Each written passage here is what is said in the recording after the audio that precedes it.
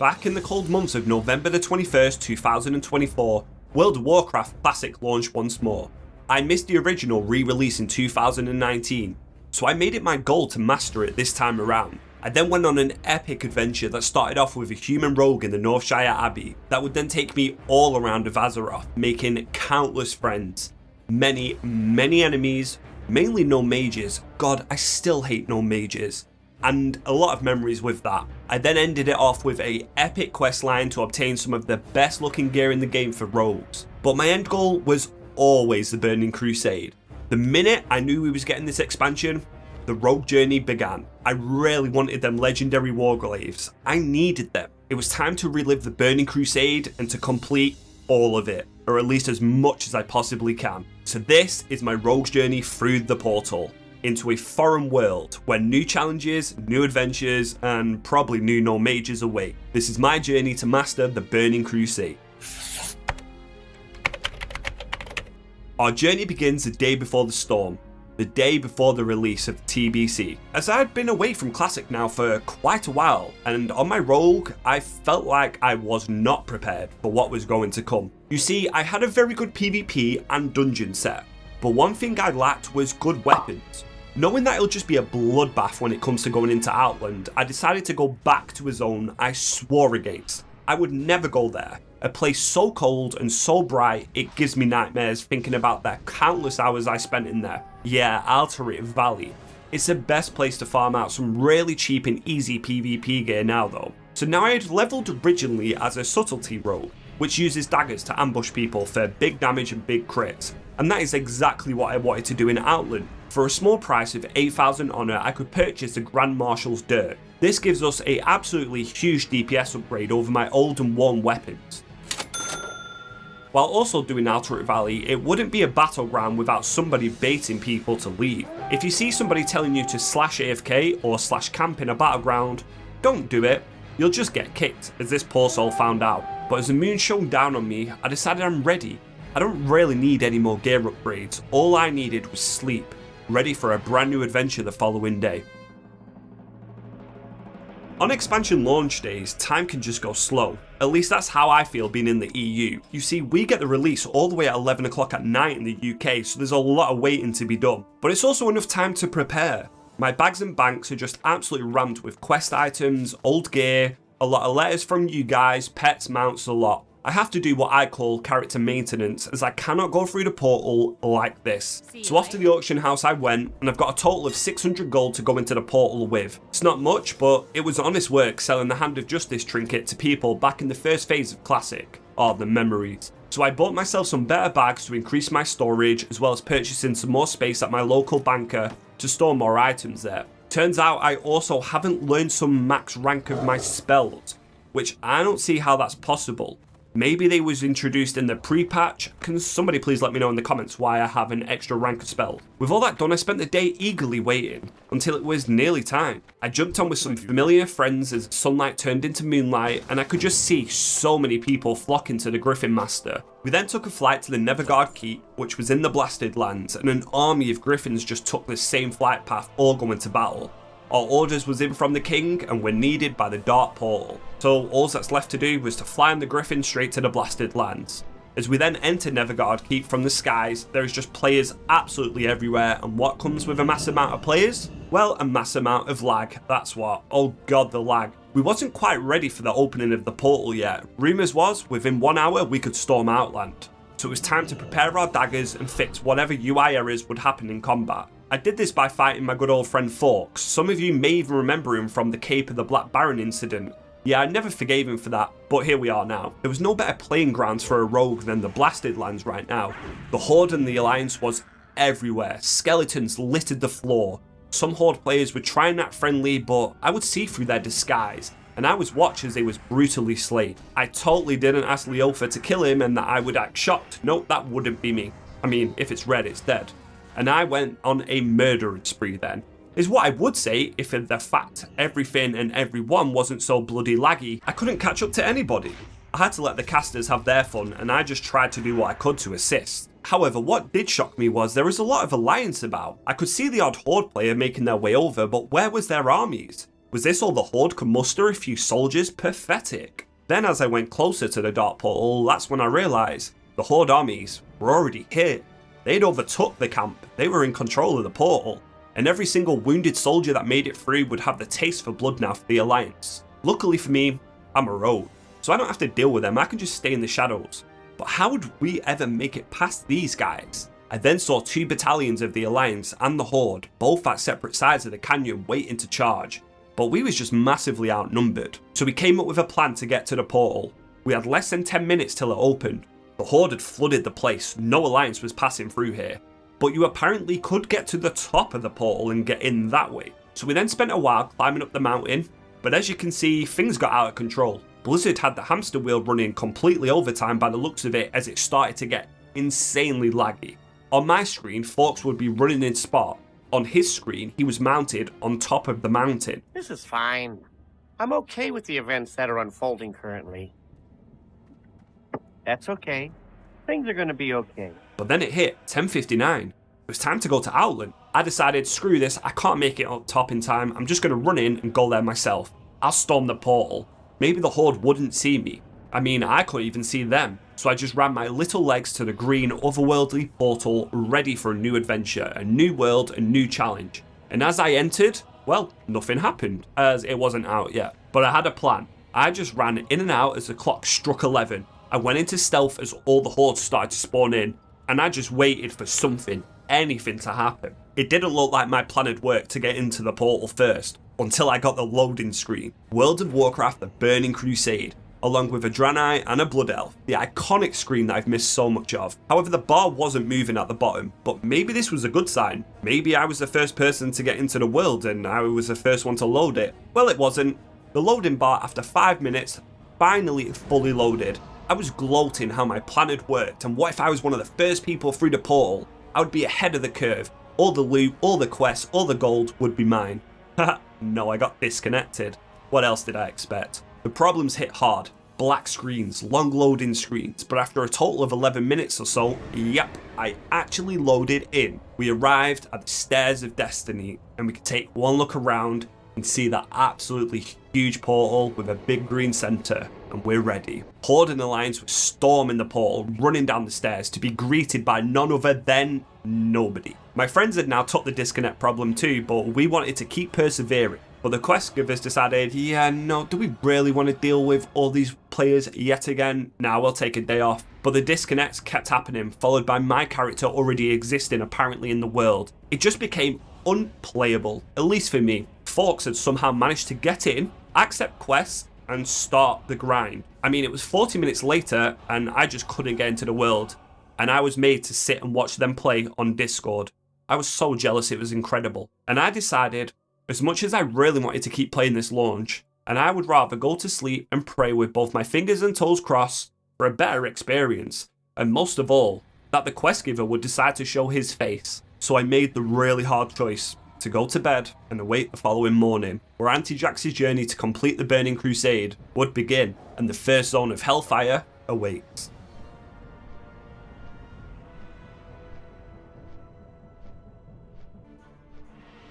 I logged in at 7:30 sharp. I got up and got online, hoping that people that stayed on during that lagfest night fell asleep at their keyboards and the world would be that little bit quieter. Not too quiet, but just a bit quieter. As soon as I log in, I'm greeted by Commander Duron. He was back at work after his day off and gave us our first task, to fly to Honor Roll. This was a stronghold the Alliance had made in this foreign world. There was demons rampaging everywhere, fire on the floor, and this new world would be our home for quite a while. We've proven ourselves in Azeroth by taking down Ragnaros, Agnixia, and more.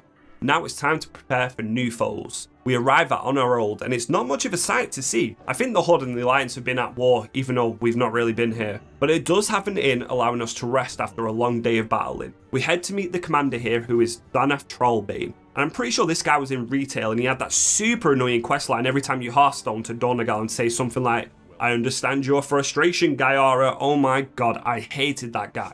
The first thing we went and did was the Hellfire Ramparts. It was a dungeon. We thought the lag may be quite bad in the open world even though it was early, so we were heading into here first. It's overrun with orcs and it's a good place to get to grips with how to play my class again before going into the wider zone. Now what could possibly go wrong in my very first dungeon of the Burning Crusade? Well, naturally I pulled the wolf mobs, then I pressed shadow step, completely forgetting I have this as it's a new ability that allows me to teleport behind my foe. Then our shaman gets disconnected because it's launch day after all, and some things just never change. I fought to the death though for my mistake, taking out many mobs and trying to make it so I atone for my sin, at least in one way. As a rogue, I slip away and I'm the only one to not die in my group. Good start. Things didn't get any easier for us as we kept doing some really sketchy pulls. But thanks to the power of an enhancement shaman, and this hurts to say, a gnome mage, we kinda clean up pretty well. My damage is also really nice, I do have to say.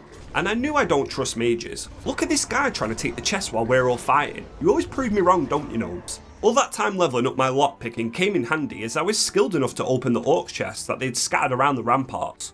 We quickly destroyed their watchkeeper Garglamore, I probably said that wrong, and I got an upgrade on my swords almost immediately. My first piece of loot in TBC, although I am playing daggers, this will come in handy really soon. Within a short amount of time we also found our first blue rare piece as well, located in a chest. It was some level 61 plate healing paladin gloves that we thought might be worth hundreds and hundreds. I lost them of course to roll, but it was nice to see my rogue Jesus look was kicking off right from the start. We flew through the dungeon with everyone having gear, nothing was really an issue. Even the last boss, Bazrud and the Orc, we killed him and loot an ominous letter which we've got to take back to camp, but then came down his massive ferocious dragon in Nazan. This mount has never been obtainable, but my god it looks sick.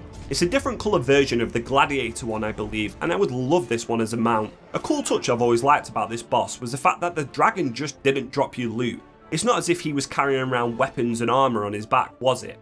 You have to loot a chest at the end that's been guarded by them. But we quickly finish off our first ramparts and it didn't give me that much experience, 3 bars. I was kind of expecting more, weirdly enough. I guess I'm not in the right mindset right now. But then we are hit with our first ninja loot instantly in our first dungeon. Why am I shocked? I am not. The tank decided to need on the spellcaster's ring. This time it wasn't the no mage, shock horror. It's a super powerful ring for healers and casters, especially going into Outland straight away. And he tells us, it's usable for healing spell too. Well, yeah buddy, but that's not you, you're not a healer. Gear upgrades are massive, especially for characters that have just boosted as well and geared up. The tank then said he couldn't even trade it and dropped her, my bad, with the smiley face. The sarcastic smiley face. And well, we're only 30 minutes into TBC, I wonder what else is going to happen. After returning to the camp and turning in that letter, we then speak to a dwarf called Gunny, who gives us a follow-up dungeon quest, but we're not quite ready to go into that one yet, I think. My friends played a bit more last night while I was unable to, which sort of reminds me of that SpongeBob meme, so they were slightly ahead of me when it came to questing. But I wasn't in a race, although it was for them. What was crazy was how good the gear was immediately. I mean, my first green piece was literally an upgrade compared to my Dark Mantle epic set. That took me 1,000 gold and what felt like 1,000 hours, replaced with a random green. Same with my crossbow. I immediately got an upgrade, but I mean, I'm not complaining at getting stronger. After learning how to become a master cook here, well, allowing me to train, but more on professions a little bit later, I took some tasks from the outposts as they were struggling, and we then got to work with some tasks around the zone. You see in Hellfire, the Horde and the Alliance both have strongholds. Ours is on the southern side of the zone, and theirs is more northern, and it's called Fralmar. What separates us is the Path to Glory, where thousands and thousands of Draenei bones flood the floor.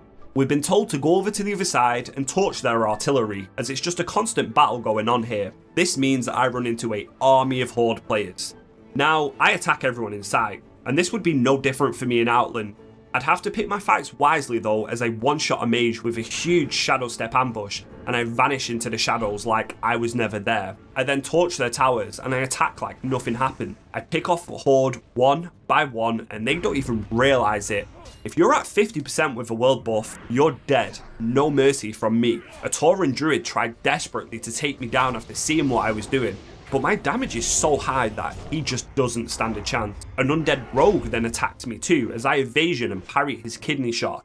Knowing who he was up against, he seems to kinda cower and back away. I let him kill his mob before I ambush and kidney shot, and I destroy the Horde in their own front yard. They do take the opportunity for revenge as they all start teaming up on me, the rogue and the mage that I've already put down, causing me to die and have a very long corpse run back. But this zone and today, it was going to be a massacre, and I would probably be the one causing it. I then came to the realization that I still had a full set of world buffs from questing and from classic. These will make me incredibly powerful. The downside is death, and I lose them all. Things like a 10% damage buff, more health, more crit. Now is the time to definitely use them and bring peace to this zone. Or start a war, I'm easy, one or the other. Now leveling with daggers and as a sub-rogue probably isn't the right thing to do, but man, I just love the damage you can do now with ambush, and with these world buffs, I'm hitting like a freaking truck. I know it's a rogue that I spotted earlier, Susie QT, and I hit an insanely quick ambush. Not quite enough to one-shot, but I noticed there's a bit of server lag kicking in.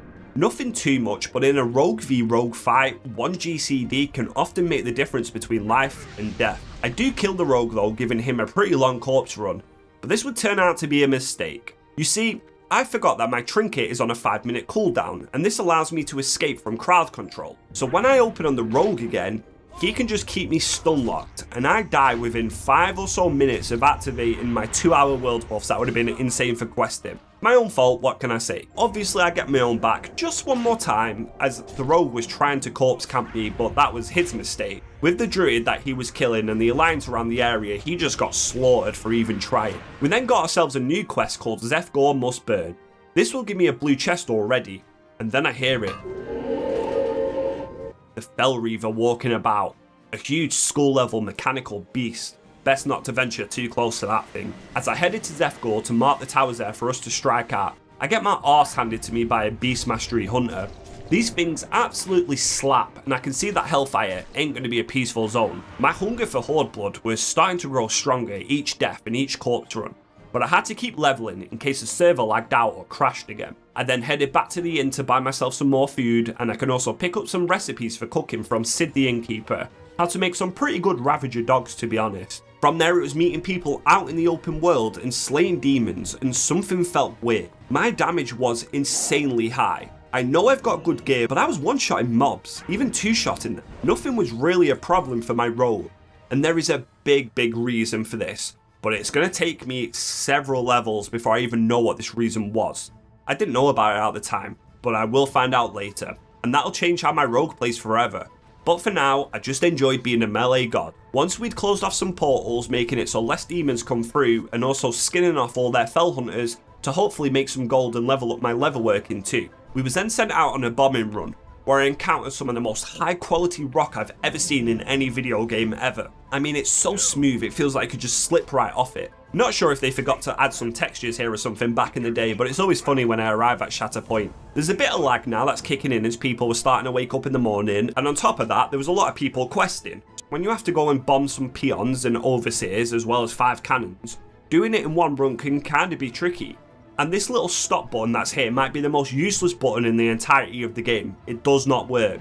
So when I have to repeat this all over again, I have to fly around for another 5 minutes. Even though my damage was really high, I often found myself running away from mobs at literally 1 health, somehow surviving. And what makes it even worse is, I think it's a good idea to go and try and start a fight with a rogue when I've got no health. Luckily for me, he mounts up and runs off, but I honestly don't know what goes through this brain of mine sometimes. Once we'd cleared out the forge camps, we then had a showdown with their warbringer, who actually does a lot of damage. Mobs really are starting to hurt me back. We then kill him, obtain his key along with some information before closing down the last gate, and hopefully that should bring a little bit more peace to the zone. I once again got chased to the edge of a mountain by the demons on low health, but my first aid skill really is coming in handy right about now. I was fighting creatures too just outside the horde base of Thralmar. I'm doing their dirty work for them. So I then dropped down off the mountain and I took a quest called Outland Sucks by a neutral goblin. This place was a horde hotspot being so close to their town. There's not many alliance that dare venture this far over to the dark side. The goblin needed some parts that were scattered around, and I had to kill some worms for a missive because I wanted to complete every single freaking quest in this zone. Before I see a blood elf with the name Charmota,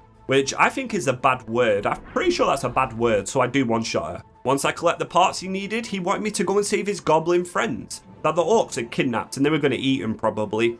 Not sure how goblins taste, but I'm going to guess probably not good. So I open a cage and it says that I freed Mo, but the cage is empty and there's no goblin. I presume he's already dead, so I then go and save Jack. But the same thing here. I still get credit for completing it and saving them. Maybe I can always just lie to quest givers and start saying, yeah, I've done your task, even though I didn't. They never check anyway. The only goblin that was in his cage being a good lad was Manny. Reminds me of the mammoth from Ice Age. but 1 out of 3 goblins saved isn't too bad. Which then leads me to this next set of lovely tasks.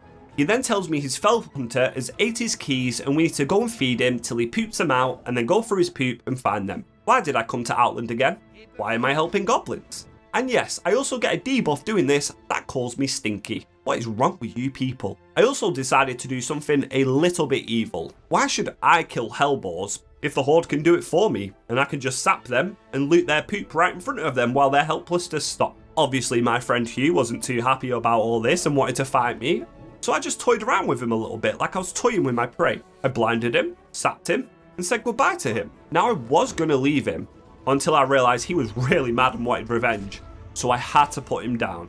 He stood no chance. After sifting through some more hellboar stuff, we find the shredder keys, thankfully. And I don't think I'll ever recover from this quest. We then went into the Fromar mine to take out Urgaz, and we just did all the goblin tasks for him. And we helped out the horde I guess too, only this once. I still killed practically everyone I saw on site though, so I'm not that nice. I trained in on a road and finally figured out how to properly push my level working further than the max of 300. Being a skinner by trade actually started to pay off. All those fell boars and wolf pelts that I've been carving off of them and stuffing into my bags I could start to make use for. I turned them into armor kits which gave me stamina, and this means I'll probably survive a little bit better in PvP too. And somehow I learned from a dwarf on a quest that the horde apparently had death knights and they were raising the dead.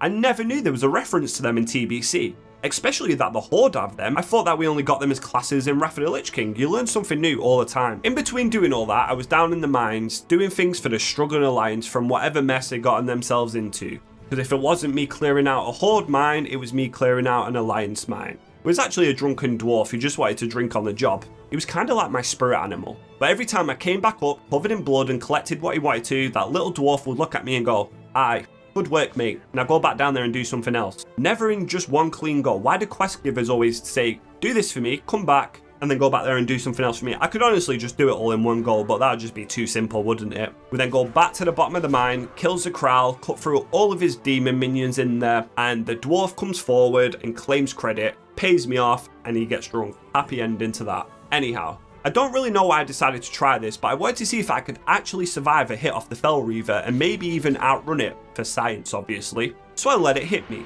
Turns out that I don't die instantly and I can survive about 2 hits thanks to cheat death, which feels like information I probably didn't need, but I learned it anyways. After that, I started wondering if I could kite him somehow, if there are any tricks that I could pull on what is basically a walking raid boss. As I was going to be in this zone for a while, I figured I might as well try and figure out if there's a creative way for me to kill the horde. Now I wasn't using any guides, no arrows, nothing telling me where to go. I was just questing however I felt like. It wasn't efficient and there was a lot of backtracking, but it did make the zone feel bigger and better. Like I was actually exploring instead of following instruction. On top of killing the horde as I went, I started trying to get creative with it. I noticed the Fell Reaver occasionally wandering near mobs that I'd cleared, and I thought maybe I could make him useful.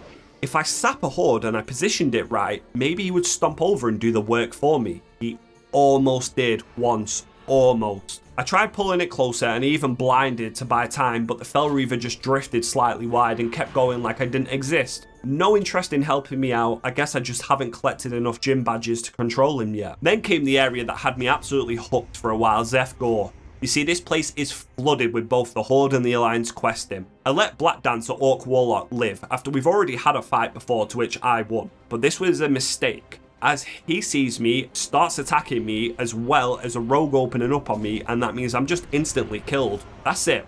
I'm done being kind. The run is a little bit long too. It's not too bad as it's kind of close to honor rolled, but for this, Black Dance, you're going to die over and over and over. Mark my words, I'm going to go on a rampage. I was just looking for a reason. That was a reason. It was hunting me down then like a pack of wild animals. Warriors, warlocks, shamans. They couldn't fight me 1v1. So if they were going to play dirty, I were going to play dirty. Trying to hunt me down at low HP, just going for me? Well, guess what I'm going to do now? If you're questing with a lot of mobs on you, no sympathy from me anymore. Ambush. Dead. This warrior really wanted me, and he was not getting me again. I then saw Black Dance happily questing surrounded by guards. But I waited in the shadows. I bided my time, until eventually they made just a bit too much of a gap between them and I could shadow step in and deliver 2 fatal blows to quickly end him, before of course his guards want to come and hunt me down. Then he makes another mistake.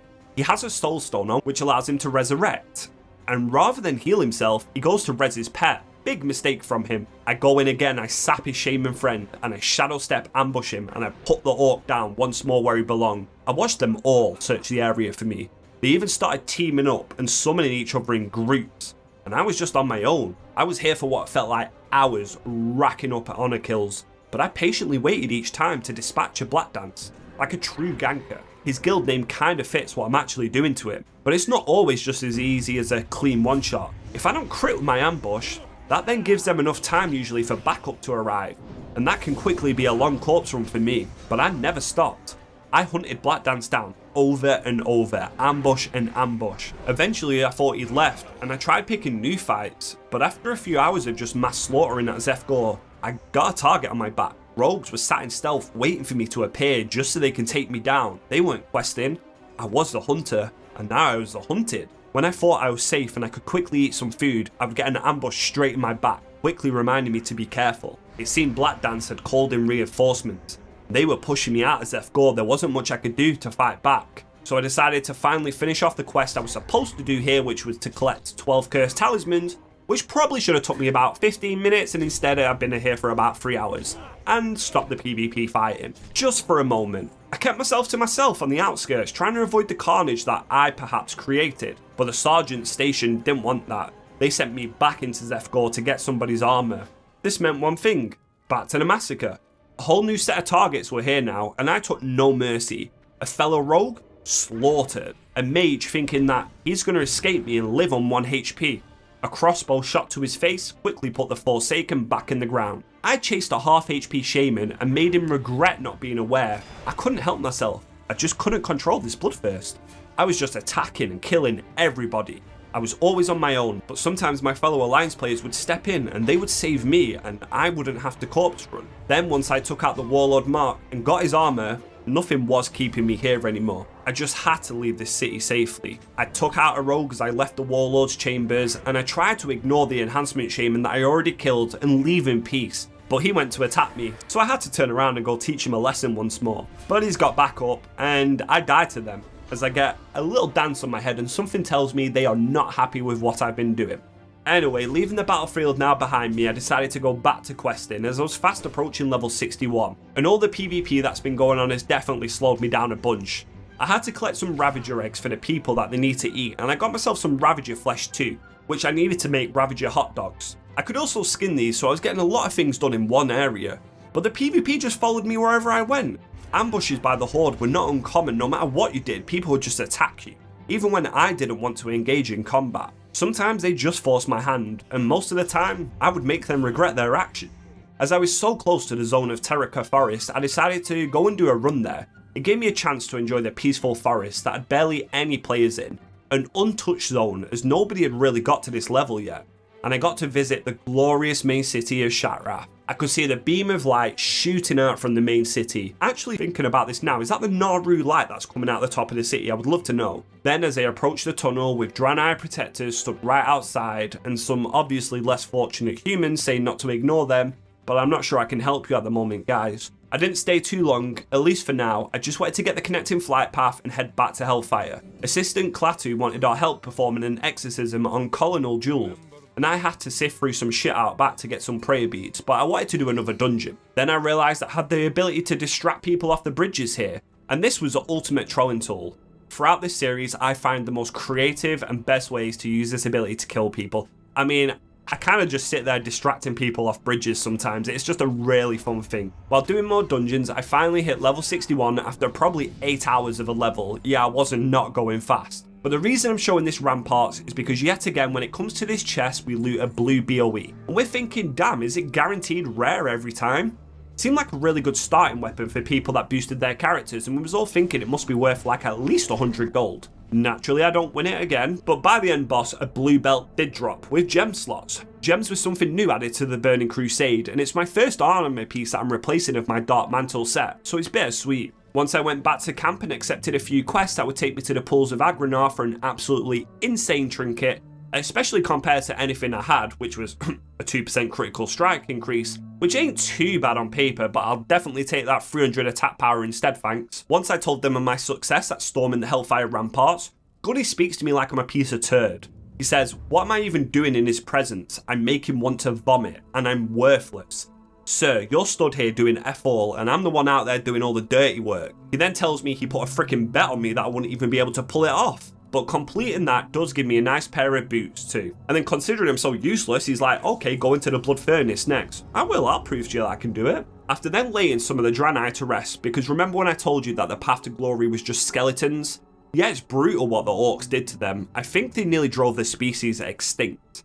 I mean, just look at the floor, it's just bone after bone after bone. We then headed into the blood furnace to scout it out. We needed to also collect some Valor bloods for testing. We was then joined by Fawkes' brother, Tim, the hunter. He was pretty new to WoW, and I think he only played it back in original vanilla for a bit, so he was relearning the whole game. And he also was relearning how when I'm disarming a mine, not to just walk into it and blow me up. So right, I'll let you off for that one, Mr. Dwarf. And we also did get a wipe right near the end as his pet pulls a second pack, which is standard hunter initiation, and they decide to just spam charge our healer, killing him. But him will grow in power. And by the end of this phase of TBC, his power will just be so hard for even me to keep up with. We then kill the last boss here, which I'm pretty sure has something to do with Manaroth, a raid boss, who is right below us.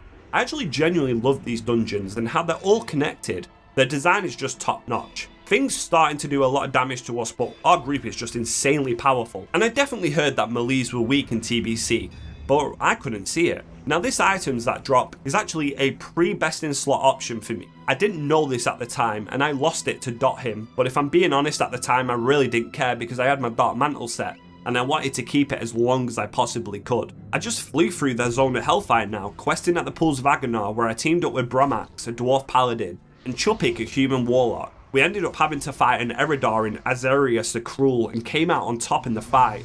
I was out DPSing a Warlock by quite a lot too.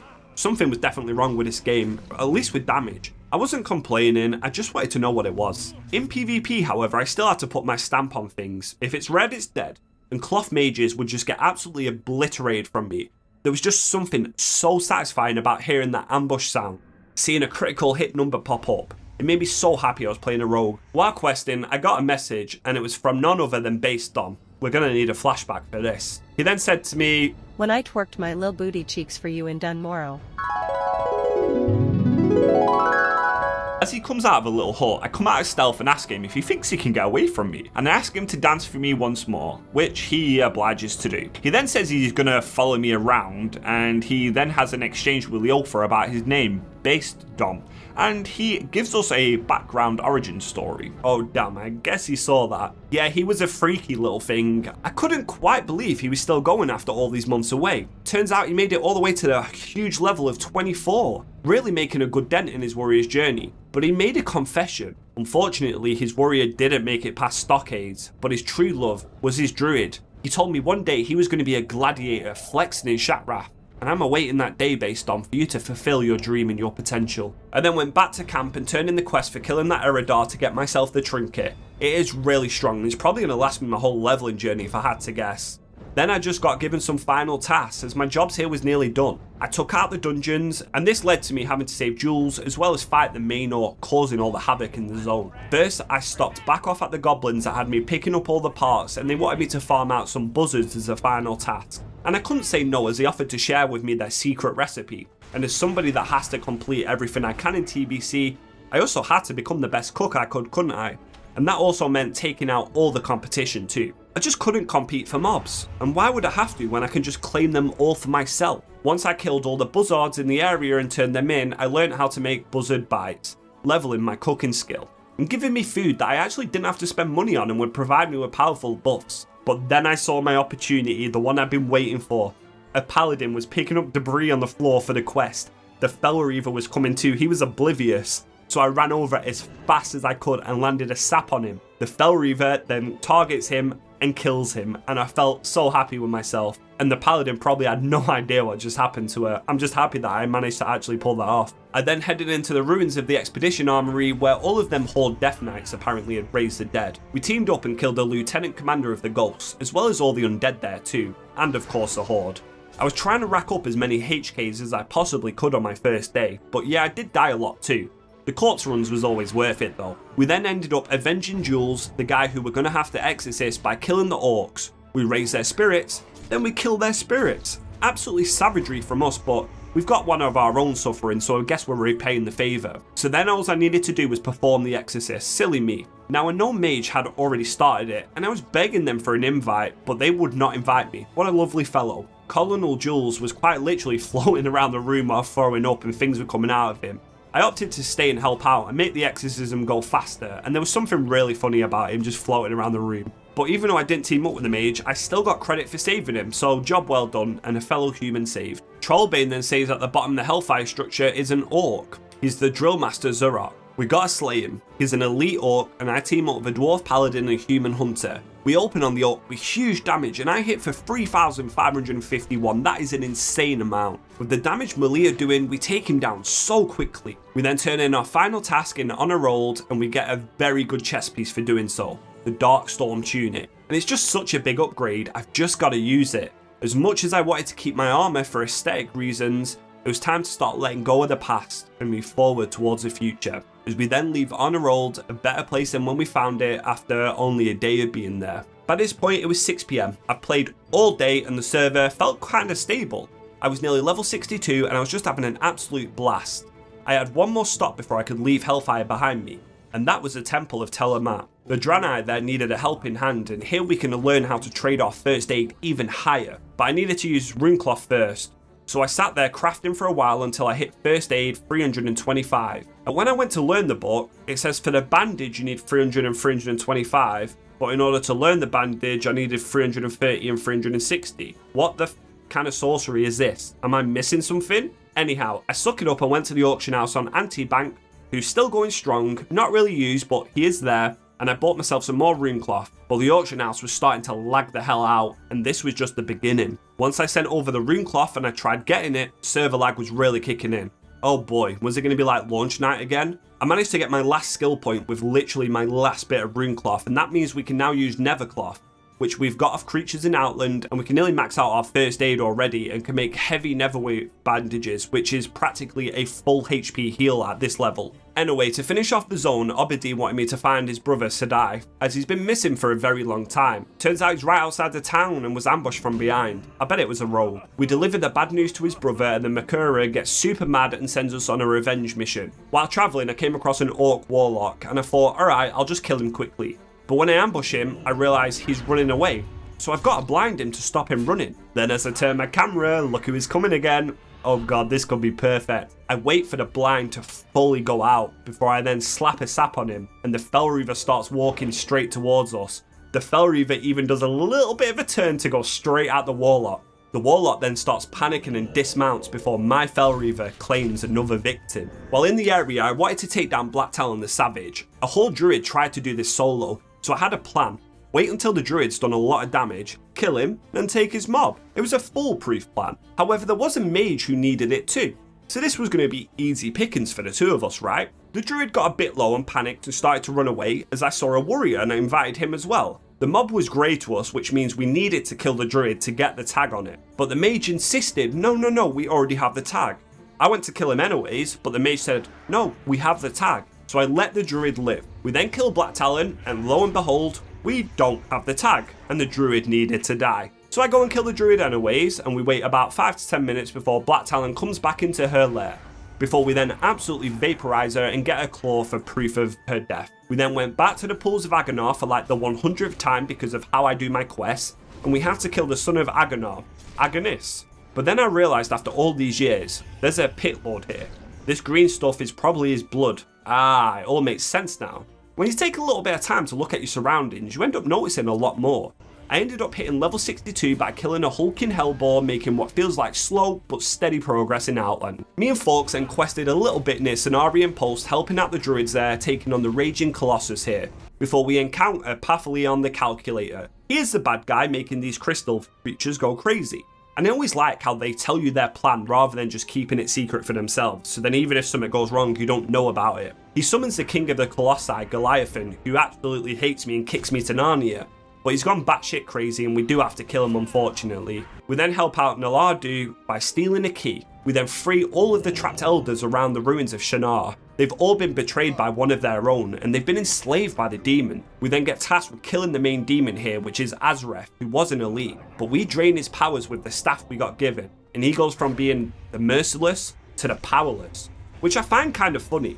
I'm not sure if there's any other mob in the game that has a name change like this when you interact with it. Then we find out that Naladu is the one that betrayed all of his friends, so we leave him in his hut to rot to the end of his days. Now I know a quest coming up needs me to buy Neverguard Bitter. I know this because I already drank the quest item that I needed. But buying things on the auction house is just once again incredibly slow and painful. Oh, hello Mr. Paladin. Hello there. And with the server lag now incredibly high, I try to finish off this whole chain with Sadal and see his vision and figure out how we can help him. But his ghost is just having none of it, and well, we complete the quest. So I guess I don't get any answers on him, but XP is XP, I guess? Anyway, we move. In the conclusion of Hellfire, we was in the den of Halesh, collecting some feathers from the owls, and taking down the Arakoa in the process. I finally caught up to Forks, and we was doing a few quests together now, and a poor druid with world buffs and potion gets caught in our crossfire of questing, and we kill him. We then also kill a lightning elemental. Well, we have to beat the crazy out of him. Then as we're leaving peacefully, we come across a warrior doing a horde escort quest. Now I was debating on killing him, I won't lie to you. So I decided I won't do that, I'm just going to toy with him a little bit. And I'm going to crowd control the person he's escorting, not killing him. So I just throw a blind, there's a little bit of a mess around, but then an army of Alliance come out of nowhere and just obliterate him. I did not expect that. Folk started to attack the druid that I killed earlier, and we was just finishing off our quest when the warrior appeared and charged me trying to kill me. Big mistake. I vanish and watch as he's like, ah shit, yeah, I messed up. So I open up on him and the druid then opens up on me. Seems as if they've teamed up. I try and kite away while Forks is healing me and the warrior just dies so fast, before we then kill the druid too. And it looks like they once again started the escort quest. They probably should wait till we've left the area or not try and attack Alliance if they want to get that done. Now something truly laggy happens. I'm trying to mount and leave, but I can't. Then the warrior comes back from his corpse run and charges nobody. But I take damage? It's like he's attacking me, but I'm nowhere near him. What is this kind of hacks he's got going on? The druid also does the same, charges in, and both of them start double teaming me while I'm not even there. Forks then comes to my rescue, but then out of nowhere, I just die. I take all the damage they've been dealing to me at once and get deleted. Then Forks gets slaughtered too, so it's practically game on then. The corpse run for us was very long. It was all the way north at the temple, all the way to the bottom of the map down south. So for that corpse run, me and Forks decided to kill them one more time during their escort. We then wait until Forks heals up and respawns. They then take out their ambush fine, thinking everything's going to be okay. But the warrior sees Forks and just charges straight for him, which was a bad mistake. This leaves me with an opening to shadow step and quickly attack the druid. The druid tries to run away in bear form, panicking, but he can't survive and he falls easily. This leaves just the warrior to stand no chance as he gets me very low, as he does hit really hard, but we win the 2v2 and we avenge our deaths. By this point, it was 10 PM. I'd played most of the day from 7:30 AM. I was around level 62.5 and I'd completed nearly the whole entirety of the zone. I just needed to kill a few more Ravagers. Once I finished off my last one, all that's left to do was turn it in as we speak to the drunken dwarves, give them some Neverguard Bitter, let them know we dealt with the Arakoa threat, and we've killed Ravagers. Every single quest available to me right now, done. I had genuinely nothing left to do here now apart from venture onward as we leave the burning zone behind us and all them honourable kills for a more peaceful blue looking vibe. There's no beds here in this place. It's a whole new alien zone, but an exhausted Antijax lies on the floor and gets ready for another day of adventuring. So the sun arises once more for Antijax Row. We've left the blistering heat of the red Hellfire zone and we've gone into the wet and alien light blue Zangarmarsh.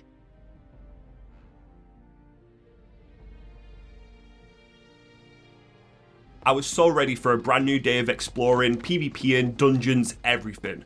The local townsfolk here are the druids of the Cenarian Refuge, and they needed help in this foreign world. And having my eyes not bleed to the red saturation of Hellfire was a really nice change. I then got tasked to try and locate Boglash, some sort of weird creature that reminds me of the aliens from War at the Worlds, the film with Tom Cruise. I might rewatch that film, it's been a while. But the world is so populated, by the time I get near him, Horde are already attacking him. I was contemplating ganking them for the kill, but I know when I'm outnumbered and I know when to pick a fight. It didn't take too long for the creature to respawn, but it hits kind of hard, and as a subtlety rogue, all I can do when I can't ambush or backstab is just spam hemorrhage.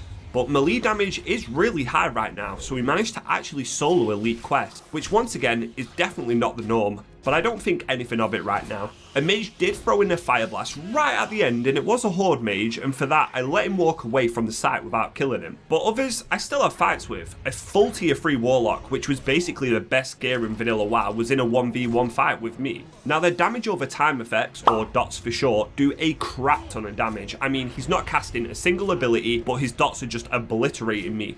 The cheeky little shit even throws in a one hit on me. I do kill him, but I die to his dots as well.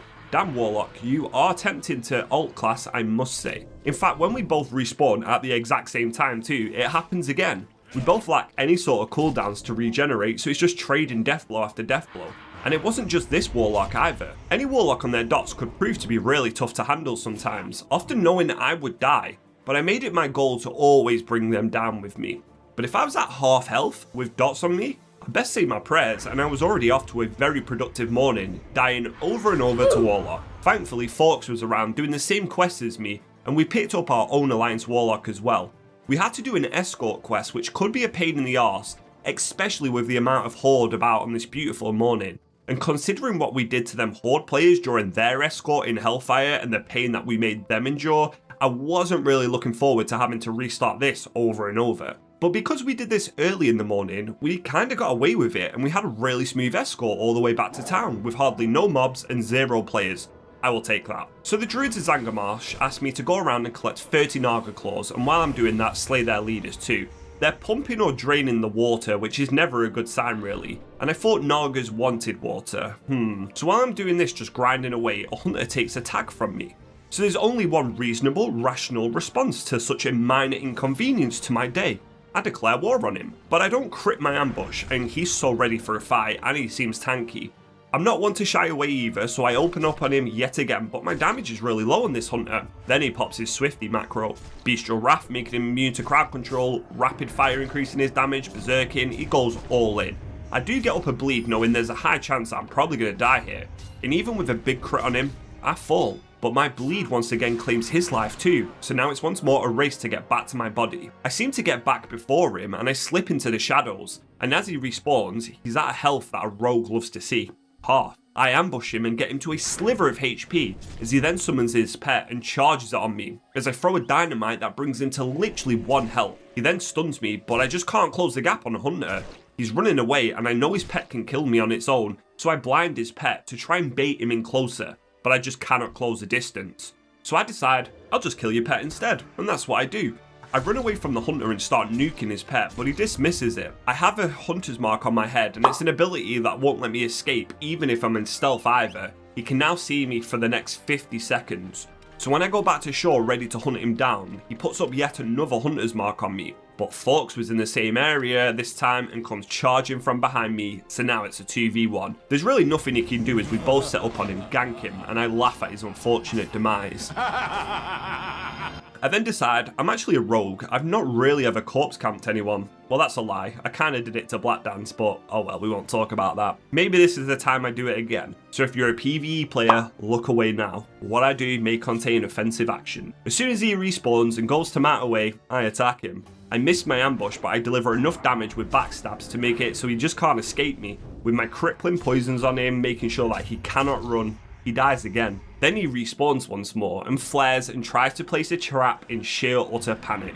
But there is no escape for this hunter. Granted, I did stop camping him here as I realised that once a rogue has locked you down in their sights, we are incredibly strong. And with my ambushes hitting as hard as they do, I should at least give him a chance to get away, so I spare his life. Our next quest was to take out the Naga leaders, who are elite, and I don't think I can solo it. So I asked Leofa if they can come and help me for a little bit. While I was waiting for Leofa to come and give me a helping hand, a poor orc warrior tried to fight it by himself. He did a bit of damage to the Naga, but unfortunately he had to go. I was starting to feel a tad sense of empathy for some Horde players now. Maybe after over 100 HKs in Hellfire, it was changing me? Probably not, and the reason why was because high level Hordes don't take pity on me either. A level 66 druid tried ganking me in the town as well, he didn't care. I gave it my all, but he just sat in bear form and I just couldn't break through his fur. I gave him a very good fight, but I did die, and the world was just brutal. People was out for blood, it was kill or be killed. I ended up basically completing most quests at Cenarian Refuge really quickly. It had me going around routing the punts that the Naga were using into the reservoir, along with collecting unidentified plant parts and slaying the creatures. The town didn't have too much going on really, and I was in the proper grind mindset. I just flew through the quests. I obviously still gank people, even though the level 70 guards will try and kill me, but hey, what can I say, I'm a rogue and it's just gotta be done. Then we went to the Dead Mire. Here lived a spore bat called Sporewing. I needed to kill it, and luckily I got the last hit thanks to inviting a dwarf hunter who got the tag before me after I spent a good 5-10 minutes searching for the bugger, along with collecting fungal spores scattered around the zone before I arrived at the town of Terrokar, which was floating on top of a big mushroom. But before I could start doing much here, while questing, Forts asked me if I wanted to go and do an underbog run, and I'm like, sure. Everybody was slowly starting to pull away from my speed, so it's nice to do some things together, and there was a really good dagger that dropped from the end boss there that I really wanted. And then I noticed our tank for this dungeon was a gnome warrior. How can this little guy protect us from damage? Well, quite easy it seems, I must say. It was hilarious watching a giant three-headed monster attack a small gnome warrior and the gnome just not care. We were flying through the dungeon at great speed, and maybe my thoughts about gnomes was wrong. Probably not. I also had performance anxiety opening chests when people are watching me. My key just doesn't work under pressure, what can I say? We then take on Swamp Lord Musalek, and I absolutely probably butchered that name, and we absolutely melt him. We saved Claw, who he had turned into a bear and basically tamed him as his pet. Poor sod. But it felt nice clearing through a dungeon at a really quick pace. We got some quests done too, even if I was a bit of a lower level. Then we arrived at the Black Stalker, the end boss. It's one of them weird looking War in the World type creatures again, and it picks you up and sends you flying in the air with levitate. Shoots chain lightning, but it's no match for our adventurers, and when he dies, the dagger actually drops. I instantly need on it, but I notice a warrior has needed on it too. I check out his weapon and he's got a really good sword, so I'm wondering why. And then he wins the dagger. The hunter rolled too, but man, daggers are crap for tanks, right? It's barely an upgrade and he needs it from me. Screw you, gnomes. He tells me it's better than his sword, and he then puts it in the trade window, but he can't trade it, meaning he didn't really care about winning the dagger anyway. And I just put 3 dots because why roll on it if you don't even want it that much? I was pissed off, but we carried on with him anyways to finish off the next dungeon. He didn't even equip the dagger after all anyway. He kept his sword on. I don't think he even had dagger skill, but it is what it is. As you can tell, I am totally not salty about an item that I probably will replace in the future anyway. We flew through the slave pens and took on a huge boglord in Quagmirian. Reminds me of Quagsire, the Pokemon. And oh yeah, I'm level 63 now too, that went really fast. Bosses were just not a problem. I can't remember having any difficulty in any dungeons up to this point. They seem really easy. Too easy. And when he dies and he drops crap loot, I'm like, alright, let's move on. And I leave a subtle passive aggressive of, enjoy your dagger mate, to which he responds, I will. And then leaves. God, I hate gnomes. Anyhow, I turned in a quest to finding some lost people in the dungeons, and one of them was the Bear Claw, and I got myself a really big cloak upgrade, and the gear was actually starting to flow in. I forgot to change my Hearthstone because I'm silly and I end up back at Honor Rolled with my mate Sid. So my next stop was to head to Shatrath, as Leofa brought me a level working pattern that I needed. And the city was as dead as it'll ever be. There was no flying mounts, no level 70s, just a few questers. A city that'll surge in population, but for now is peaceful. Then it was straight back to Zangarmarsh. There's no rest for the wicked. Here I can speak to Juno Dunfrain and learn how to become a master fisherman. I don't really want to start fishing yet, or really focus on my professions too much as of now. But picking up the books and recipes I know I need will make it easier to grind it out later on down the line. So when I left the refuge, it was time to go back to questing. I needed to kill Umbra Glow Stingers and Needlers for their wings, giant oversized wasps, and I was making my way around the zone in a little circle around the lake, killing them off one by one. I then see a paladin who wants to try and pull everything and take all the creatures, so I just attack one of them. We both get a tag each, which was pretty fair, and then he spits on the ground, which would have been at me, but you're not allowed to do that in WoW anymore. He wasn't too happy with that, I guess, but hey, I gotta get my kills in too. We also go to a place called Oribor Harborage, another little settlement of the Draenei, and here I encounter the world's largest hippogriff. Like, why is this thing not in battle? Is this the hippogriff god? I want one. We had to clear out a whole village of shriveled up Draenei as well that had been on the sunbeds for too long. Now, they're called the Exiles, I think, if my lore is right, but I'm not sure how they become exiles. Is it a lack of magic? Is it not eating enough crystals? Anyway, I collect some strong lockboxes off their corpses too, allowing me to pickpocket them and level up my lockpicking skill even further. But my bags are just jam-packed with so much stuff. The thing about pickpocketing is that it can pay off. Not all the time, but I did end up collecting a talazite, a rare green gem off one of them from pickpocketing. That's probably worth quite a bit of gold in this moment. We then team up with a couple of alliance to take down the chieftain Mummakai, we collect his totem, and then we've pretty much cleared out Daggerfen village. I was starting to make quite a bit of gold from questing too now, hitting that 1000 mark, and I was slowly replacing my Dark Mantle rogue gear with greens. I needed to make at least 5000 gold in the long run, but being level 63 and making only maybe 200 to 300 wasn't filling me with too much hope. I was slowly going from right to left, completing the zone, stopping at settlements and doing different things. But karma was about to hit me super hard in the face. As I swam across a marsh-like lake looking for a creature, I encountered a lot of horde that was waiting here too. I thought the foe we needed to face might respawn fast. I was wrong. After a few minutes, a party of alliance show up too, and I can see a rogue in stealth, but they kind of ignore me and just swim off again. I really couldn't do anything to stop the horde killing the creature known as Terrokar. There was just too many, so I had to sit there, watch them kill it, and wait again for the respawn. It took another 5 minutes before he did come back to life. Then as soon as he does, a bloody druid attacked him. So I shadow step and attack the druid, not realising he's got a friend with him too. I've got no choice, I've got to fight. So we all trade blows, but them sitting in bear form are just super tanky. All the while, I'm dying too. I managed to pick off one of them, which means Terrokar is my tag, but this leaves Terrokar on me as well as a druid. I'm far too low health and I do try and bandage and quickly take down Terrokar so I can get the kill, but I fall and I die. After a very long corpse run back, the druid is still here and Terrokar has gone. This means one of the druids probably didn't complete the quest. I managed to then fight Sigma Pig and take him down as I'm so low health, but his friend Skibidoo charges in and fights me as well. I managed to blind him and get off a bandage and start making a break for it, but he catches me in the water. Druids are just too fast. He charges me and with a mob on me as well, I just die again. So that's another long corpse run back. I needed a new layer or a new area. It's a 2v1, I just can't win. I respawn and activate my human racial perception. This allows me to see people in stealth a lot easier, and I can see Sigma Pig sat waiting. I check the area for his friend, but I can't see him, so I sit in stealth awaiting my next move. But then I see a warrior, Hispano, fighting the creatures on the island, and the druids open up and attack him. So I come to his aid before Skibidoo shows his face now. It's a 2v2 fight, and we quickly dispatch of Sigma Pig. This leaves us with creatures and Skibidoo left. I'm getting really low, but Hispano does a fear for me, so I put the bear into a full kidney shot. I do some damage and I run away. He's trying to take me down with him, but I had to survive this. I tried crafting a heavy Neverweave bandage mid-fight as I go to 1% health, but I resist the killing blow on me. I survive at 1% and we finish off the druids. Before realising, oh, I actually have a health potion, which would have been a lifesaver. Grand Marshal Hispano saved me, and I saved him from being ganked too. I tell him, I've got you, bro. And he says, Fuck em, yeah, big time. After 20 minutes, we finally control the island and the druids are dead. Terrokar respawns then too, which is just perfect timing for us, and I finally get to kill him and kill the terror of the Marshlight Lake. But they didn't give up. They came back angry, opening up on me and doing a hell of a lot of damage before Hispano even realizes.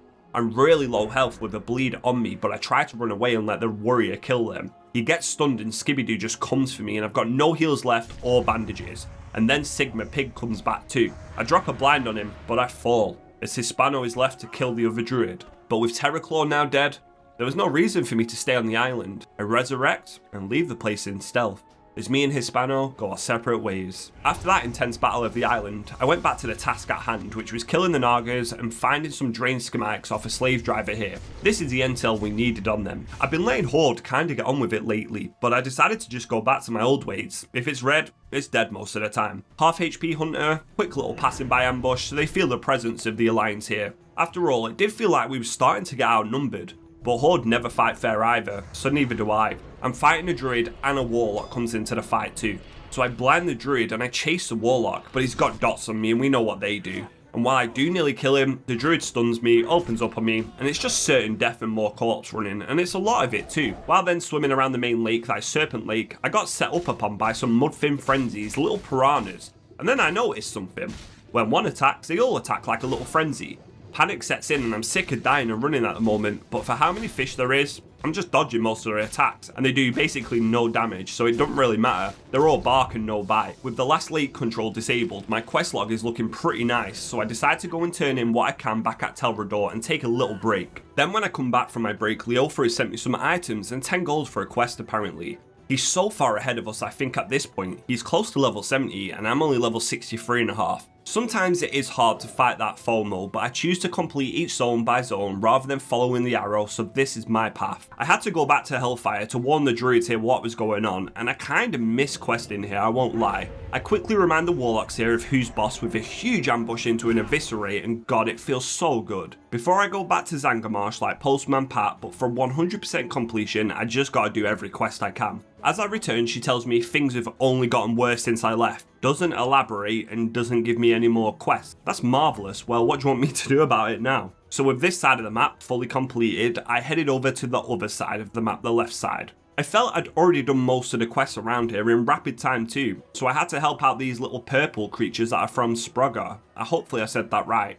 They remind me of the things from Abe's Odyssey. God, I am old. The fungal giants here are starving and they're literally eating them and their young from their eggs alive, so it's my job to go and rescue them. I mean, I don't know why they chose to have their nurseries so far out in the open and near predators away from their town, but each to their own, I guess. One of my friends wanted to give me this dagger too, a level 70 dagger that would have sold for a lot of gold or been a huge help in my journey. But they're on a PvE server, unfortunately. Not that I would accept such a thing in the first place, as I've rarely got to earn my own stuff, but they got it from lockpicking boxes, so I definitely want to keep my eye out on how to make gold by doing this in the future. After neutralising the threats around their spawning glen, both creatures and horde warlocks alike. God, I hate warlocks right now. Farson tells us of the town of Sproggar, and this opens up a few more quests to us. They live in little mushroom huts, and I didn't know they even looked like this, but their heads look like someone is screaming.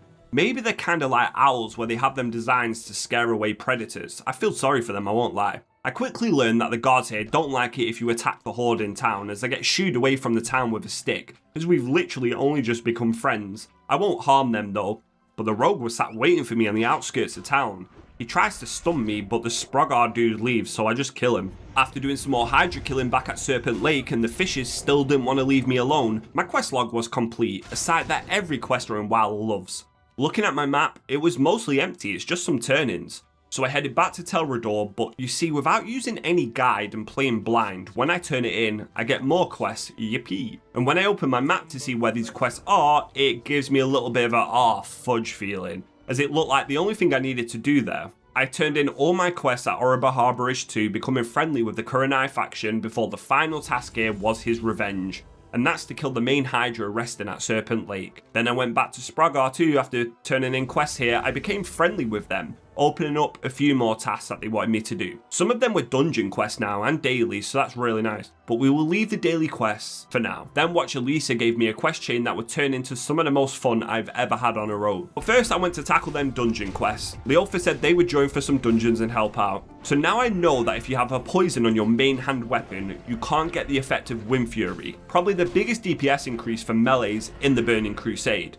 But at the time I still wasn't aware, so I'm sorry about that. I've also now swapped my specs to the combat talent tree, which focuses more on a slow sword to do big damage with Sinister Strike, and a lot of them too. But I do have other buttons to press. Slice and Dice to keep up my attack speed, Rupture to make them bleed, Expose armor so they take more damage. I've got a few things to do. Anyhow, Leofa runs in, starts the boss while the priest is drinking, gets immediate aggro and gets absolutely pulverized by the boss. The tank then has to taunt off me as I'm ripping threat, but then he doesn't use any abilities and starts typing and says, Prist no mana, and you start BNOs. He actively runs away from the boss then to let me die to punish me. I didn't notice this until I watched it back. I did say it was a missed ball, but whatever, he is still right at the end of the day. But him allowing me to die means we are lacking a lot of damage, and now the priest is tapped from mana from healing. It was a slow and steady and painful process, but they did kill the boss, and a thrown weapon drops that I do the world's quickest need on. After that, it was just smooth sailing. We respected the tank and let him tank, and he didn't let us die in return. I was really struggling with bag space though as well. I just needed to go back to Stormwind and sell some stuff on the auction house. On top of me having so much leather, materials, gem and food. I was really struggling. But one thing that I wasn't struggling with was damage. It was just so high. I could rip threat off Paladin tanks so easily, even spamming Feint to reduce my threat. I was doing like 500 plus DPS at level 63. It was crazy to see. Oh, I also didn't know they put in a Finding Nemo reference into the Burning Crusade. I found a fish called Sharkbait with a Just Keep Swimming text on it, so I have Nemo in my bag, but that means Nemo is dead in my bag. I'm never going to recover from this. As I finished off the dungeon quest and swam back out to the lake, I remembered I needed to kill the Hydra here too. So I swam over and I instantly got a party invite from people that were waiting there, which was perfect timing. After a few minutes, Miragesh spawns and gets obliterated into a nice, quick, easy quest. I then went back to the harbour. I told Mac 2 that we've completed his revenge and got myself some pretty decent potions as well. So my evilness had finally rubbed off on my friends too. Leofa shared his screen. He needed to kill an elite in Shadow Moon Valley. A level 70 orc warrior was asking for help, it seems, but Leofa needed that mob as well. So as much as it hurt for them to do this, I said, this is now your choice. I know what I would do in this moment. What would you do? Let him take the kill and he flies off into the sunset? Or kill him and take the mob for yourself? So as the mob gets low in health, Leofa strikes. Attacking Dilarath as a Doomsayer is so low in HP too. Leofa kills them and then the mob goes red for just a second, but then he loses a tag instantly. As the orc watches on in horror of the betrayal he must have felt. Leofa didn't even get to complete the quest. So I guess that is what the world calls karma.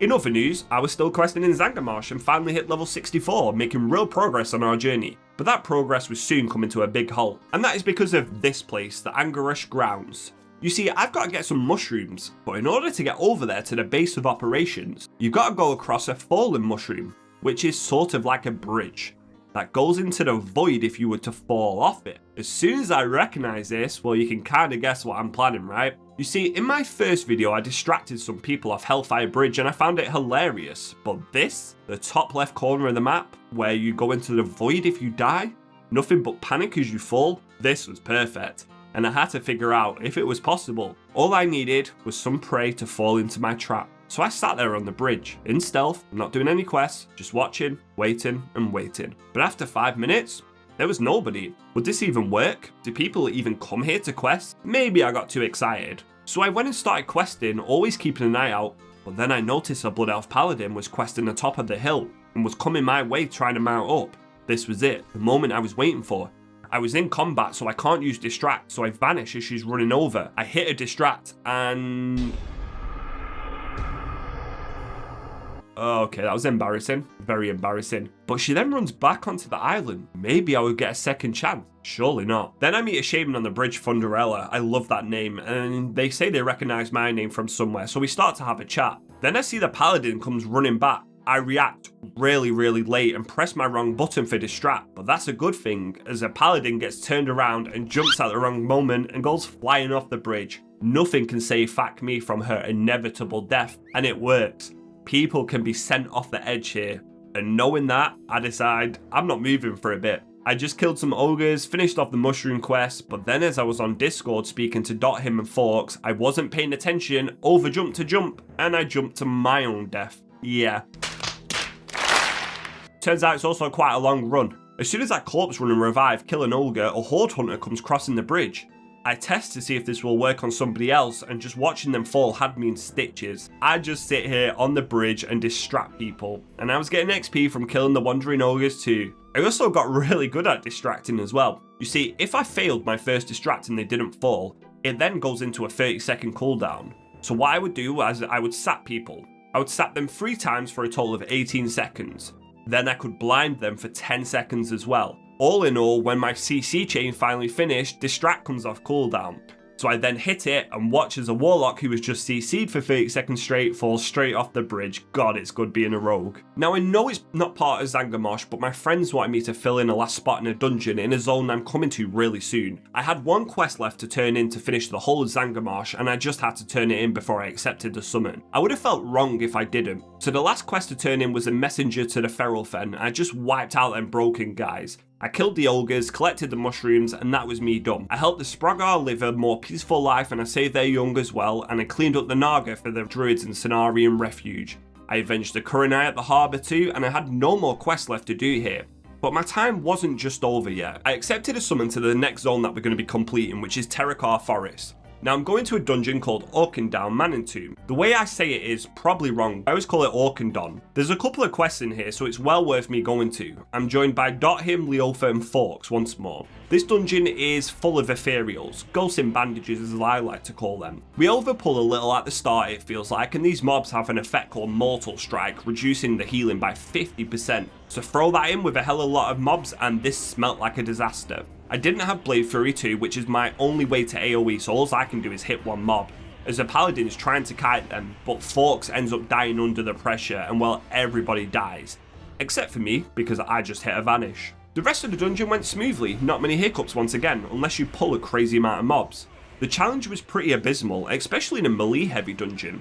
All the people I heard would want caster cleaves, however melees are your overlords right now. Apart from these mana leeches that blow themselves up if you're close to them when they die, which I learned by nearly dying, so I best avoid them. Before we ended up fighting the last boss, which was the Nexus Prince Shafar. He's got 2 beacons with him that I've never really understood what their purpose is or what they do, as they die so freaking fast. But I do find the ethereals just super cool in general. We destroy him to get his wrappings and he drops absolutely awful loot. And this place can drop a lot of rogue loot too, but nothing dropped, just spellcaster loot for Forks. This means he will not get loot at level 70, because that's just how it always plays out, no matter the expansion. He gets gear leveling, he gets no gear max level. Our tank then leaves us as we've got a final escort quest to do. With no tank, this could be rough. So we made our way through the dungeon using cooldowns at each checkpoint, and we had literally a 5-minute break. I don't know why the guy who wants to break out of here decides to go AFK in a deadly dungeon, but he does. My pit locking was so low, I couldn't even open a treasure chest in here and get loot from it. Then we finally make it back to the entrance thinking, wow, that was easy. We was wrong. Out came the Shadow Lord, and he looks way cooler. I want to side with this guy instead. But we can't, so we gotta fight him. We pop every cooldown we can along with an Earth Elemental to tank it, and we actually managed to complete the escort quest and turn in someone else's hard work pays off. And I've noticed something. Most of these dungeon quests gives absolutely shit rogue loot. I'm talking no lever attack power stuff at all just healing and cloth spellcaster crap. But we move. With now the dungeon done, I decided to go and grab a flight plan from a place I'm going to be staying at. A little settlement on the outskirts of Terrokar Forest, an Alliance outpost, and soon we're going to swap the red hellish Hellfire and the blue alien-like Zangarmarsh for a more greener forest. But it was about time I sorted out these horrible bags and sold all my goods on the auction house. I bought every single bank slot I could and I filled it with bags and I stuffed everything I couldn't let go of inside of it. I'm basically a hoarder in this game, you never know when you'll need it, right? I visited the Rogue Trainer in Stormwind 2 to learn some new ranks of all my abilities, and they're like 5 to 11 gold each. What a freaking scam, man. I just spent like nearly 100 gold learning spells. We upgraded our poisons too at the Shady Dealer, making stronger, more potent versions before heading back to the forest. And my gear was looking pretty good. I headed back to Illyrian Stronghold where I made fire by the water and I fished up some supper. I was contemplating having a quicker journey in Zangarmarsh, but my little chicken told me, keep going Antijax, you got this. But I did have to take a break here to make my Hardcore Druid video. If you haven't seen my Hardcore series, I highly suggest checking it out. I won't spoil anything. But the process of scripting and video making does take a while. So while doing this, what did I do? I went back to the bridge, of course. This kept me entertained while working hard on my videos, and while I did fall behind all my friends now who carried on leveling, I really didn't care. In fact, by the end of this, I ended up even getting 3 bars of experience just from killing ogres. Nothing beats the feeling of distracting people here, I promise you. A gnome rogue was also in stealth watching me do this, and when I told him my plans, he called me a You evil genius. And it's great. The downside is, if you come across someone a little bit more switched on like this mage was, they get very, very mad and want to see you dead. I mean, this guy just stood here casting blizzards and arcane explosions everywhere to try and find me. He even had a level 70 shaman that was on the hunt for me too, but I just sit there waiting. The mage then tries to cross the bridge a few minutes later and I once again press the wrong button to distract and I pop my trinket, the fight begins. But of course there was a level 61 rogue here for some weird reason too, ending in a 2v1 that I've just got no chance in winning, damn it. On the plus side, Very Fat is sat on the bridge sending people off the edge too and said to me, This is more fun than the actual game. So my friend Tums came and asked if I could make him some food because he was the slowest leveler out of the group of friends we had, but he had even overtaken me now too. So while crafting him some Ravager dogs, he got a first-hand view of what I've been doing this whole time, knocking someone off and said, yeah, if I was you, I won't move either. Anyway, I just got a few more people with this. Paladins that would try to bubble, warriors who could quite clearly avoid the fall, shamans that just went into the void. In fact, shamans was the most easiest class to get, I say. They always fell off, often within seconds of each other. But as I stared down into the void, being fully done with Zangarmarsh now, it was time to move on, time to level, and time to beat Terrokar Forest. First I went back to Mana Tombs with Tums to do a dungeon with him. Me and him was around the same level now, but for some reason our tank kept needing all of the items in the group. Now I know sometimes tanks do this, but they usually advertise this on their notes and they don't just join and start taking everything. So I let him know that, and the group was not happy, and rightly so. He was making a crap ton of gold from doing this. He was a level 70 Fury warrior tank who would argue with a healer about deaths and stuff and said, I'm used to speedrun. Anyhow, me and Tums just didn't care. We just wanted to complete his quest and get out of there. We asked the healer if he needed the escort quest, to which he replied yes. Looking back, he could have just said yes to the boots, but I don't think he did. Anyway, he left the group, leaving us to do this escort once again, a player short. This time, we didn't have a healer. However, with our group doing heavy damage, it ain't too bad. And I was a healer with bandages, as well as a shaman who had a very unique name. Healing as much as they can, so we cleared through it. Tums got his quest done, job done. Back in Illyrian Stronghold, my new home for the time being here in the forest, I got to know the local townsfolk and see what they want me to do. There's an abundance of quests here, and they split into 3 areas, or so to speak. You have the Stronghold, and then you have Shatrath, the main city, and then you've got a caravan near the bottom. So I headed to Shatrath to meet up with Leofa, but they're already back at the Stronghold, so I had to take a flight back like a ping pong, I tell you. They've hit level 70 now, and I'm falling a bit behind, and it's because they wanted me to join them for another dungeon. And I could hear some sort of dragon in the distance, and it reminded me of the Wrath of the Lich King login screen. At the time I was really confused. I thought I was hearing things because everyone was like, no, there's no dragons in this zone. Anyway, I went to a bit of a higher level dungeon now in Orkney Crypts, but in order to get this dungeon quest here, it was a chain that started off with a little kid saying, I see dead Draenei. The next step of our quest is to visit Ezekiel in Shatrath City, and he tells us that we need to get back a book. And our next task is to beat down Dirty Larry and get some information about its whereabouts. So we jump down and we fight Dirty Larry with a few of his cronies, and I ask him if he's got a book, and his mates then attack us. Of course, one of them is a little gnome called Creep Jack. It's just so fitting. Once we take down his mates, we beat the crap out of Dirty Larry too. But he just goes back to where he was and ignores me. Little shit wants another beatdown. So we go at him again. This time he has had enough, and now he's going to talk. He tells us a couple of Draenei paid them a visit asking about the book, and we needed to head to Nagrand next to speak to them. Oh god, Nagrand, my favourite zone in Outland. I've only just found out there's actually a path straight there from Aldor Rise in the city. So I run up and witness the beautiful sky of Nagrand, and the grassy green hills, and the arena off in the distance. God, it feels good to come here. We cross some bridges and we make our way into the heart of the zone to the abandoned armory, where we then speak to a Draenei called Nitrin. He then tells us we need 3 ingredients, a mountain bronze eyeball, a flawless greater windrock beak, and some aged cleft-tooth blubber. Once we collected them from the local wildlife, and also I'm very addicted to skinning again, I see a huge cleft-tooth called Bamford dead. So I take his leather and keep going. A level 68 druid flies down from the sky and tries to snipe me with moonfire. See, the Hoarder is just as vicious as me, chasing me down. Anyway, he couldn't catch me, so I make it back to Nitrin safely and I give him the ingredients. He then tells us we've got to kill Levixus, the Soul Caller, and obtain the Book of the Dead from him. I get us summoned straight back to the Ring of Observance, and lucky for us, Levixus is close to where we are. But he requires a group apparently of at least 3 to take him down. We find him then atop of the ring, surrounded by crying Draenei ghosts, and he has a lot of health. And he also hits Leofa super hard considering he's now level 70. He summons Infernals into battle and also mind controls people.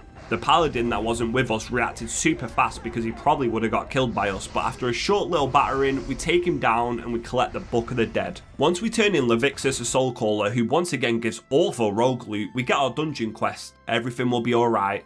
We then have to go into the crypts to take down the Exarch Maladar, as he's the one trapping all of these Draenei spirits and we need to free them. This now gives us a pretty damn good chess piece too, so I'm all ready for it. Well, I would be, but our healer left, tank DC'd, perfect timing. After a little bit of time, we reformed the group and headed into the crypts. The enemies we got to take down are Draenei here, soul priests and monks, who call the dead to their aid. Possessors, sorcerers, priests, poor guys just can't catch a break. We do see another rare gem drop, the Noble Topaz, and I win it, so my luck is slowly getting good again. We clear our way to the first boss, which is actually a demon weirdly enough. I guess not, but this is a floating blob of pain. He gives casters a debuff, increasing their caster speed, which stacks. And he also bites melee close to him, giving them a stacking debuff. Basically, he does a crap ton of damage. And this is only on normal mode. He killed Leofa so fast, and as he got low, our paladin healer just couldn't keep up with the damage coming out, and the tank died too, which leaves us with just a warlock and a healer alive.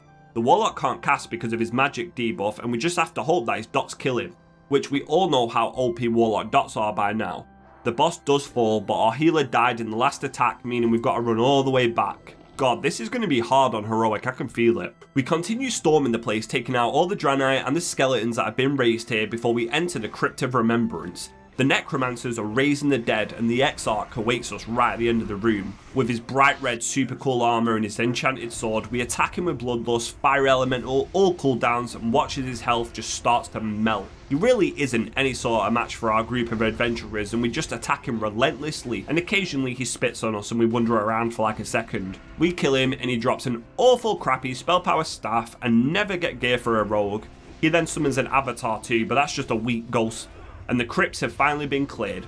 No Draenei will suffer here anymore, and hopefully they can find some rest. We turn in the quest and I opt to just go for the plate chest piece instead because my chest is actually a lot better, and then I half home. Now the journey in Terrokar really begun, and it started off at Shatrath City. I accepted a quest from little old Seth, who would rather be fishing. Me too, little guy, me too.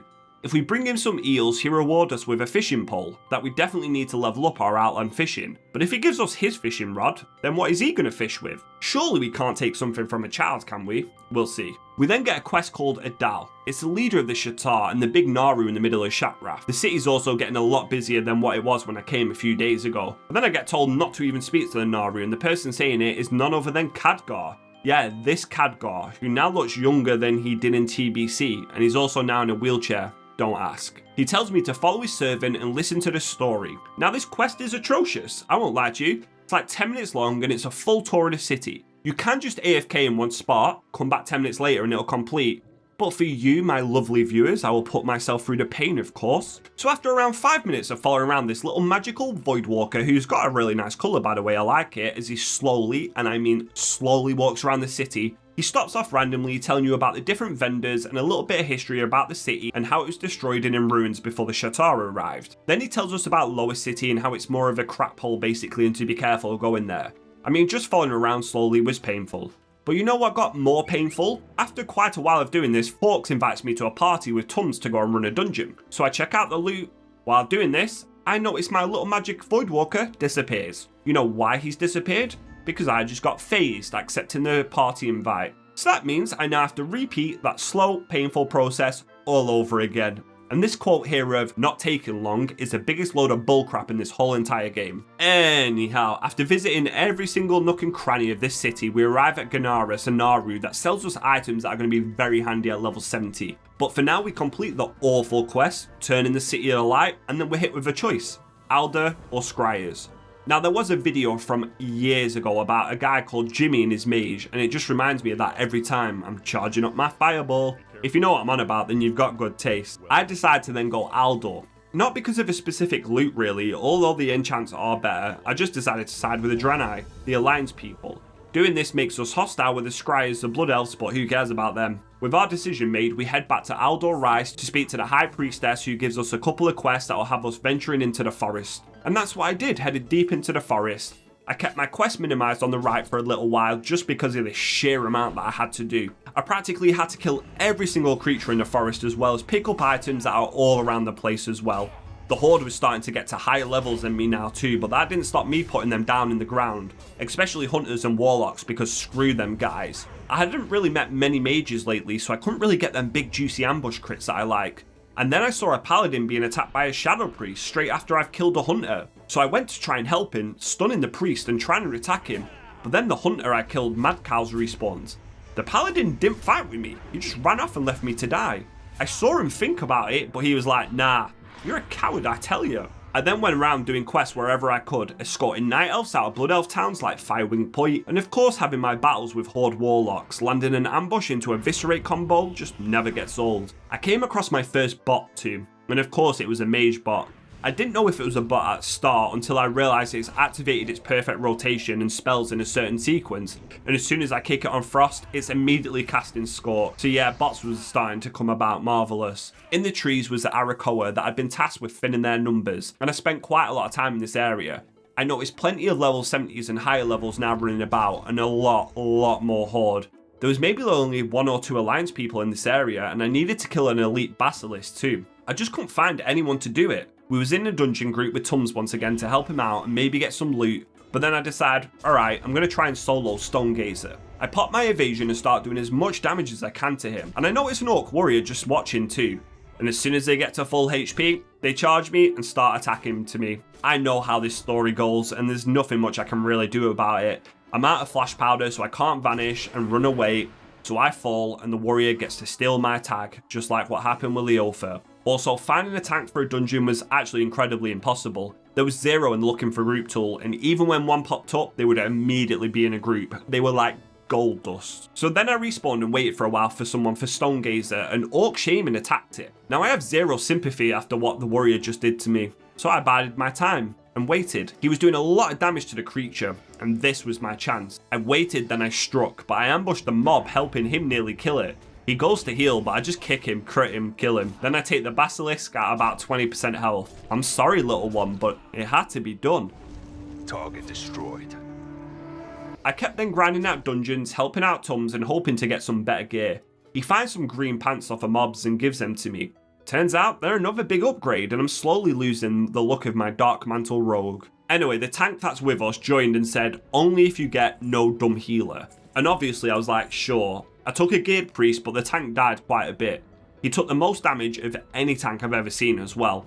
But then he whispers me saying, Dumb healer. And I just found this guy really funny. We approached the first boss, the one that had the aura for spellcasting and also bites all the melee around him. We're literally doing negative damage to him, it feels like. The tank is positioning him in a very weird place. Tum gets wiped out to the bomb on the floor. The tank then gets one shot and we all die very, very fast. Marvelous. Then the tank blames it on. Have a big lag. It was just funny. He blames the healer, then he blames the lag, and people always blame others, don't they? Even me. But we got through the rest of the dungeon eventually, and job is a good one. The forest was a great place for professions, especially my level working. I was just hoarding absolutely every single pelt I took from the animals. We killed one of the older wolves in the forest who could apparently never be captured in Ironjaw. And with all the leather I had, I could turn them into armor kits, and then I could turn the scraps into not hide leather, and the not hide leather into heavy leather, which was increasing my level working skill and hopefully going to make it a lot easier to get to the max level. I headed to the lake too to get them shimmer scales eel for the kid back in Shatrath, and I hadn't forgot about him either. Once I collected them all, I took him back to him, and yes, I took his fishing rod. Hey, it's got a plus 20 fishing skill on it. Kid was a good fisherman. I turned in the rest of my quests around the city, and one of them even made me lose rep with the Aldor because I helped a freaking blood elf, and I need all the rep I can get. That truly does suck, caught me off guard. I guess completing every quest can end up a bad thing sometime. But the XP was going up too. I was like level 65.5 over halfway to level 70 now, and I finally changed my Hearthstone from On a Roll to Shatrath 2. I then came across a quest that would give me a lot of fun, and I found a way to annoy the hordes with it too. Let me explain. So Private Weeks gives me a task to dress up in a disguise and infiltrate the camp, but you can't mount in this disguise at all, and also if you use an ability, it instantly breaks, which is just fantastic. On top of that, take a little bit of damage, disguise breaks too, and it took me a pretty long while of walking, so that did piss me off a little bit. Then when you're in the Grangula village, you have to speak to some shadowy initiates, labourers and advisors. Turns out some of them are playing baseball or something and they want me to join their team. I mean, if the pay's good, I'll join. We gather all the intel on them because they're too silly to see through my disguise. But then I needed to just find a labourer. There was none in sight, they were all just dead. I needed to talk to people that were just not there, and eventually I got one and handed in the quest. So then he tasks us, we're going to kill everybody at the camp. And this is where the fun begins for me. While killing the mobs, I could see horde players running around with a disguise, and I knew disguises break on damage. So I just threw a throwing weapon at them to see if PvP breaks it, and it does. Then as the paladin comes back with a disguise once more, I just throw my weapon at him again, and when you break the disguise, all the mobs around them will just set loose on them, attacking them. The paladin realised what I was doing and charged at me in anger. I ran away, but they even popped bubble to try and reach me. I slipped away back into the shadows, and each zone so far is offering me a unique way to annoy the horde. I love it. Blizzard made a quest that you need to have a disguise on to do, can be broken with damage and abilities on a PvP server, then has you kill the mobs that people need to speak to. They knew exactly what they were doing with this quest. I annoyed the paladin for a little bit more, throwing weapons at him from distance and running away, a bit of a cat and mouse kind of game, as well as doing it to a warlock too. Half of the time people had no idea what was breaking their disguises, and I was just really being a troll of a rogue. But then I bit off a little bit more than I can chew. You see, there's a 70 mage there with a disguise, and I throw it at him as well, and he was pissed. Spamming Arcane Explosion, who knew exactly what was going on. This means as soon as he saw me killing the mobs on the outskirts of town that I need for my quest, he flew down on his epic flying mount and popped all of his cooldowns on me. Yeah, he was super mad. I blinded him as he popped his ice bolt to break it and just chased me using ice lance, but I popped a sprint and a health potion and got my little booty out of town. I lived. but I could sense this mage's anger was now worse with me escaping. I could see him in the air just scouting the area, just waiting for me. I was kind of trapped now. I needed to kill a lot of mobs, but there was no way I could take down a 70 mage. He looked geared too, and he had potions. I checked the skies now and noticed that he wasn't about, so I went back to my shenanigans of breaking people's disguises. But what I didn't know was the mage was back in a disguise too. An alliance rogue got caught in the crossfire and attacked by a druid, but the mage only wanted me. He did not care. He left the rogue and started blizzarding the area. So I went on the outskirts to quietly try and quest while the mage was occupied. But the mage found me, rooted me, and now without any cooldowns, all I could do was laugh at her, accepting that I'm so freaking dead and she would have the last laugh. It was a pretty long corpse run too, and as I make it back to town to try and run away, the mage was having none of it. I should stealth faster, because she instantly knew where I was. There was just nothing I could do. They hit too hard and I would just get my ass handed to me over and over, with the mage putting me in my place. She did eventually leave and I was still here, and would I learn my lesson from the corpse run and running back from being killed by level 70s? Probably not. I just kind of sat there watching other alliance rogues gank for once while I got on with my questing. I didn't really have too much of an issue with most of these quests here, just one-shotting things with ambush. It was pretty chill. And of course I still broke the horse disguises while I was here. I thought it was AFK, but the rogue came running at me when I did it, so I don't think they were happy with me either. I do have the upper hand though with my human racial, so I do see her in stealth coming for me. I just blind her, then I hear her vanish as she vanishes too. I waited a little bit of time before going on about with my quest, but the rogue was mad, and as soon as she saw me, came charging at me again. I was starting to make a lot of enemies, but I was a PvP rogue, and she had a mob on her. I just ran away as she was being dazed and slowed, and I just kept kiting her, watching her pull more and more mobs, really watching her bloodthirst get to her. I stood there staring at her. She's trying to kill me. She's trying her damn hardest, but unfortunately, I'm just too much of a battle for her, and she fell. With that place now behind me, I had to move on, or I would have been there all day, honestly. I went to a little Draenei camp called Turim to grab some artifacts. While I was killing the courier to get the package behind her, a horde freaking warlock thought he could take the thing from right in front of me, then walk off with no repercussions. Hell bloody no. I ambushed him in his back at the pure cheek of him doing that, and then just as I vanish, ambushed him again. I had to make sure he understood this is a PvP server, and you ain't surviving, especially if you take my quest items. I ended up having a fight at the Firewing Point with a hunter too. If you've not realised, it's always warlocks and hunters. He tried to hunt me down, but I was hiding in a room. He didn't want to come in the room because I would kill him, and I didn't want to leave as he would kill me. So I started killing his pet. With every hunter basically being beastmasters, they become a lot weaker when their pet dies. He's also out of mana too, this silly sausage. So I just start running at him, taunting him, but he is killing me too. I take the mick, doing a little bit of BMing by throwing weapons at him, knowing that I've got a health potion. But he had a health potion as well. But with no mana, no pet, he was a much easier kill target than he thought I would be. Once we teleport to the top of the tower in Firewing Point, we once again see that Palthal on the calculator, who I met back in Hellfire. He was speaking to Sharth about his plans and how they want to detonate a mana bomb basically and blow shit up. So we kill Sharth to get the code to the bomb. We head straight back to the middle where the bomb is, kill the warlocks that are channeling it, dispatch of them, put in the code, and we save the world. Probably. With most of the quests now done, I headed back to the stronghold to let them know of my deeds and that I've saved the stronghold and no bomb would be going off anytime soon. I see somebody called Eckert say in the chat, We're saved, we're really saved, Yahoo, it's time to party. Then I notice a gnome start dancing on boxes. And this is another reason on why they disgust me. Little weird freaky creatures. With most of the quests up north taken care of, with Arakoa and the wildlife, the orcs, and taking care of the bombs, I started to quest around the southern side, the caravan a little bit.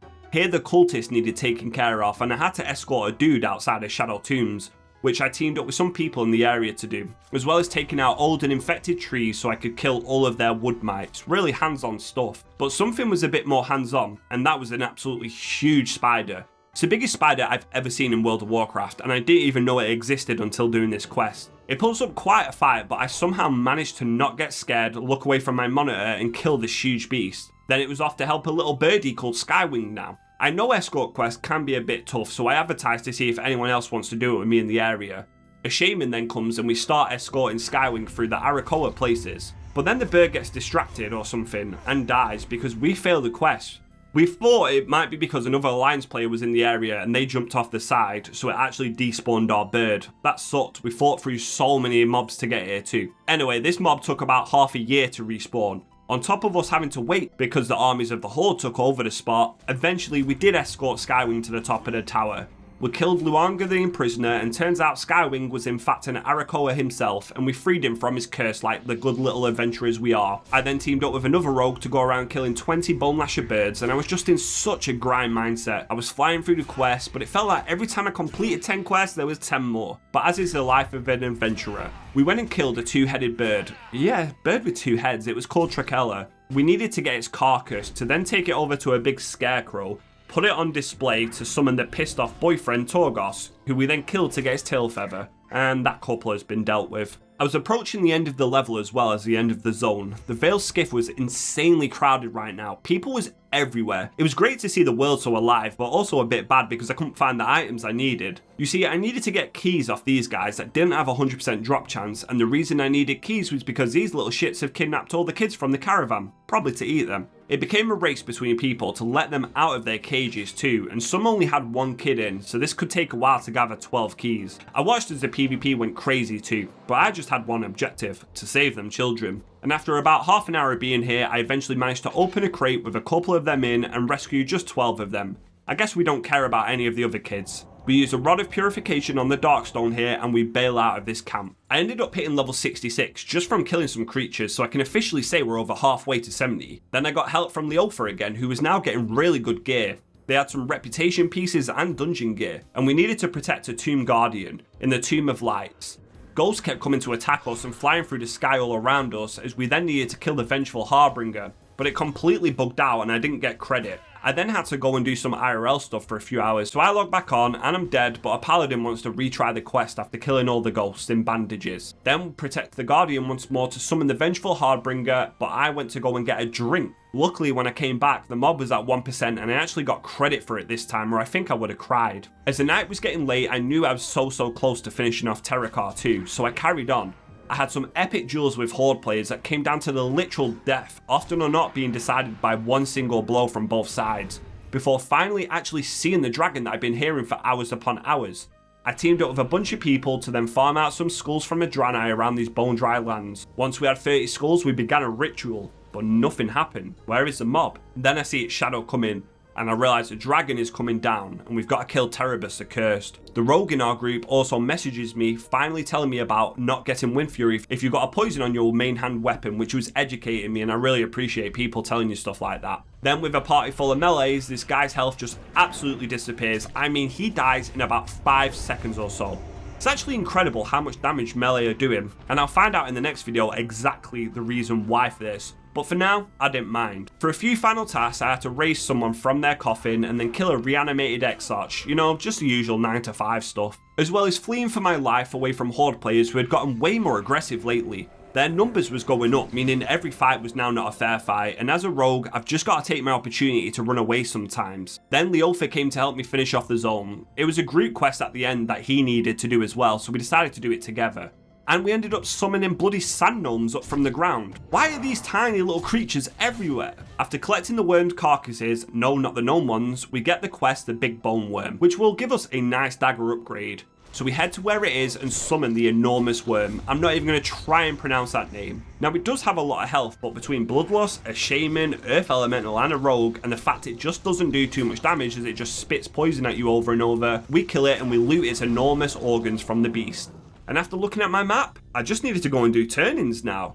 We got ourselves a beautiful dagger upgrade, which is going to be nice for PvP, as well as then running back to the stronghold to turn in the Toragos quest, and then it was a fly to Shatrath. I turned in most of the quests in the lower city, which was things like when we rescued Skywing and we killed the birds, saved the children, etc.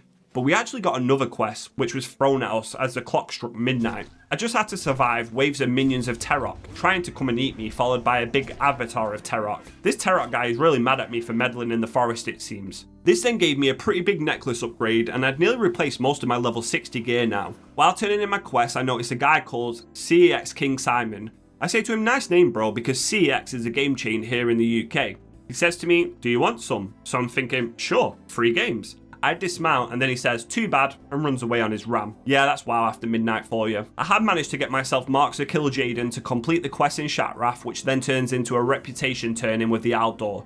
as well as I even bought myself a fell armament off the auction house just to turn it in before it turns into a daily quest. When I said I complete zones, I really did mean it. I then looked at my map on Terrokar and there was just one thing left to do, and that was a dungeon. So I logged on in the morning, and getting into a group as a rogue DPS was starting to prove rather difficult. Nobody invited me really, or there was already a rogue in the group, so I had to make my own. I came across Harris Pilton selling some overpriced bags. Maybe one day I can afford to buy her expenses. It didn't take me too long to fill up my group, as you get spam whispered by everyone who doesn't want to make groups, and I then go and turn in the final quest here to Isfar. Then I accept Terok's Legacy and Brother Against Brother, the final 2 quests of my forest journey. We head into the dungeon and we get ready to blast it. With poisons on, we go ahead and pull. And I tell you what, with a mage and warlock, mobs just absolutely melted. I wasn't doing too bad with Blade Flurry myself, but the issue is, with how high our damage is, we can pull threat rather easily in these places, and I die from threat. On top of that, they can mind control someone, so you gotta kill totems as well.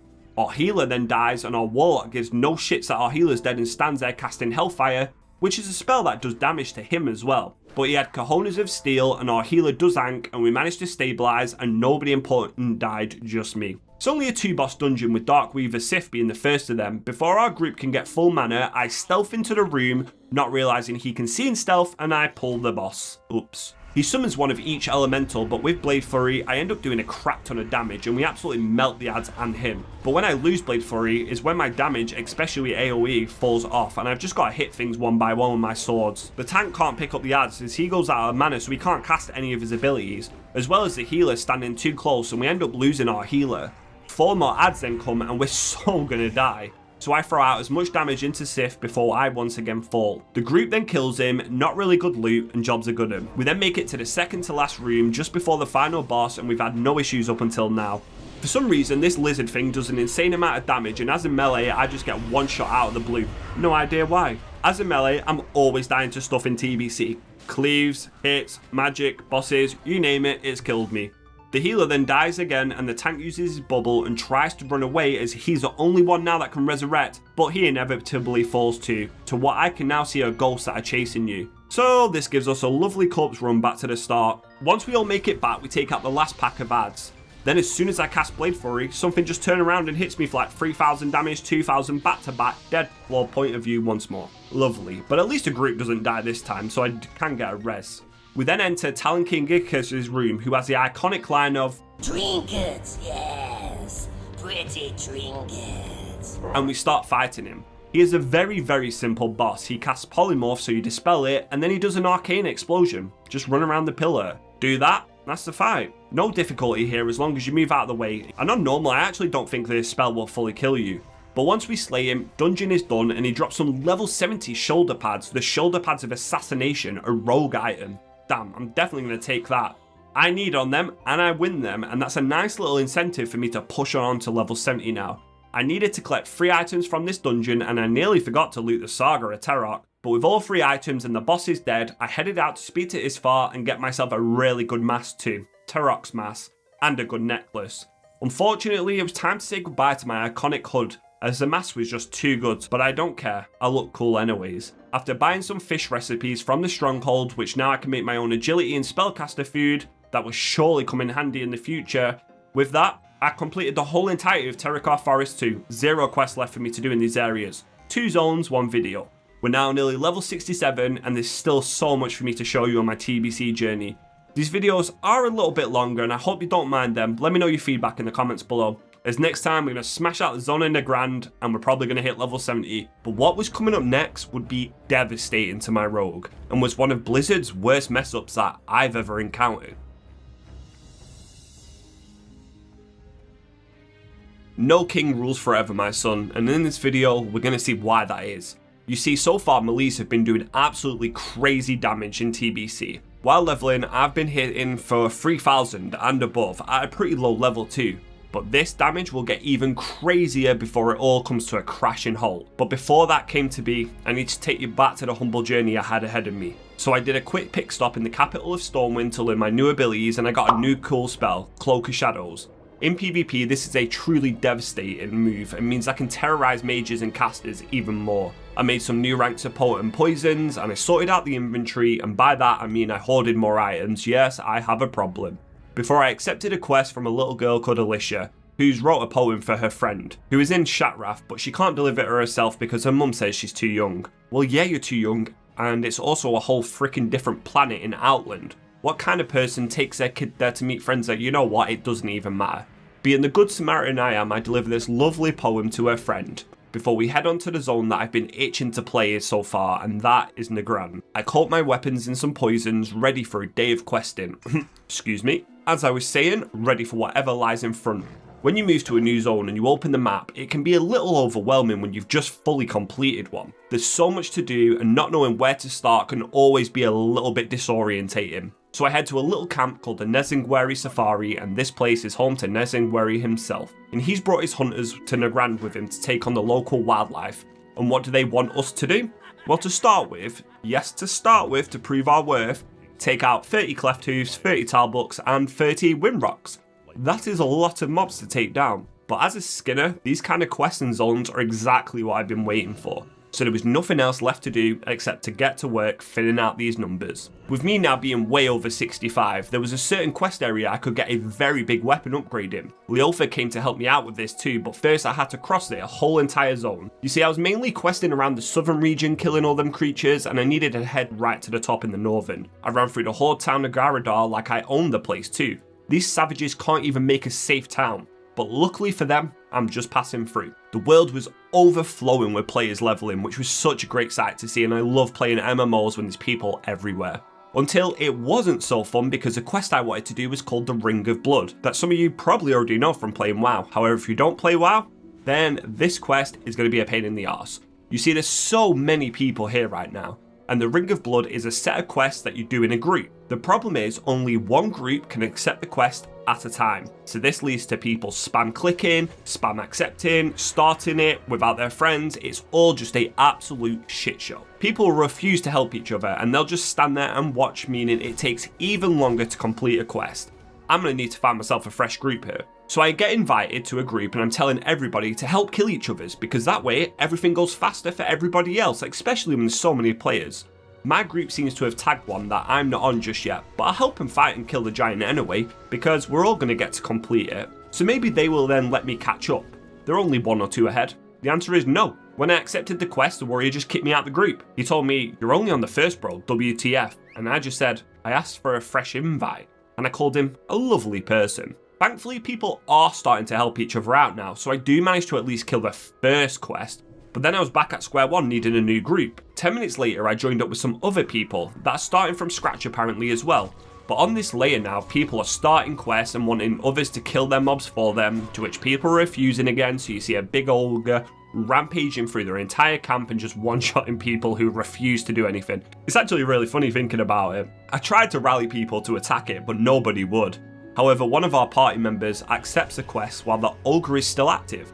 And honestly, we're sort of breaking the game right now, it seems. I never knew you could have 2 of the bosses up at the same time. This was just a right mess. So after this, I decide, you know what, I'm done with this layer. I swap over and I join yet another party. This time I was with a tank and a healer, and we're all talking in party chat, coordinating what we're going to do, how we're going to do it, etc. Sometimes the quest would just completely bug out though, and people wouldn't get the completion even though we did it. Other times we would have to kill the same thing over and over and over. Other times we had to do a /reload of our UI to fix it.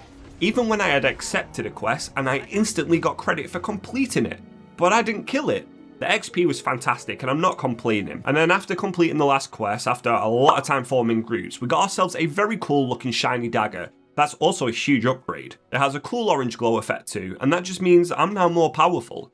I even test it out by ambushing a level 70 shaman now, and just look at the numbers I'm hitting. Oh god, it was worth all of that pain completing them quests. After then slaying 90 creatures around the plains of Negran, and just soaking in the environment, the music, the atmosphere, enjoying just deleting creatures with such high damage, I went back to the camp to turn them in. And what was the follow-up quest that these hunters wanted me to do now? Maybe they could truly test me.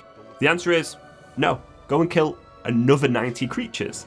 This time I want you to take out the older ones. Oh damn. Everybody then was going to go and do a dungeon, all my friends, so I thought I'll tag along just to break up from the slaughtering quest. As much as I really didn't mind them, I did go into the dungeon with him and we had a fully geared tank from Naxxramas in tier 3 and he looked so sick. Along with now understanding how to get Wind Fury on my weapons, and Tom's getting it as a Fury warrior too. On the first boss, we absolutely melted him in the ads.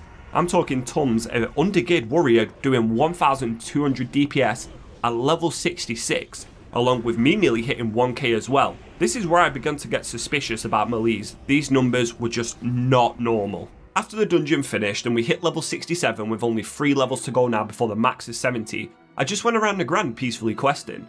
I sort of took a step back from attacking every single horde I ever came across, just to make a big dent into the leveling, as I kept jumping on a Jumpertron to get a bird's egg that was in the tree. And I was just sending myself the completely wrong way every time, which was pretty embarrassing. I just couldn't figure out how to get up there. And I could see an undead rogue struggling to figure it out too. Then as I was about to quit and give up and come back a bit later, I see the actual way you're supposed to do this quest. First you jump on the mat and you get yourself a slow falling buff then for 3 minutes. Then you just run up the side of the mountain and you jump off, gliding straight to the bird's nest. Here you loot yourself an egg. Only there is no egg, but there is a big pissed off mother owl.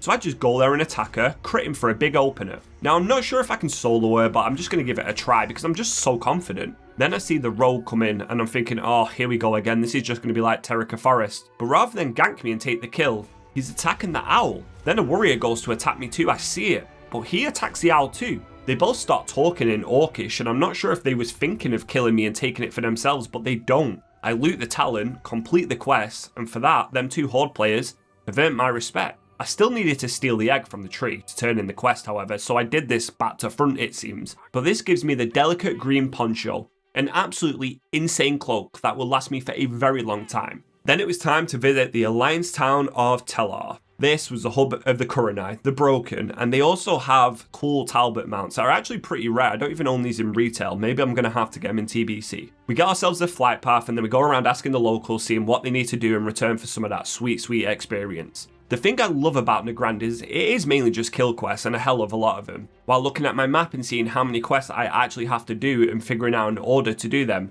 I slip off a cliff because that's just what I do. But I survive as I go straight into water. Honestly, this is how I die on hardcore all the time. I just never learn. Anyways, I headed back around the Ring of Blood area to take down the ogres living there, and the Kurenai want me to collect their war beads for them. Not sure where these ogres are stashing them, nor do I want to think where these guys actually put their beads. We dispatched Zorbo the advisor in literally just a few hits and I was having an absolute blast questing. I noticed more and more bots then were out in the open world too, and they were mainly playing mages and there's just no thrill in killing them anymore, so I just kind of leave the bots be and just report them. While the questing was fun and the sheer amount of lever I was getting was great for my wallet too, the kill 90 creatures was a little bit grindy, I won't lie. I just got distracted 24/7 and had to skin everything in sight, which gives me a throwback to when I first started Anniversary, all the way back in Elwyn Forest. Then as I was adventuring around the zone, I had a mini heart attack. I noticed an army of orcs on wolves standing staring, ready to storm the zone. So I was like, let's get closer to these elites. They're high levels, however they kinda just stood there absolutely petrified of my presence. I'm glad the word about me was spreading. But on a more serious note, what's going on? Do they spawn in packs and it's just bugged out and they keep spawning in? Is this a layer issue? I had no clue. But me being the type to do stupid things, I get super close to them to see if they'll attack me. But no, they just don't do anything. I stand at the head of the orc army and take my place now as a leader of them. Now my killing of hordes wasn't really my priority, however a party of them did ambush me and kill me. I wanted to try and separate the pack then and kill off the weaker ones like an apex predator, but they all scattered in different directions. Then as the shaman was running back to them, I tried to get my ambush in and I shadow stepped, but I just couldn't. I then spammed distract, but he was in combat and he escaped me. Am I losing my touch as a rogue? Was I becoming too soft again, too nice? Then I saw the warlock right at the back and gave way chasing him down the road, but as he went under the large broken tree, he disappeared into thin air. They all destroyed me and gave me such a long corpse run back, and I couldn't even get one of them. Tums was my level now, and we're both level 67 and cracking on in the Grand, but he was having a bad time. As a warrior, mages destroy them in the open world, and I could hear his anger growing. At one point, he debated deleting his warrior and going mage himself, but I managed to talk him down and told him one day you'll be powerful enough to get revenge. I found a cooking vendor as well with quite a lot of recipes that they were selling.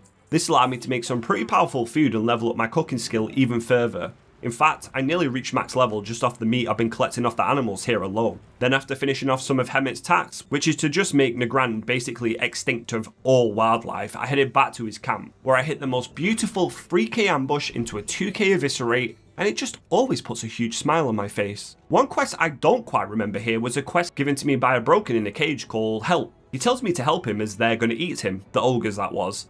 find the key and rescue him as his father is a leader of Terrokar. Obviously I can't just leave him there locked away in the cage, so I get to work slaying the ogres around the camp, before they can munch on our mate Corky.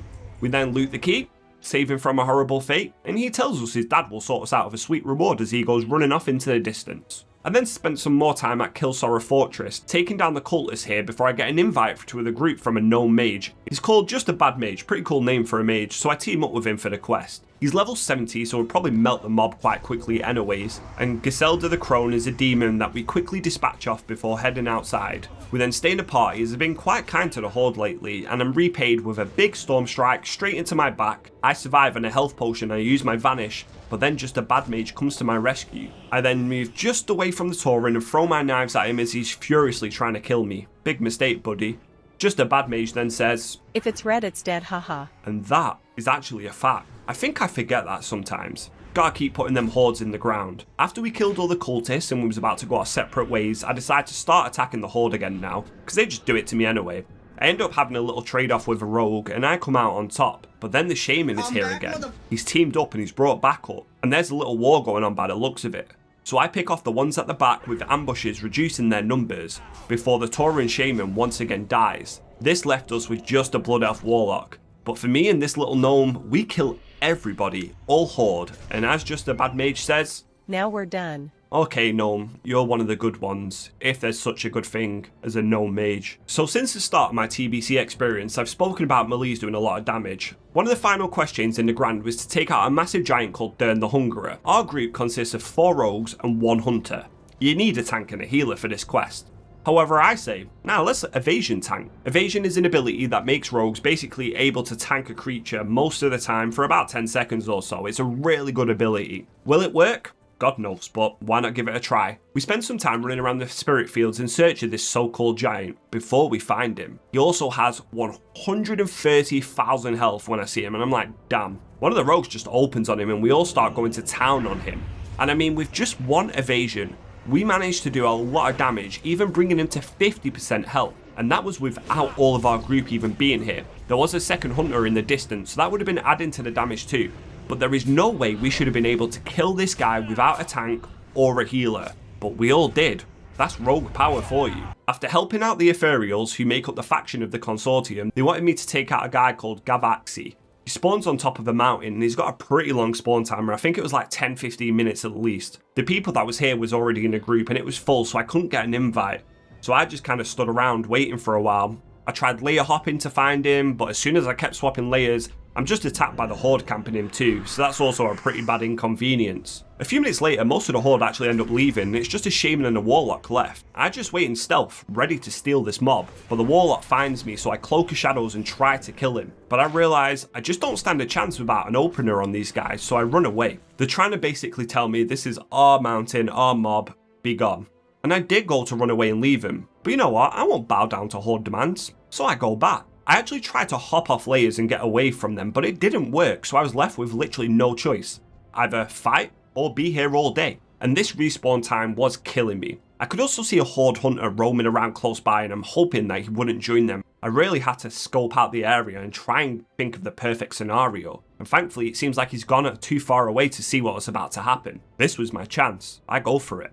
I walk up to the shaman and I land a sap, giving me a 10-second window to kill the warlock. A big ambush before he can even react to what's going on puts him really low. He still has no idea what's going on, and followed by a huge eviscerate, he nearly dies, but I pre-cloak then his death coil and I kill the warlock. I then blind the shaman for 10 seconds, allowing me to now go back into stealth and sap him, ready to kill him too. But as soon as I sap him, the mob spawns. So I ambush the mob and I bring it super low, and as the shaman starts attacking me, I kill the mob. Because of this, I end up laughing at the shaman too, just to wind him up a little bit more. I then decide, you know what, I'll kill you as well. Or I'll try. So I start fighting the shaman then, and it comes down to the literal wire. 1 HP each, my cheat death proc, but I killed the shaman. I took their mob, and I dispatched of them. Job's done. We then go back to questing and interrogate an ogre called Lump, who tells us that the Boulderfist are just hungry ogres, and that the War Mole have kicked them out of their home. But we tell Lump, no, you've got to stop eating the broken. And he says, nah, I just wanted a little nibble, and he eats only the little ones. So we just declare war on them, which means back to killing ogres. That's the issue with how I do quests. I always end up going back to places that I've already been, which is not too efficient. But it's fun exploring everywhere, honestly. I also noticed Corgi's got himself back in his prison. You know what, sometimes you just gotta let natural selection take its course. Goodbye, Corgi. I then came face to face with what I believe is the first demon hunter in the game. I could be wrong, OSRS. He's got some really sick warglaives too, but this guy's just a budget Illidan if we're being honest. We had to take down some elites, and as powerful as I am, I got kinda cocky, thinking, yeah, I can definitely solo most things now. Turns out they hit like a freaking truck. It took me 2 evasions and kiting to try and bring just 1 engineer down. And even then, I can't kill it, as it's basically Scorpion from Mortal Kombat and has a get over it and drags me into it. And then just as I was about to get healed by a passerby druid, I die. But then I go and team up with them to take down these harder mobs. Well, they want my help killing something called Demos. I'm not on that step yet, but I'm always down to help out people. We invite a paladin then called Barbie, and as I end up pulling a pack of mobs, my party is nowhere to be seen, and these little guys are smashing me in the face. So I run to the druid, warrior and paladin, but they just decide not to help me at all, and they all just sort of watch me slowly dying. With the main elite now respawned and more mobs pulled, I just die once more, and they put on their Nike shoes and they just give it legs. Barbie reses me, so there's not really much harm done, but with just the 2 of us now, we were struggling. I died over and over and over, until eventually we found a tank and a warlock. So now we should be able to deal with this quest a little bit more easier. We stay as a 4 and we all help each other kill stuff until we're on the same steps to go forward. We then kill Moag, the master planner, to get, well, his master plans of course, so we can see what these demons are doing here and what they're planning and how we can stop them. Then our next stop was the home city of Shatrath. So we had to get on our mounts and start running cross country. It's a bit of a trek from where we are to Tellar, so we enjoyed a scenic run under the moonlight across the map before we arrived back at the capital. We then have to find some information here, and the best place to find information is always the pub or the tavern. We end up finding a demon here, no idea how he's just chilling in the main city without being killed on sight, but okay. Once the crew arrived, we beat the living crap out of him. Well, he actually has a lot of health, so he wasn't as easy as I thought. You definitely need a group for this. Turns out the guy just doesn't want to talk, because even when we get him to 1 health, he still fights us. Eventually he calms down and we get him to translate the master's plans. But he wants us to go and collect his debts before he will help us, so we have to do a trade of favours. Did he just not see what we could do to him? The first guy we have to get some money from is Ralik the Drunk, who's just over at the bar. We don't just talk to these guys, we literally kill them and take their debt. Yikes. The second guy was Floon, and Arakoa all the way down in the Terrokar forest. I mean, these guys literally would rather die than pay up, so we just gotta be the lethal debt collecting company right now. But the next person I felt kind of bad for, it's one of them little Sprogger creatures, Kush. And I don't know what he's saying, but he's just got a stick, and we kill him with all our weapons. Are we evil? Are we actually monsters? We're helping a literal demon. Once we go back to him, he tells us, alright, here is a map, go all the way back to the Demon Hunter in the Grant now. So once we go back there, he gives us our final task, which is to destroy the forges that the demons are creating. But both forges are guarded by 2 very powerful lieutenants. The first one we have to kill was that Demos, the Overseer. Now we don't really have a healer, and for some reason I'm ripping threat off this tank. I've got to vanish and reset my aggro as my threat is just so high, and he's nearly dead, but so is our whole entire party. And then of course an undead rogue opens up on us and kills me in just a few hits, typical. And he tries to kill our tank too, but he sucks and fails, then vanishes into the nether. However, when I get a resurrection, our warlock is dead. Demos has respawned very quickly and we have to kill him all over again. Luckily we managed to, and then we quickly destroyed the forge here before he can come back from the dead for the 3rd time. And that's Forge Camp Hate destroyed. We then pop over to Forge Camp Fear just a bit further south, and there is Urxos, the Overseer. He's a huge pit lord, but this time there is no horde waiting in the shadows to try and cause us to wipe. We managed to slay the demons, destroy the camps, and put a stop to the demons' plans, and become heroes. We then all go our separate ways as we adventure on under the moonlight. It was then back to the task at hand of killing muck spawns and cleaning up the lakes by doing so, and then venturing into the Northwind Cleft where the boulder-faced ogres was to collect more of their war beasts. And guess who's got themselves locked up again? Yeah, Corky. I don't know why he keeps going into the ogres' places to get himself eaten, but he tells me this time he's not going to get caught. Why do I not believe him? I then did some tasks for the ogre leader, which is in fact an orc. I actually think he's a half ogre, and I think he's called Lantrezer of the Blade. I've probably said that wrong. He's got a really cool looking like polearm sword axe thing, and turning this in puts me at level 68 and very close to the max level of 70. Once I head back to Terrokar and turn in most of the quests that I've done and I approach the final stretch of Nagrand, I then get yet another quest called Corky's Ransom, as this little shit got himself kidnapped yet again. It was the dead of the night, and looking at my map, I'd practically done most tasks. I didn't want to call it a day until I've 100% finished this zone. However, while doing this, I realised I need to get attuned to the raid Karazhan, and it requires many steps. I have to do it at some point, and I can actually start doing it at level 68. So this was something I was starting to think of in the back of my mind, while I was waiting for the big water elemental to spawn. I've not really done any dungeon grinding like most people do at the start, which means I'm going to lack a lot of reputation, things I will definitely need for heroic dungeons and unlocking achievements for raiding. So do I start this soon? I did want to finish every zone, but would I want to do the zones at max level? Anyway, these were the things I was thinking of as it was getting really late. I then headed to Warmole Hill and entered yet another cave where a group of adventurers was already waiting by a cooking pot, and I can guess who this cooking pot's going to be for. Oh yeah, I also hit a massive 4,000 ambush now. On an ogre, 4,000 damage. That is ridiculous. But there was nothing to do apart from wait as I put my little Philbog back in the cage. There was also a Maghar prisoner who was making me feel really sorry for her, saying, "But you're an orc, so I can't really help you, sorry." After a long wait, the cage door shuts on me, and it was Corky who got kidnapped again. He was sat in the cage once more, and this time there was a Warmole chef spawned. We killed the chef, and once again, we saved Corky's ass from being food, and hopefully he's learned his lesson. Probably not. I teamed up with the Boulder Fist Ogres, who the half orc and half ogre was in charge of, to sabotage the Warmoles, who was causing all of the problems basically here in Nagrand. We plant the banner of the Kill Sorrow cultists in order to cause a war between them. We use the ogres then to plant dead bodies around the camp too, and that should cause some conflict between them. After that, it was on what I thought was going to be just turning everything in duty.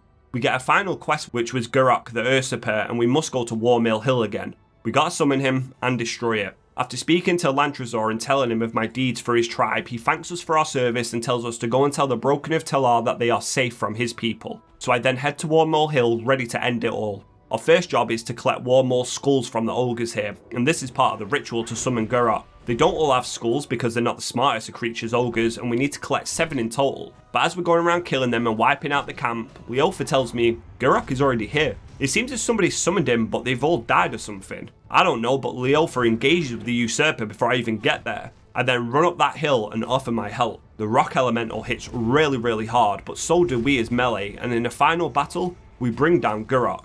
We then head back to the Throne of Elements, turn it into Gordog, and with that, I've 100% completed Nagrand. I was level 68 and a bit, it was really late at night, and all that was left for me to do was the Hearthstone back home.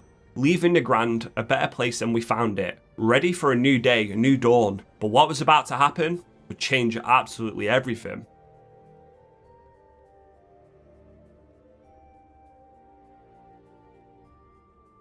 So as I said at the start of the video, no king rules forever, and we are moments away from finding out why this is. It was getting really late at night, and I was going to make some decisions that would affect the rest of my journey in TBC. I had done every zone so far, and I was level 68 and coming up close to halfway. After turning in my goods in Shatrath, increasing my reputation with the Aldor, as well as fell armaments that give me an item called Holy Dust that I have no idea what it's for, but I probably should keep it, I then had to decide on the next move for Antijax and Rogue. As my levels grew, now max level quests opened up for me, like Trouble at Arkandun, meaning I had to complete them. This was the final dungeon as well in the Shadow Labs, a place I've not visited just yet. Then the other quest here was called Archmage Altaris. This was the start of the achievement for the raid Karazhan, and this would then set me up on the journey to get a lot of different quests, to meet a lot of different requirements. I decided now would be a good time to start tackling this. The other zones in Outland could wait. For now, the goal was to get ready for this raid. I don't know if it would get me to 70, but I was just going to do it anyways. I took a pit stop in Stormwind to keep up to date with my spells before taking the Griffin over Elwyn Forest, and I must admit, it feels like coming home when you hear the music of these older zones. Every zone now holds such a fond memory on my rogue's journey to get here. It's bittersweet. I feel nostalgic for a time that was only a year or so ago, and it always makes to remind me to absorb each journey on each different character and the people I meet. Anyway, enough with the sentimental talk. We arrived at the Tower of Karazhan, and here we speak with Altaris the Mage, who gives us a quest, Arcane Disturbances. He wants us to go in the cellars and do some sort of scrying thing, as well as kill 10 ghosts. But I just made a mistake. If you clock my mistake, you're smarter than I was at the time. Down in the cellar, I found a spot where ghosts spawned and the horde wouldn't bother me, at least I thought so. You see, everybody here is competing for tags and all on the same thing. And well, this is for a level 70 raid. 70s are here and geared ones like that doing it. But then I read about it, the news broke on why melee are so strong, why I've had such an easy time leveling, and why everything will change going forward. Blizzard broke the Burning Crusade. You see, this guy called Mudkit snitched on us. No, it's not his fault, I'm joking. It was a game-breaking bug. Apparently, no mobs in TBC have armor, the thing that reduces physical damage, and Blizzard confirmed that it is a bug and it's gonna get fixed soon. No wonder I'm doing crazy damage. No wonder all melee was doing 1000 plus DPS in a normal dungeon. I don't even know if we're gonna do that at level 70 in raid gear. Blizzard had broken the game. We'd enjoyed that brokenness, but now it was gonna get fixed. The question was when and how badly would this affect us? People had started to take warriors and rogues to do dungeons because our damage was as high as our caster counterparts. Would this be our downfall? My guess is very much yes, but for now the change wasn't in effect. I figured I'm going to have the whole reset to take advantage of this very high damage, so I can probably get to level 70 and do some stuff. So a hunter asked me, where is this quest? And then I quickly realised I don't have the quest he's on, and that was my mistake. I only accepted one of the quests earlier. I need to go and get that one too. It didn't take me too long to gather 10 ghostly essences, and then we're done. So I then go and use the violet scrying crystal by the well, as well as getting absolutely lost. I mean, I didn't even know there was a bloody lake here. I remember the crypts being a dungeon in Season of Discovery, but I didn't know all this existed under Karazhan, honestly. It's pretty cool. But it was getting closer to midnight. I'd played a lot of WoW today, and I was pretty tired. After turning in my quests, I then had to head to Dalaran in the Alteric Mountains to speak to somebody, which would then send me back to Outland. As I made the run, the tiredness overwhelmed me, and I logged off, ready for a new day. As I awoke and logged on the next morning, ready to tackle the quest, which was to get 3 key fragments to restore it and allow us entry into the raid, which was Kara. First, we had to go into Shadow Labs, so now I've got 2 quests to finish here, and apparently the boost to armor was already implemented. They hotfixed it overnight. No wait until Wednesday, no more preparation, instantly fix. A crushing blow? Yes. Will I get over it? No. But life goes on. Not for me. Leofa was an enhancement shaman that had been joining me a lot on the journey to max level, and I was a rogue, so it was pretty heavy on melee, and we wondered how this would be. Wouldn't be too bad, right? Well, you see, I got a new mace from Terrokar, and I needed some weapon skill, not a lot, but my damage was absolutely awful. But I noticed Leofa had gone from doing 1000 plus DPS as a pretty good enhanced, to now doing just over 500, which again is not too bad. But that is a significant nerf. I don't know why I'm using maces, by the way. They're absolutely trash, and they're fast speed, which is really bad. It feels awful and clunky to use. Eventually I got my mace skill up enough to where I could see the change in my damage too, and it was bad. Real bad. I'm not sure if it was because I was using maces and they were bad maces. It was really hard for me to tell, but I was doing literally nothing. Things died so slowly compared to the previous day. Getting used to seeing 1000 plus numbers, yeah, that ain't gonna happen again. If ever, I felt like. It was truly miserable. Leofa told me in the first dungeon of the day, they can't deal with this, they can't deal with the nerf. Their huge numbers of enhanced was gone, and they didn't want to play the spec anymore. It was that bad. They're gonna swap spec. I thought they were just exaggerating after we slowly killed the Grandmaster Vorpil. And I mean, just look at my damage. Oh god, it's so bad. We loot the book, which gives us a quest to kill Murmur, the god of sound, I believe. Sort of like Ragnaros for fire, Neptune of water, Alakir of lightning. Well, Murmur is here. But I don't think it's his full presence, as they're trying to summon him into this world. Anyways, we approach his room and we see him at the end. I managed to pickpocket myself a nice little Dawnstone. See, I'm always finding the positives in the negatives. But we somehow overpull, and this is just an instant death. We try to take down as many mobs as we can, but there's too many. Gone are the days of melees just melting through these packs. And I get mind control too, which actually means I could potentially survive, but it's pointless running back to the start, so I just accept my fate and die. After a then long corpse run and a long run through the dungeon, we now arrive at the god, Murmur, and start to fight him. It's a pretty weird boss fight, as he makes some weird sounds, and he starts at a low amount of health too. I just casually start whacking him with my blunt maces, and he does like an AoE damage spell and throws you in the air. Not really too punishing of a mechanic. It just takes us a god-awful long time to kill him, with everybody in our party being partly because my mace damage freaking sucks. Then I die to Sonic Boom and blow me and Leofa up, just as a cherry on the cake to what was not a good start to the day. Thankfully, the rest of our group carried our asses here, and he dropped some warglaives for when I get to 70. This now gives me 2 pieces of that set. I get a res, and then we get the first fragment guardian spawned. One of them annoying little Voidwalker things that made me wait 20,000 years in Shatrath while they escorted me around the town. Once we kill him, we loot our first key fragment. After that dungeon, I refuse to use maces ever again, by the way. I realised how important the right weapons are, but I'm probably going to end up using them a few more times in this video.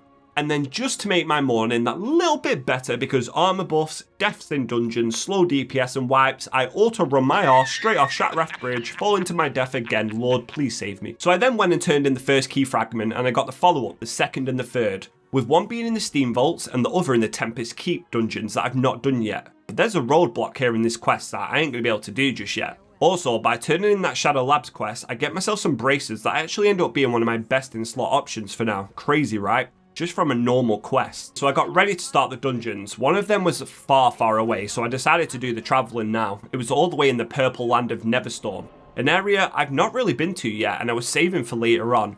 But as I need to be here soon, I grabbed the flight path at Area 52, making my life easier later on.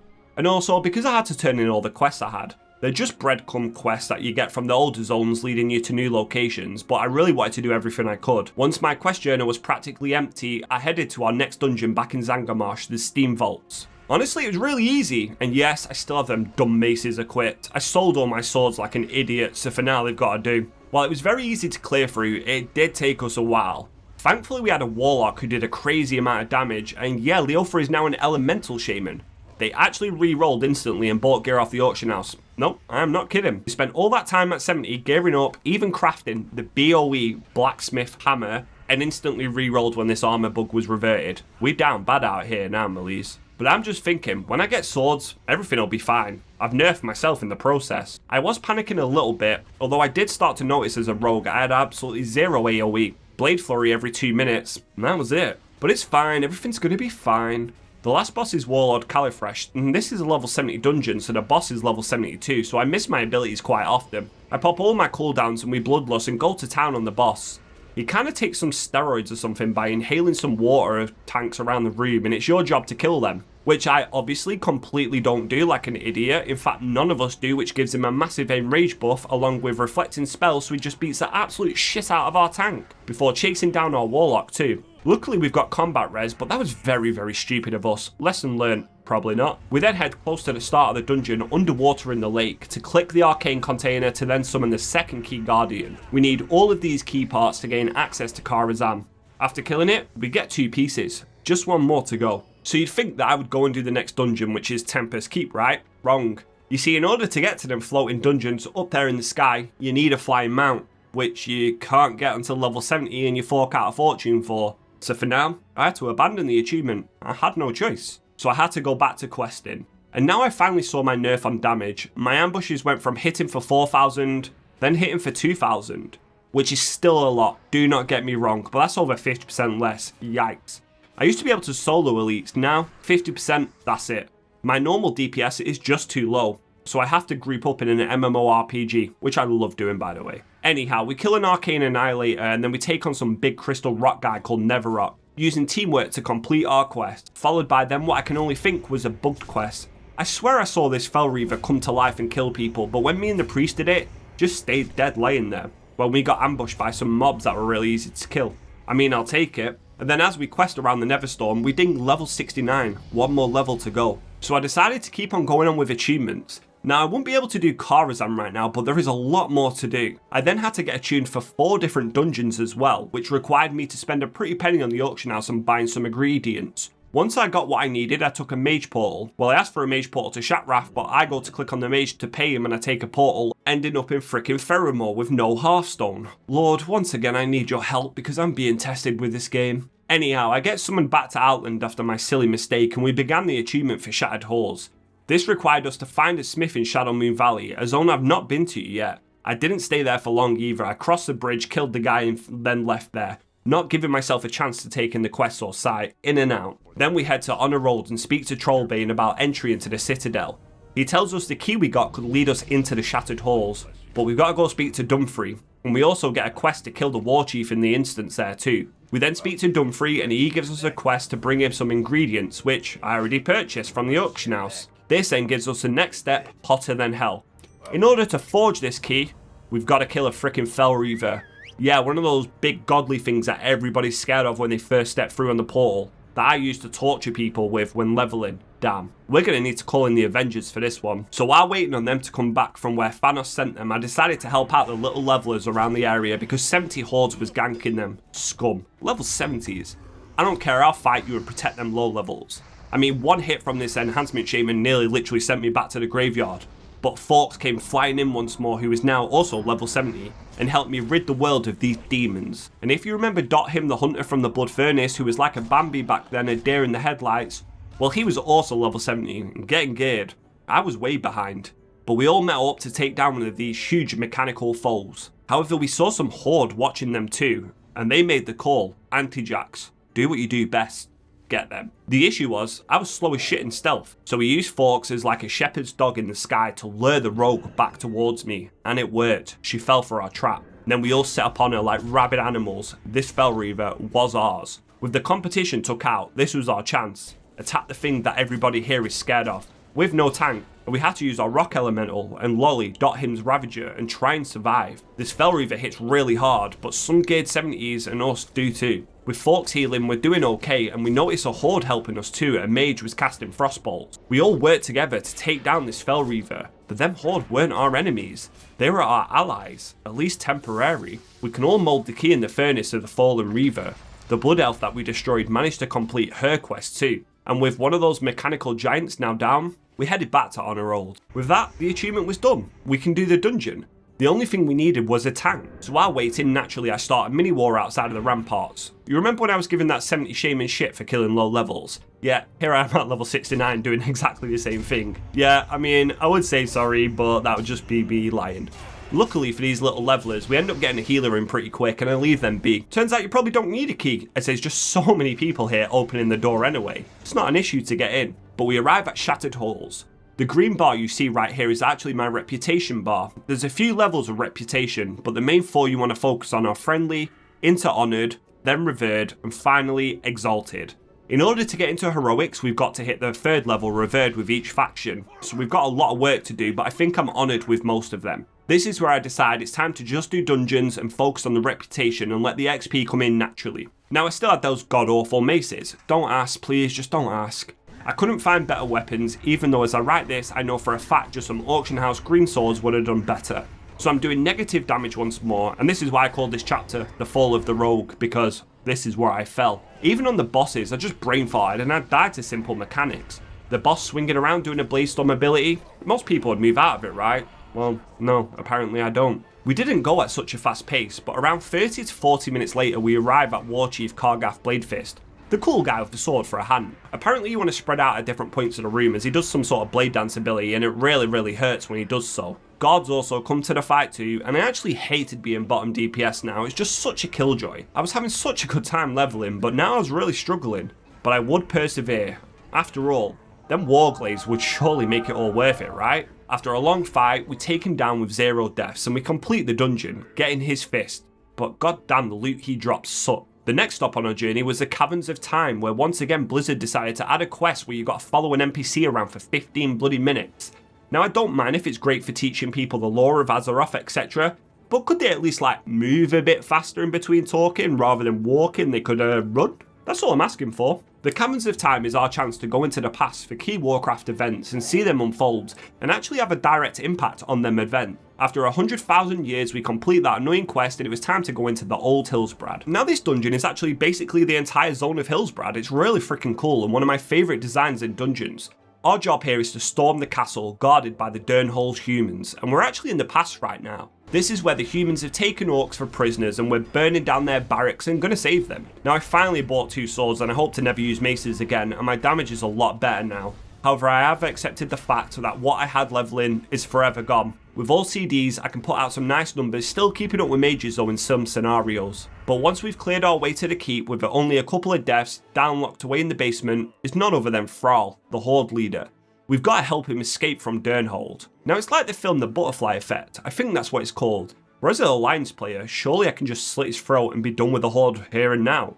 But by doing so, I'd probably rip apart the very fabrics of time, so we've got to help him. He just knocks out a fellow human too in one quick punch. Maybe I wouldn't want to start a fight with this guy. The bosses in here are the captains of humans, paladins trying to stop Thrall from escaping, But in all honesty, with level 70s now joining in for rep and achievements, these dungeons don't have too much difficulty in normal. I wonder how big the step up would be in heroic. It's not going to be too bad, right? Right? Thrall then steals one of the horses and we got to run to Tara Mill with him. On the way I come across a vendor, an old-aged Dalaran wizard. And this is like one of the first human male models it looks like. I mean, he's a true specimen. Don't ask me why I turned it around, because I don't know. Once we help Thrall into Tara Mill, he finds a woman called Tarifa. I don't know the lore behind both of these, but she's got some sort of magic dark orb around her. We then hear a voice telling us to come outside, and out there is a dragon from the infinite time. They want to kill Thrall and deny his future, but we've got to keep the future intact, otherwise we probably don't exist. So we protect him, taking out a few waves of dragonkin before the big dragon comes down himself. Now this is a sick dragon and I'd love this as a mount. I think it was a mount in the last Burning Crusade, but I could be wrong. Anyway, a nice smooth dungeon run to progress with our achievement to unlock the Black Morass. This means we save Tarifa and we save Thrall. But apparently her fate is already sealed, and by the signs of it, she's gonna die. We've done our part and we turn in the quest and we can move on to the next part, which was to return to Andormu, before he gives us the quest to enter the Black Morass. But before I continue with that, I decided to just push my reputation up to revered with Honor Rolled. You see, I was making good progress to level 70 and decided to just focus on reputations and achievements now and leave questing for max level. Shattered Halls is the best place for rep, but things could go wrong horribly fast in here. As our tank decides he's Captain America and pulls a whole dungeon, and the warlock decides he's got the need to seed. What I mean by seeding, it's a spell called Seed of Corruption that does a crap ton of damage and causes a crap ton of threat and can kill everyone. Anyway, we naturally get absolutely obliterated, giving us a lovely corpse run back again, but I took a minute to look around in the dungeon, and these giant orc statues were really cool. I've never noticed these before because I'm always in a go to the next pack mentality. Little details really make the game truly great. I did this then for a few hours, nearly hitting revered, but some groups just didn't understand CCing and slow pulls and would pull way more than we could handle, leading in deaths. This means people leaving even when we're quite far in with bosses down and nobody wants to join a half-done dungeon at this stage of the game. This meant I had to try and replace people, and this place was on normal. I can't even imagine how hard heroic Shattered Halls will be, but losing a healer halfway proved to be a rough thing. There just wasn't any in the looking for group tool at all, so I decided to ask an old friend you may remember back from one of my first Molten Cores, a little mage that danced with me during my first raid, Zandra. She said she's more than happy to come and help, so we summoned her and she was a lifesaver, and damn, she had the Swift Zulian Tiger, not to mention an insane amount of gear. Full primal Mooncloth set, epics, I think basically full pre-best in slot. Wow, I need to catch up. So now with a good geared heal in the group, our tank overpulls again, just perfect. And I'm thinking, oh god, it's over. I pop all my cooldowns now and use my CC to try and help, but Dot Him still has an aspect of the pack. This means if you get hit with it on, you get dazed slowing you, which means our tank can't kite all the mobs. A typical hunter mistake. With a frost trap down though and as Zandra's healing, along with our warlock's damage, we managed to actually survive this overpull. I mean, it wasn't just one pack, it was like 3 or 4 packs it felt like. Everybody was zoomed, but nobody died, and job's a good one. We ended up clearing to the last boss pretty easily, and in a fitting way when killing him, we got enough reputation to become revered with Honor Rolled, hitting a milestone. And we also saw a thing called Primal Never Dropped.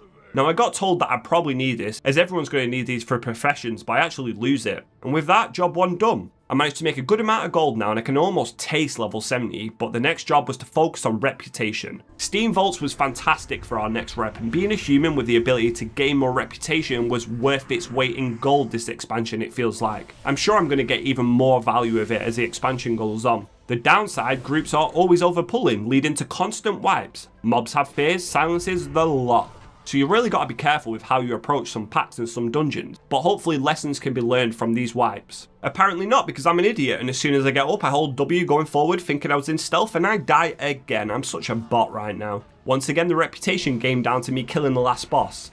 Now I have learnt from last time, kill the containers. But our group is full of geared 70s who do such high damage that we clear through the Steam Vaults, taking it out the last boss and getting ourselves revered with a Cenarian expedition too. And Leofa's gloves dropped, so I had to screenshot it to make him jealous. Around an hour later I was grinding away in Shadow Labs, and before I even realised it, I was about to hit level 70. Because my whole focus was filling up the green bar, I completely forgot about the purple XP bar. And I'm glad I made the decision to stop completing zones when I did. As we then killed the last cultist, I dinged level 70 and the leveling journey was over. But while the leveling journey was now over, nothing's really changed for me and my rogue. Sure, I could equip the gear I got from leveling now, making me look like a cooler rogue, But I still had to get a reputation and continue with them achievements. The journey just doesn't stop. With my leveling set of Dark Mantle mostly gone and looking unrecognisable from when I first stepped through the portal, and I've got one of the most dumbest looking helmets. It's actually a pre-raid best in slot item as well, by the way. I decided to take care of my character stuff at level 70. This included accepting daily heroic quests, things we're going to need to do, well, daily, as well as heading to Shadowmoon Valley. Here we can get another big landmark in the Burning Crusade, and that is purchasing your flying mount skill for 800 gold, as well as buying a griffin for 100 gold, so nearly 1,000 in total. The question is, which one do I want? I take one quick look at the ones available before buying myself a E-Bond griffin, as I then fly off, ready for the adventure of the endgame on my journey to complete TBC. After hitting level 70, the real endgame journey finally starts. Last time I accepted a quest to get the key fragments for the upcoming raid, which is Karazhan. It releases really soon, and in order to access it, I gotta complete a quest chain. However, without a flying mount, I couldn't get the last piece I needed. But now that I've finally bought a flying mount for nearly 1,000 gold as well, might I add, I should be able to go and obtain the last fragment needed. Once we arrive at Neverstorm at the Summoning Stone along with Forks, Leofa and Dothim, we flew up to the Mechanar. I realised just how painfully slow my griffin actually is now trying to fly to these. They fly like they've just smashed in a few Christmas dinners. But being able to fly did open the world for us now just a little bit more. We buff up and I slip some poisons onto my level 64 green swords. Yeah, I'm gonna need a lot of gear and we're ready to begin. Now last video I also finally got nerfed. Blizzard bugged out TBC and mobs had 0 armour, so melee was doing an absurd amount of damage. This got hotfixed pretty fast when they realised, so now everything is back to how it should be in the original TBC. Our first boss in here was some sort of Mechano Lord thing, sounds like a gnome or a goblin that's inside of it. He had a pretty cool mechanic too of reflecting melee or magic damage, which naturally I nearly kill myself too.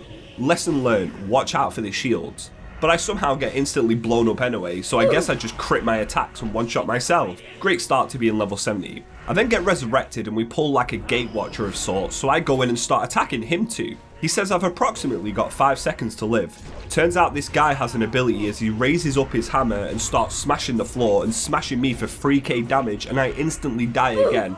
Yeah, I think I'm going to be dead a lot this video. I need to learn these dungeons abilities because as a melee, I'm already constantly dead. The rest of the dungeon is not too difficult, as after all, this is normal difficulty, not even heroic yet.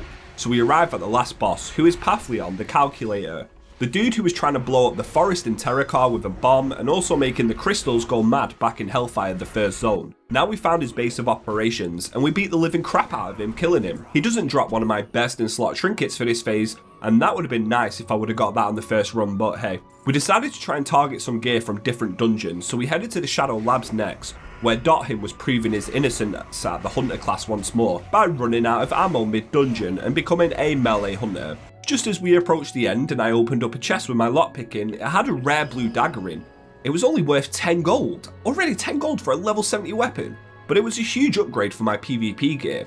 I just couldn't believe a level 70 weapon was only 10 gold, but I'll take it of course, and it really looks sick with a cool glowing effect too. Now being revered with a few factions, I can purchase more goods from the vendors, one of them being the key to the heroic difficulty of the dungeons, and things like helmet enchants too, as well as some level 70 PvP gear. I mean, this helmet looks so much cooler than my dumb helmet of the claw, but it's actually a downgrade in damage. I then turn in all of my Coilfang ornaments for 82 reputation at a time, as even though I am revered with these factions, I'm still going to have to hit Exalted to 100% complete TBC.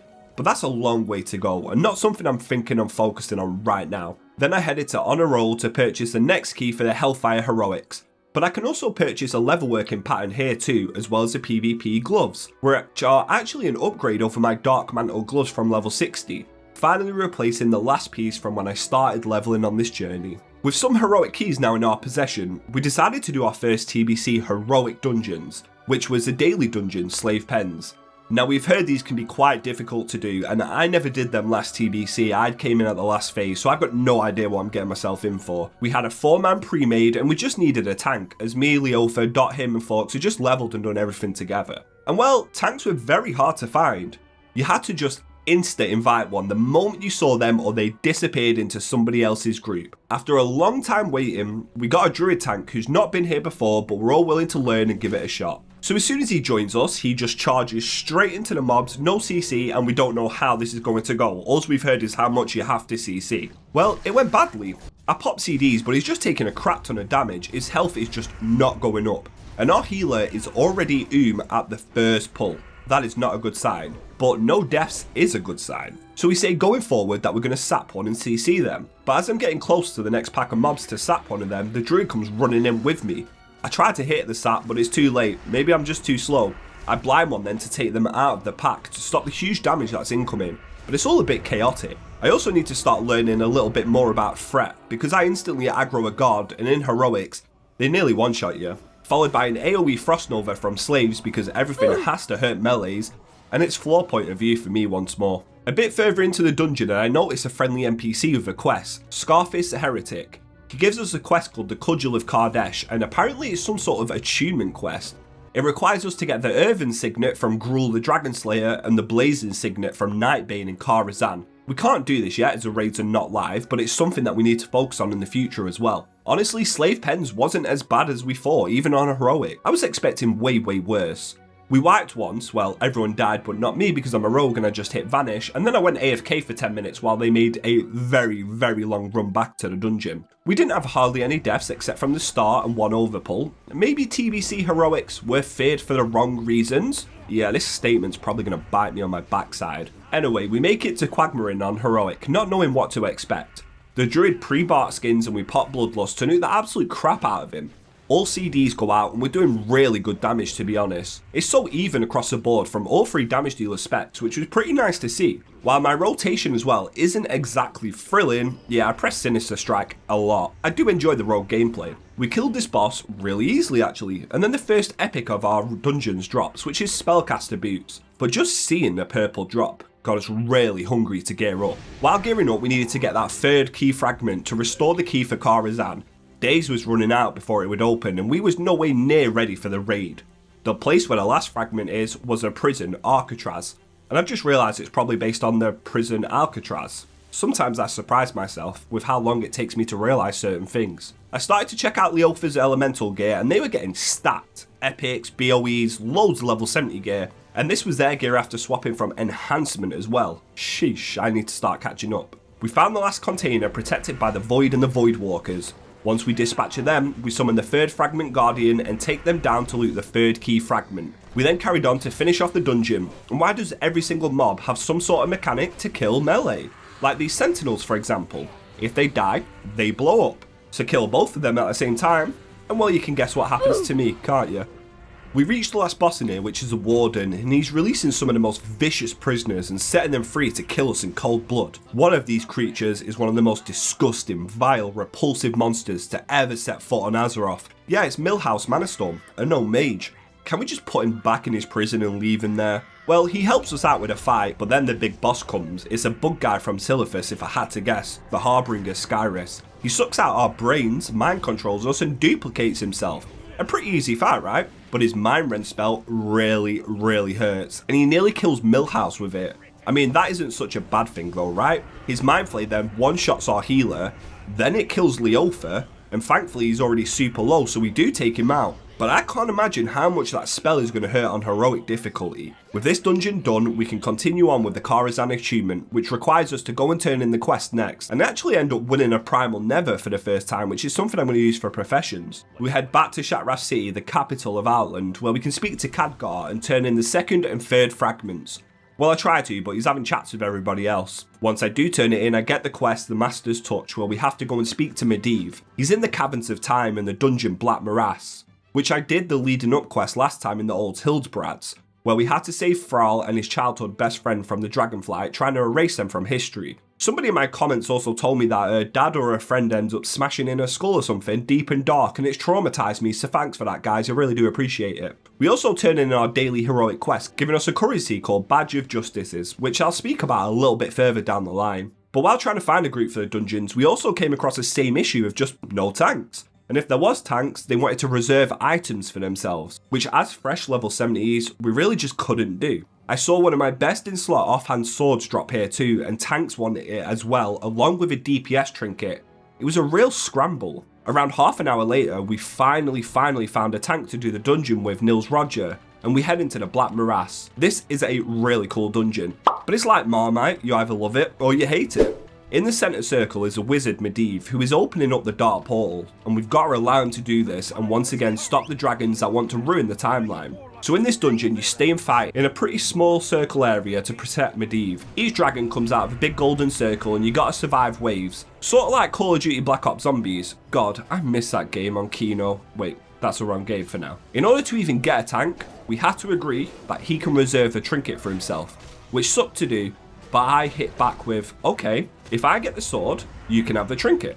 It was the only way we could do a dungeon. We then fight Temporus, who is the second boss that drops the trinket that he wants. And I was sort of kind of praying it didn't drop. I've heard people have done this many times, but we started to wipe anyway. And if you wipe in here, you have to start all the way from the beginning. Yeah, from wave 0. So death is just not an option. Luckily we stabilise and we slowly bring down Temporus, and he drops a Millennium Blade, a really trash weapon if I'm being honest. Then we reach the final boss, which was Aeonus. I probably said his name wrong.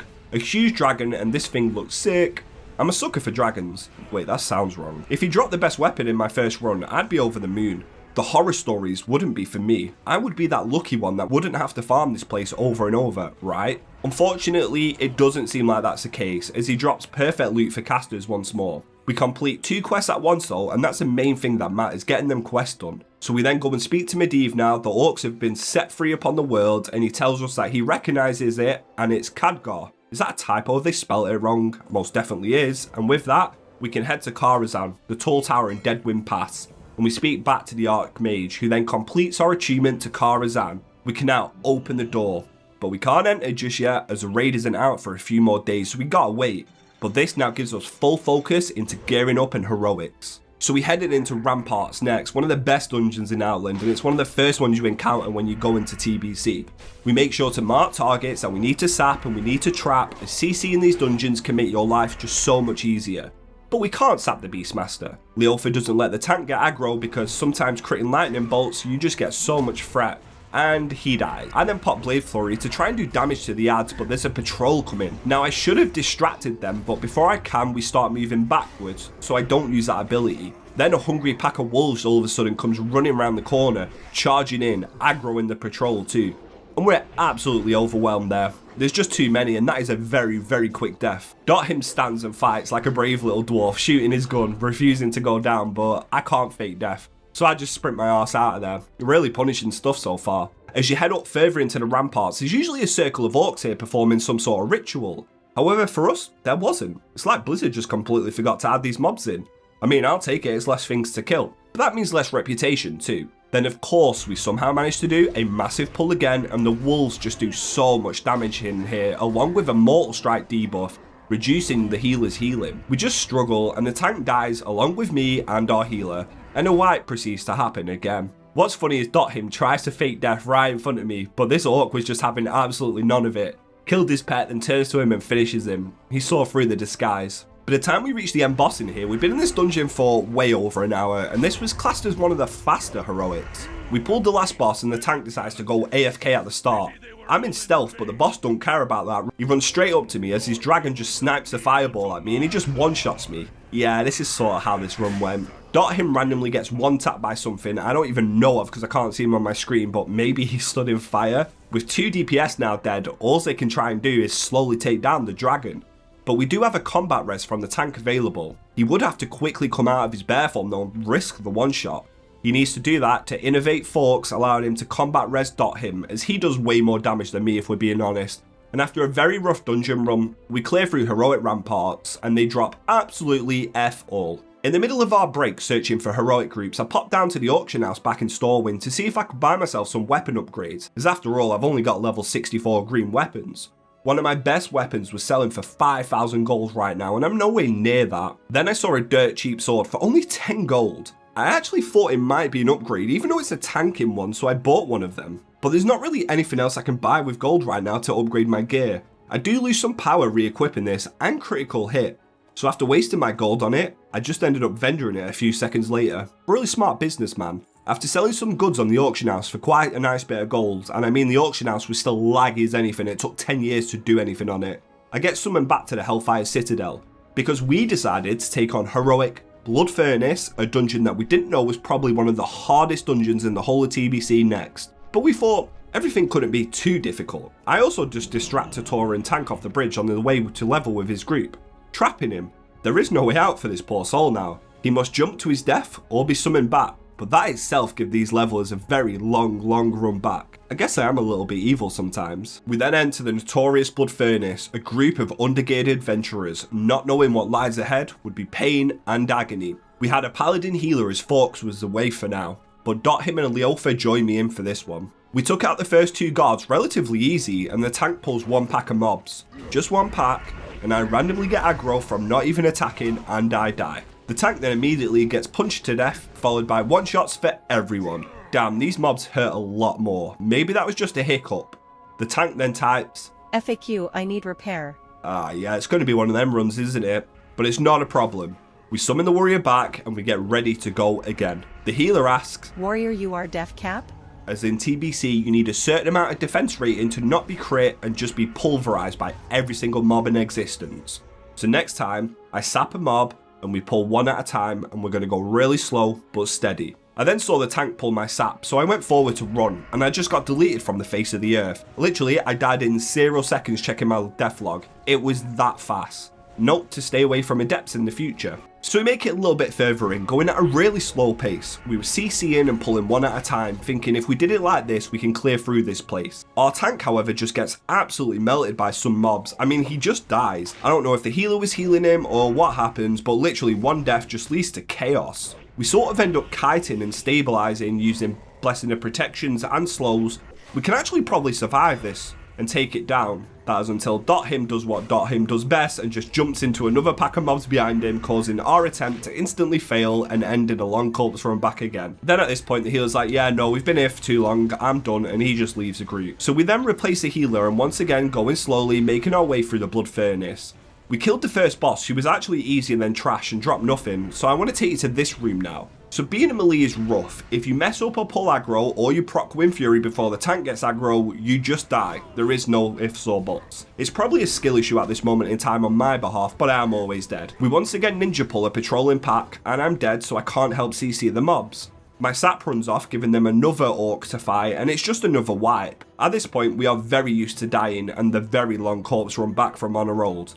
But even in death and corpse runs, we're not safe, as our healer gets 1-shot by a rogue on the way back. This place has just been rough. Because of these deaths, our healer left blaming our tank's gear, and then the tank left. So we was back at square one. Fork says that he will come and heal now and try and finish off the dungeon, and we managed to find ourselves a tank too, while I'm slowly going insane from these heroics, but Blood Furnace was just too hard for us. And after a few hours, we decided we just don't want to do this right now. We needed way more gear and a fresh mindset to be able to tackle that place. So we marched forward and we needed to get gear somehow. Watching Dot him slowly back up and fall off bridges in dungeons was enough entertainment to keep us all laughing throughout these learning curves. But the downside was we watched as his pet Lolly ran off through the dungeon. There was nothing we could do except hope that he wouldn't pull every single thing and kill us all. I just couldn't find any gear either. Last bosses dropped mainly caster things and things that were just worse than my leveling gear. But the plus side was that Forks and Leofa was getting stacked in loot. So that indirectly buffs the whole group as they do more damage, meaning to an easier time. I popped to the vendor in Shatraft to finally take a look at that Badge of Justice gear. These little things in my bag. I'm up to 12, so I've not got that many, and to buy a helmet I need 50. As well as my best in slot trinket, which costs 41. That is a lot of badges, but I've got to work towards something because my character doesn't exactly look like the pinnacle of rogue power right now, does he? I just kept on grinding dungeons. This time I went back to the normal ones in Shadow Labs and I farmed it over and over for reputation. We all sometimes went to separate dungeons for separate items, and Forks was going to slave pens. And of course he whispers me telling me that some epic level rogue legs dropped. Because of course things like that would when I'm not there. We just kept clearing out Shadow Labs up until Blackheart the Inciter, the second boss. You kill him, you go out, you reset the dungeon, rinse and repeat. When I've done this for a while, I got enough reputation to get revered with a lower city, unlocking more heroics. But I needed gear and I needed it fast. I was playing 24/7, hour after hour, but I didn't see any upgrades. So I decided I have to go and target them. I went all the way back to the Black Morass where I needed to find the sword, the lateral shifting sword.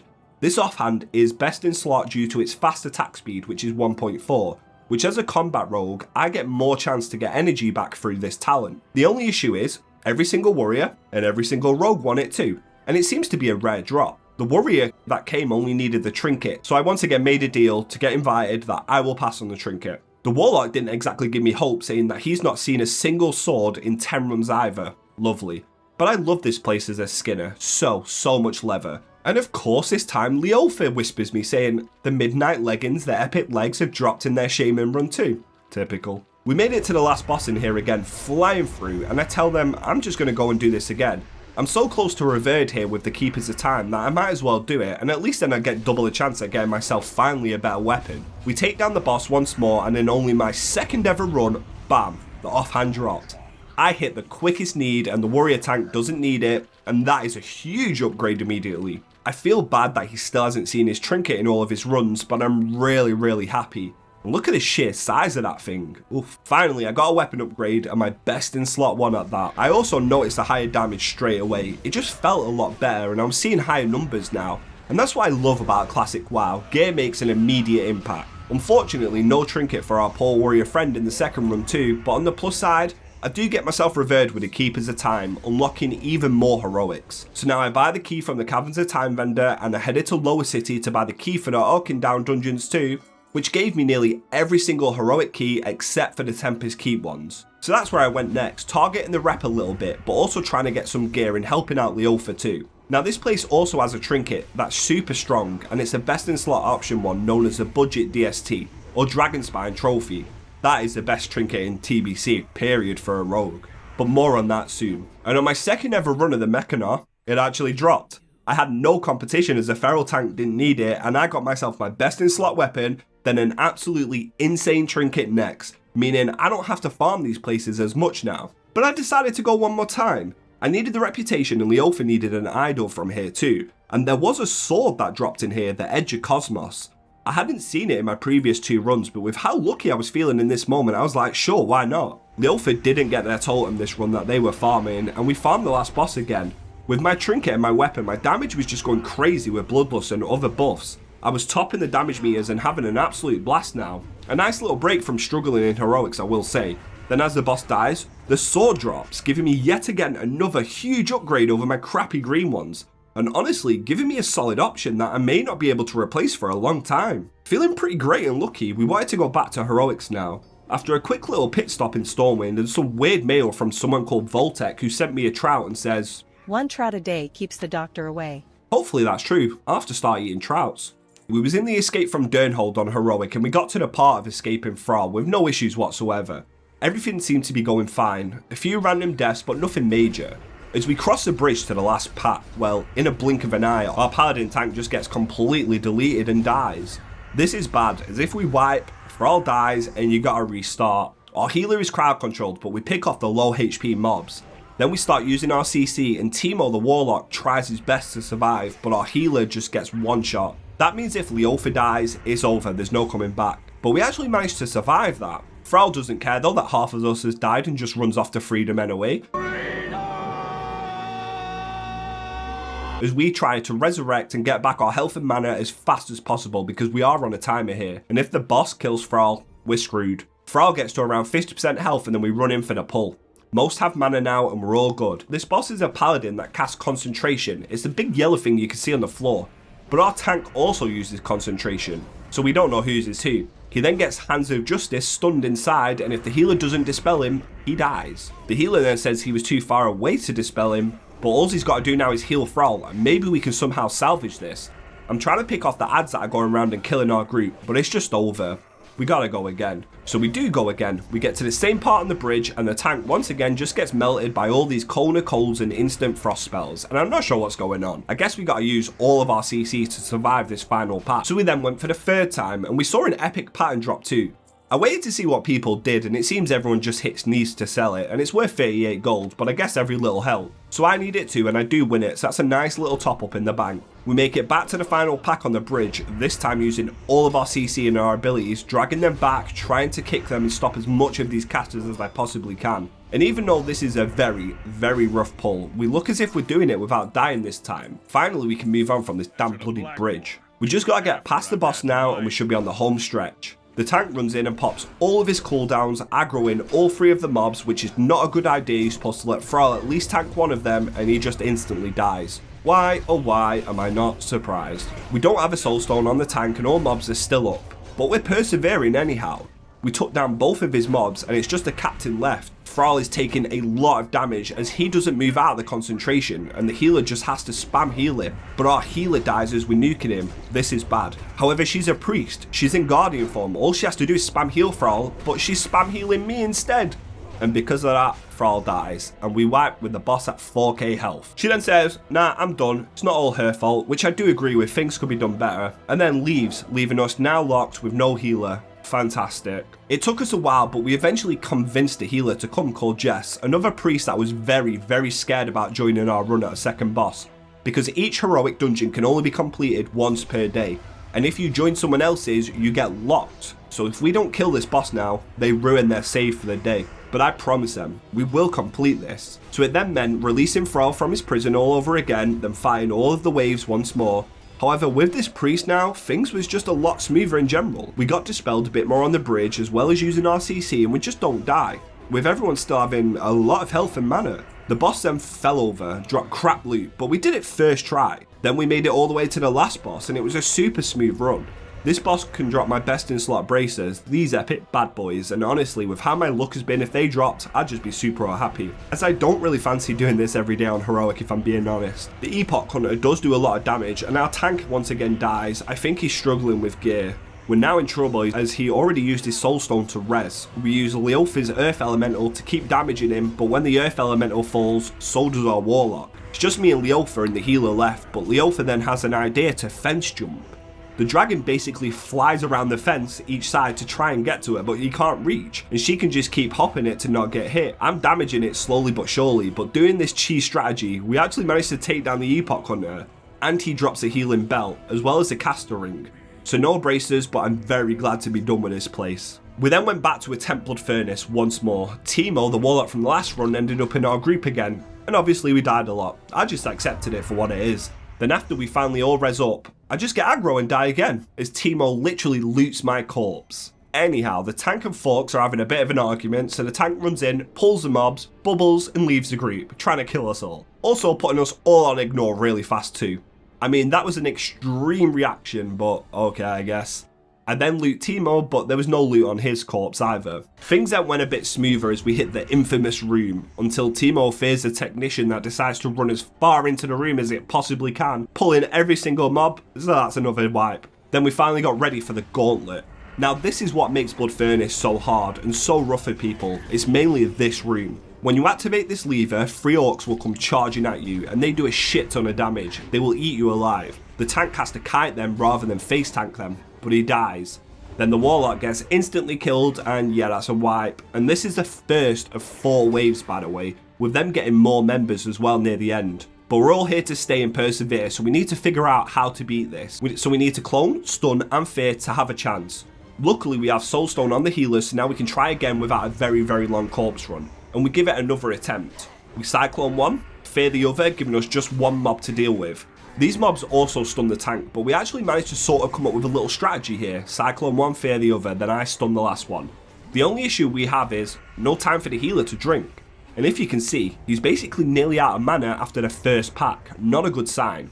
But we had the strategy down. The Warlock called to delay the next one, so the Paladin can regen mana, and I presume that means just spam fear one of the orcs until that they get mana back. It's a smart move, but the Paladin can't really generate enough mana by the time the orcs on diminishing returns for all CC, so he can't be crowd controlled anymore. But with 2 packs now down, it was time for the last 2, and these have 4 orcs. This time I decide to blind one, and we CC the whole entire room with an AoE fear from the Warlock. It seems as if we're finally going to do this and we got it down, we just need to survive. However, now the Boomkin is out of mana, meaning no more Cyclones and low damage. He innovates himself, which is now a bad idea because the Paladin has no mana and asks for innovate instead. We just have to delay as long as possible now to get as much mana as we can for the final pack of mobs. With Forks and the healer practically tapped, turns out you can't do this as eventually the others just run into the fight anyway. With no mana for our healer and our Boomkin, it's over. We wasn't prepared for this pack, and I died, followed by everybody else. We gave it a solid effort, but we just couldn't do it. Nearly an hour later and a few more tries, we just wiped again and again and again. We even ended up bugging the place out. I've had enough of this place, and also the Warlock has too. We've all had enough of this room, and we decided, you know what, we don't really care about the Blood Furnace, and we just call it quits. We were so close, but Blood Furnace destroyed us again. With me now feeling a little burnt out from dungeons, I decided to try and get a piece of very good gear from a quest chain I heard about from .him. It's in a zone that I visited very briefly, the Shadow Moon Valley, and it begun with me having to fight some Blood Elves. But they're not just solo Blood Elves, they're all together like small little armies, and I need to take down quite a lot of them. While my damage is good with full CDs and I can single-handedly take down a whole squad of them, it requires me to use practically everything at my disposal. So I gotta be a bit more sensible with my pulls going forward. Here is me being a bit more sensible with my pulls 2 seconds later. Yeah, I'm dead. It's actually quite a bit of a corpse run across the zone too, so that's not something I want to repeat a lot here. Not to mention there is Valzarek the Conqueror patrolling the area, an elite with an army surrounding him as well. Damn, these Blood Elves must be important to this zone. And while I did try my best to be careful, I also went out unprepared without any food, so my only health recovery was my bandages. I'd have close fights, then pull a whole pack, and just end up dead.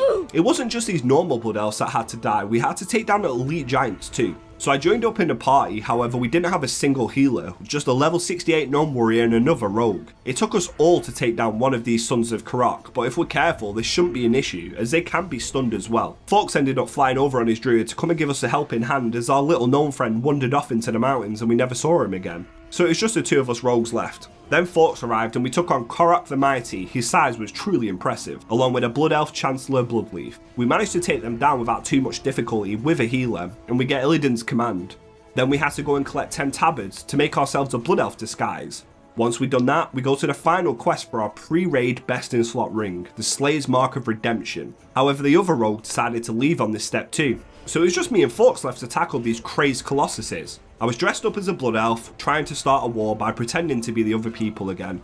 We were struggling to kill them, so Leofa decided to be a superstar and come and kill them with us too. 5 kills later, we complete the final quest. We turn it in at the Wildtimer Stronghold, and we get us a pre-raid best in slot item, the ring. Yep, that's me again. You might be wondering how I got here. Well, I went back to heroics, so of course I'm dead. We decided to tackle Arcanine Crypts next, one that I was scared of doing just like the Blood Furnace. We thought the first boss in here may be impossible to get past, but for most groups, trash was enough to struggle to get past. Overpulling sorcerers that do a lot of damage along with mobs that mind control you if they're not kicked or killed, well it ends up in very quick wipes. I guess I am now a dungeon NPC. So while I'm AFK waiting for them to come back to me, I see Leofa dies, followed by the priest and then the tank. So I don't know what they did or how they managed to get himself killed, but he managed to kill everybody again. I'm thinking that's just fine. I'll just sit here, sip on my coffee and watch Twitch on my second monitor. But the mobs he pulled charge through the dungeon, find me in stealth and kill me too. See, I am cursed no matter what. Even when I'm nowhere near the fight, I die. So we make it back to near where the first boss is, and I just realised that all the souls are going up in the sky and I'm taking in the aesthetics of this room because it's really cool. Then this thing called the Rage spawns.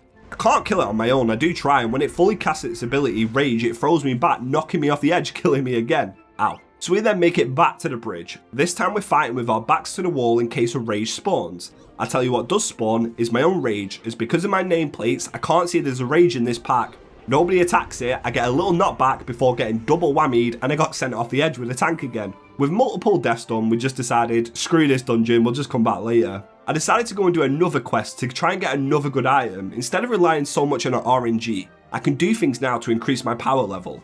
And also I'm slowly grinding away at my professions too. This quest was called the Death Blow to the Legion, and it was in Neverstorm. Fox and Leofa was on the quest too, and we decided to all do it together. We invited some other people that was on the quest, but when we got there was a whole raid of hordes fighting the demon known as Sorcerer, our lieutenant. There was no way we could do this without a tank by the looks of it, he had so much health. So we just parked up and we waited, as we're not going to fight all the horde and try and take it, even though it would have been cool to do so. Then I decided, you know what, I'll just go and tag the boss with a thrown weapon, and Leofa and some others think the same. I then charge in and just start helping them killing it, and they see that and don't attack me. And because of our kind deed, we actually got credit for the quest and we complete it, even though we didn't get the tag. That's nuts. I let the other people know in the area, just tag it too, and I spread the word, but that was a lot easier than I anticipated actually. We turn it into Inchinar and get ourselves Kalen's Signet or other pre-raid best in slot ring. So that's 2 rings now sorted in a short amount of time. So I did go and try my hand at Crypts again, this time with Forks and an insanely geared Elemental Shaman. The run was super smooth all the way through, and we arrived back at the room with the rages. Surely we can't die to it again. Right. Well, as we head down the stairs, one instantly respawns. I turn around and I'm like, oh shit, here we go again. And I just see everybody go flying to their deaths. Turns out they didn't go off the edge. It was just me. I'll never learn. The rest of the run goes smooth as butter. We cleared the first boss with ease in a one shot and arrived at the last boss. Now the reason I'm here is for these, the Waste Walker shoulders. They're actually best in slot for me the whole entire phase. Even when the raids come out, these are my best.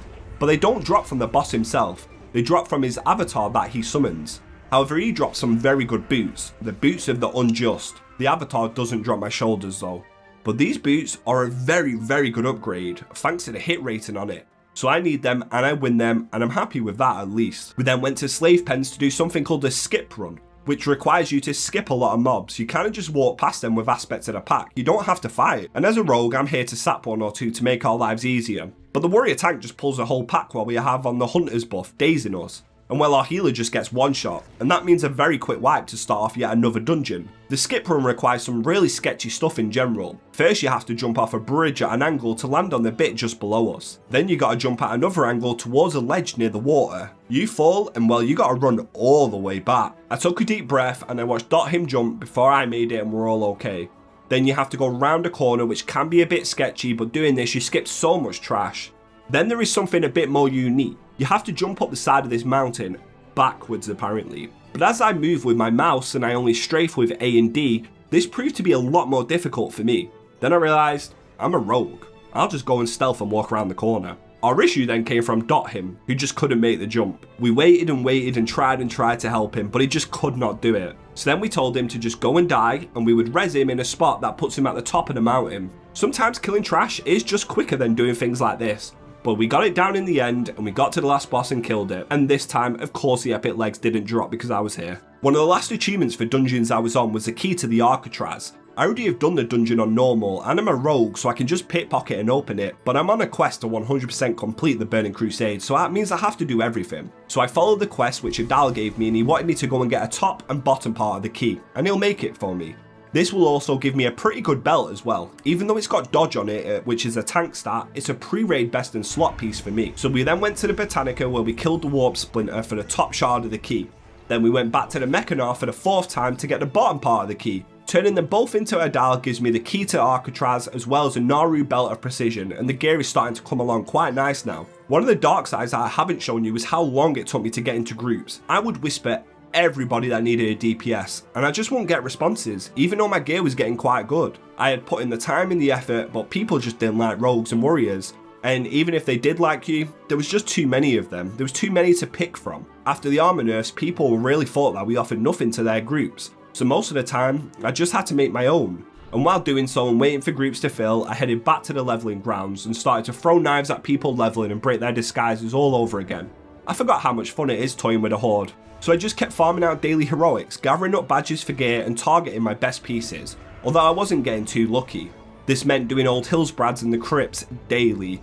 Now we know what the crypts are like, something always goes wrong. I tried to sap one of the Draenei's, but I instantly got seen in stealth, so I'd vanish. Then I try and resap, but a rage spawns at the same time, bringing me out of stealth, fantastic, which then leads to the tank dying and well, a full-blown wipe. And this is where someone finally tells me that the rage spawns are not random, and they do have a set spawn.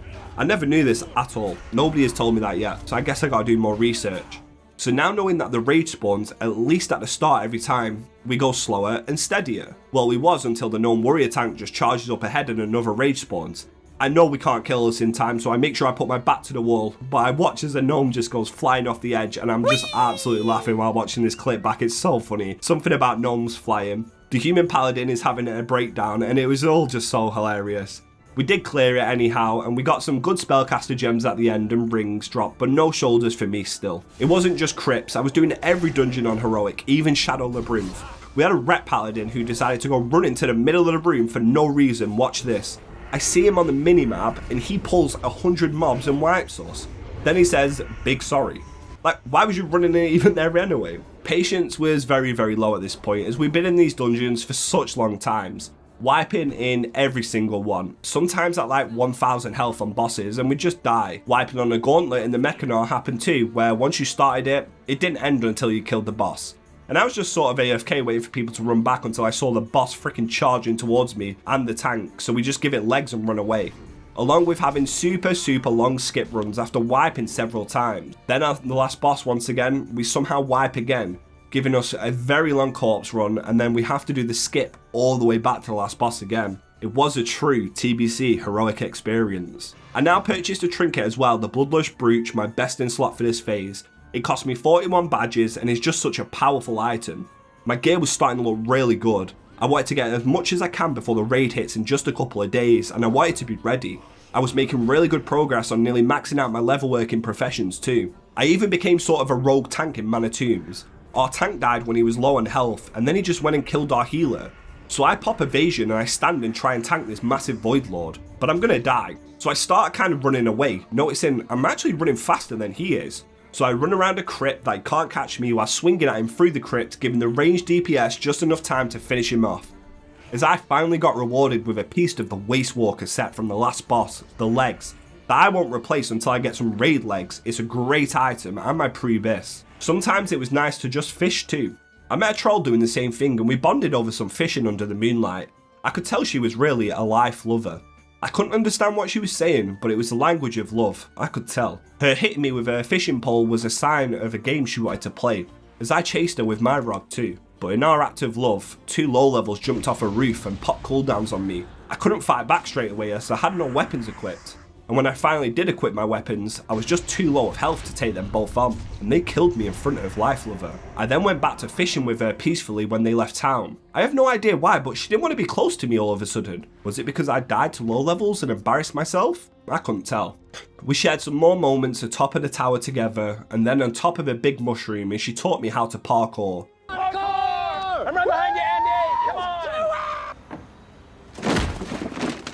When I succeeded, she even clapped at me. The low levels, they even bother attacking me now. They knew I was one of them. But then she went to leave. She gave me a hug, applauded at me, and hit the astral recall. After all our bonding, she left and I would never see her again. I then went back to heroics to get ready to raid. There was only 48 hours to go. And while I had some solid gear, I needed to get as much as possible. Thankfully, I offer my lockpicking services to groups now, so in the Shattered Halls dungeon, I can make us skip trash and go straight to the first boss's room, saving time. And by the time the second boss is up, I make an error thinking I can sap the mobs, but not realising it is a boss. And because of this, our tank dies, and yeah, I wipe us. We took our time and arrived at the Ulga boss where we wiped at him too. And also, there was a weird bug going on where everybody had to have their PvP on or off to get buffs. It was a really weird time in TBC. We go back to the boss and we discuss tactics. It's a really hard boss for melee as he uses thunderclaps, meaning we do a lot less damage.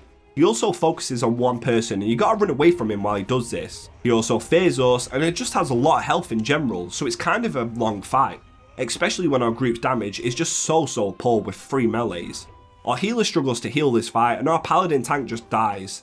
I try to evasion tank him, but we wipe yet again at such a low amount of health too, so close. The next pull goes a lot better however, we managed to do good damage between us. The debuffs are being dispelled and our healer keeps our tank up, which means we kill this boss. And this was classed as a really hard heroic too. But after being here for a very long time, and wipe after wipe, we still find more ways to wipe just before the last boss, giving us yet again a very long corpse run back. We then talk through tactics about the boss fight and people have to stand in certain positions or something. I've not done this on heroic yet, but I do know he does a blade dance ability and I presume that's what they're talking about. We pull the boss and for some reason 2 of the rogue elites spawn in as well. The tank blames me for it, but it wasn't me who pulled them. How can it be me? I'm stood right next to you and the boss. The only thing that could have pulled them perhaps was totems, or if you don't clear these perhaps they run to the last boss when you pull him. I'm not too sure. But with that amount of elites, with the boss, it is a wipe again. We had no idea what caused them to come, but thankfully we didn't use Bloodlust, so we had it ready for the next pull. Now next pull we don't actually get them elite assassins on top of us, so no idea what went wrong. We CC the NPCs that are coming in to join the battle and cleave them down, and we spread out for when he does his blade dance ability. Now there is 2 items I want from this boss. My best in slot gloves, which could give me 2 pieces of my Waste Walker set, increasing my chance to hit. It's exactly what I need. and the other is an epic weapon. I've never ever seen it in all my years of playing WoW. So when the boss dies and they both drop, including the epic weapon, the Blade Fist, I'm shocked. There is an enhancement shaman in the group, and I tell him good luck on the weapon too, because it's a big bloody upgrade for both of us compared to our blue ones. But I noticed he's also not rolled on the Waste Walker gloves yet, so I can see how this is going to go down. If I roll on the weapon, he's going to roll on the gloves, and vice versa, which is okay. He said it was his best in slot weapon, so before I rolled on it, I did take a look, because if it was his, I wouldn't roll on it. And considering how much insane of an upgrade it is, I just can't pass on it. He even offers me gold to buy it off him, but I know you can't do that because it's against the terms of services, so I just hit need. And I lose it to the shaman. It did hurt not to get the weapon, but at least the gloves drop too, and I roll 100 on the gloves. But that's a win for both of us. We both get a really good item, and that was my Shattered Halls experience too, and my experience with most of the pre-raid phase of TBC. And this is what my gear is looking like. Really good pre-raid best in slot gear, and I did my best to get as many upgrades as I possibly can. Would this be enough to finally raid with? Could we do it? With Karazhan, Rules Lair and Magferidons opening the doors in the morning, it was time to raid, time to complete this phase, and time to complete TBC. I found out a pretty decent set of something called pre-best in slot raid gear. The reason it's got that name is it's the best gear you can get before the raids open. However, today the raids have indeed opened their doors. Me and a few reoccurring faces in Forks, Leofa and Dothim and Tums all decided that we would make our own Karazhan raid, the biggest out of the three. Because it can't be too hard, right? We had battled through vanilla together, leveled all the way through the Burning Crusade, tackled some of the most hardest heroics. Now it's time to clear these raids. But as you can see, 5,000 people also had the exact same idea at the same time of us. There was more groups forming than there was people looking. Sheesh. It took us a while, and I think over an hour or two, but we settled on taking 2 mages to fill out our caster spots, as we had quite a lot of DPS in our pre-made anyway. We then found ourselves a couple of tanks too, and I bought some food and flasks off the auction house and was making sure that I was prepared as I could be. And oh yeah, I hid that hideous helmet like you guys told me to in the last video because it truly was a sight to see. Apparently the Horde controlled the summoning stone too, so we had to make our way all the way to the first raid. We was also doing something called a soft reserve run, or an SR run for short. It basically means on an external website you can choose 2 items to reserve, and if they drop, you roll against anyone else that reserves them too. If no one else does, it's yours. We then arrive in Deadwind Pass with the Alliance waiting to go in and at the Tower of Karazhan. This was it, our group of adventurers had got into Karazhan, and we arrived already at the first boss, Midnight. Now I know what you're thinking, why would we attack a friendly ghost horse? Well, that's part of the fight unfortunately. While the horse may not be evil itself, his rider is. I'm raid leading, well sort of, it's a bit of a group effort, and explaining very briefly the tactics, or at least what I know of them. Apparently you just stack, and you stand behind the boss, and that is really it for mechanics. At the start of the fight, the huntsman will spawn too. Now at the time, I thought you'd best off separate them, but I now know that's a bad idea. You can just cleave them and do a crap ton of damage. But then the huntsman kinda runs off into our range group in a rage. The feral druid just couldn't get aggro with it and it one-shots Leofa, our shaman. And then he runs back. We keep on smashing in damage while Leofa uses their reincarnation spell to get back up. But then Midnight charges for our mage. We gave him a blessing of protection from the paladin and the tank eventually picks up the horse. When you then get Midnight to 30% health, they combine and merge. And the final fight is here. You just nuke him down. Naturally, Leofa just gets aggro once more and killed again, as well as our mage getting one shot. So with our 2 high DPS now down, we had to stabilise, and luckily we did. The reason is you stack is he does a huge charge that nearly kills Dothim, our hunter, but he manages to survive that too. And we was all panicking a little bit, I won't lie to you. After a pretty slow kill, our group's damage wasn't actually as good as I thought it may be, but at least we didn't white. We killed the first boss in here. I forgot to master loot the loot and a crossbow drops along with an agility necklace. I already bought my best in slot necklace for 25 badges of justice, so I did not need that. And while the crossbow is a big upgrade for me right now, it's actually bigger for our hunter Dothim, so he takes it. And that was our first boss kill of TBC. There was a quest chain that we needed to continue in Karazhan too. We needed to clear some ghosts that were still here in the tower to reach a blacksmith that it looked like by the fire in the anvils. When we speak to him, we turn in the quest assessing the situation, and he asks us to get Kiana's log from further up in the tower. So we then make our way out of the stables and up the stairs into the more elegant halls, where I get mind controlled, and of course my raid literally just nukes the shit out of me and kills me instantly, so I lose all my buffs. To be honest, I would have probably done the same thing, so can't be too mad about that. And while dead, we have our first trash epic drop. It's our epic cape, and it's a damage done by holy spells cape. It actually seems like a really crap cape, to be honest. But I guess it's good for paladin tanks with holy damage. Anyway, the holy paladin wanted it, but seeing a trash drop that fast gave me some hope I could see some upgrades for myself in here. We take out all the skeleton hosts and spectral servants that are whining and dining, having a party in here with big feasts on the table in the banquet hall, while killing through all the trash. Yet another epic dropped. But this was actually a good item. It was the best ring in this phase for elemental shamans, so a huge upgrade for Leofa immediately. And getting these upgrades hopefully means more boss damage for us. Then we get ready to fight the second boss, Morose. He's surrounded by ads that we need to focus first apparently. I said let's just go in guns blazing and AoE them, and the mage agrees with me that's a good idea. Let's just run in, pop CDs, and hopefully not die. The timer goes out and we get ready to pull. The tank gets Morose and we run up. And after a few seconds, we pop Bloodlust and all of our cooldown and we just start blasting. Wait, I started blasting. Bang, bang. Our mages are doing incredible damage, with me not doing too shabby either, I must say.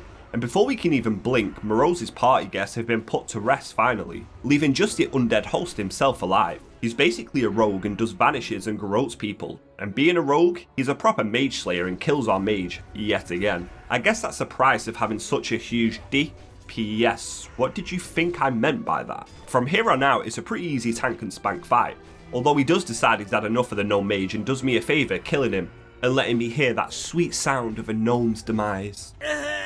We bring down Morose, and loot wise he drops a tank trinket and a shaman belt for Leofa. No loot for the rogue so far. With 2 bosses down already and 0 wipes, we felt unstoppable.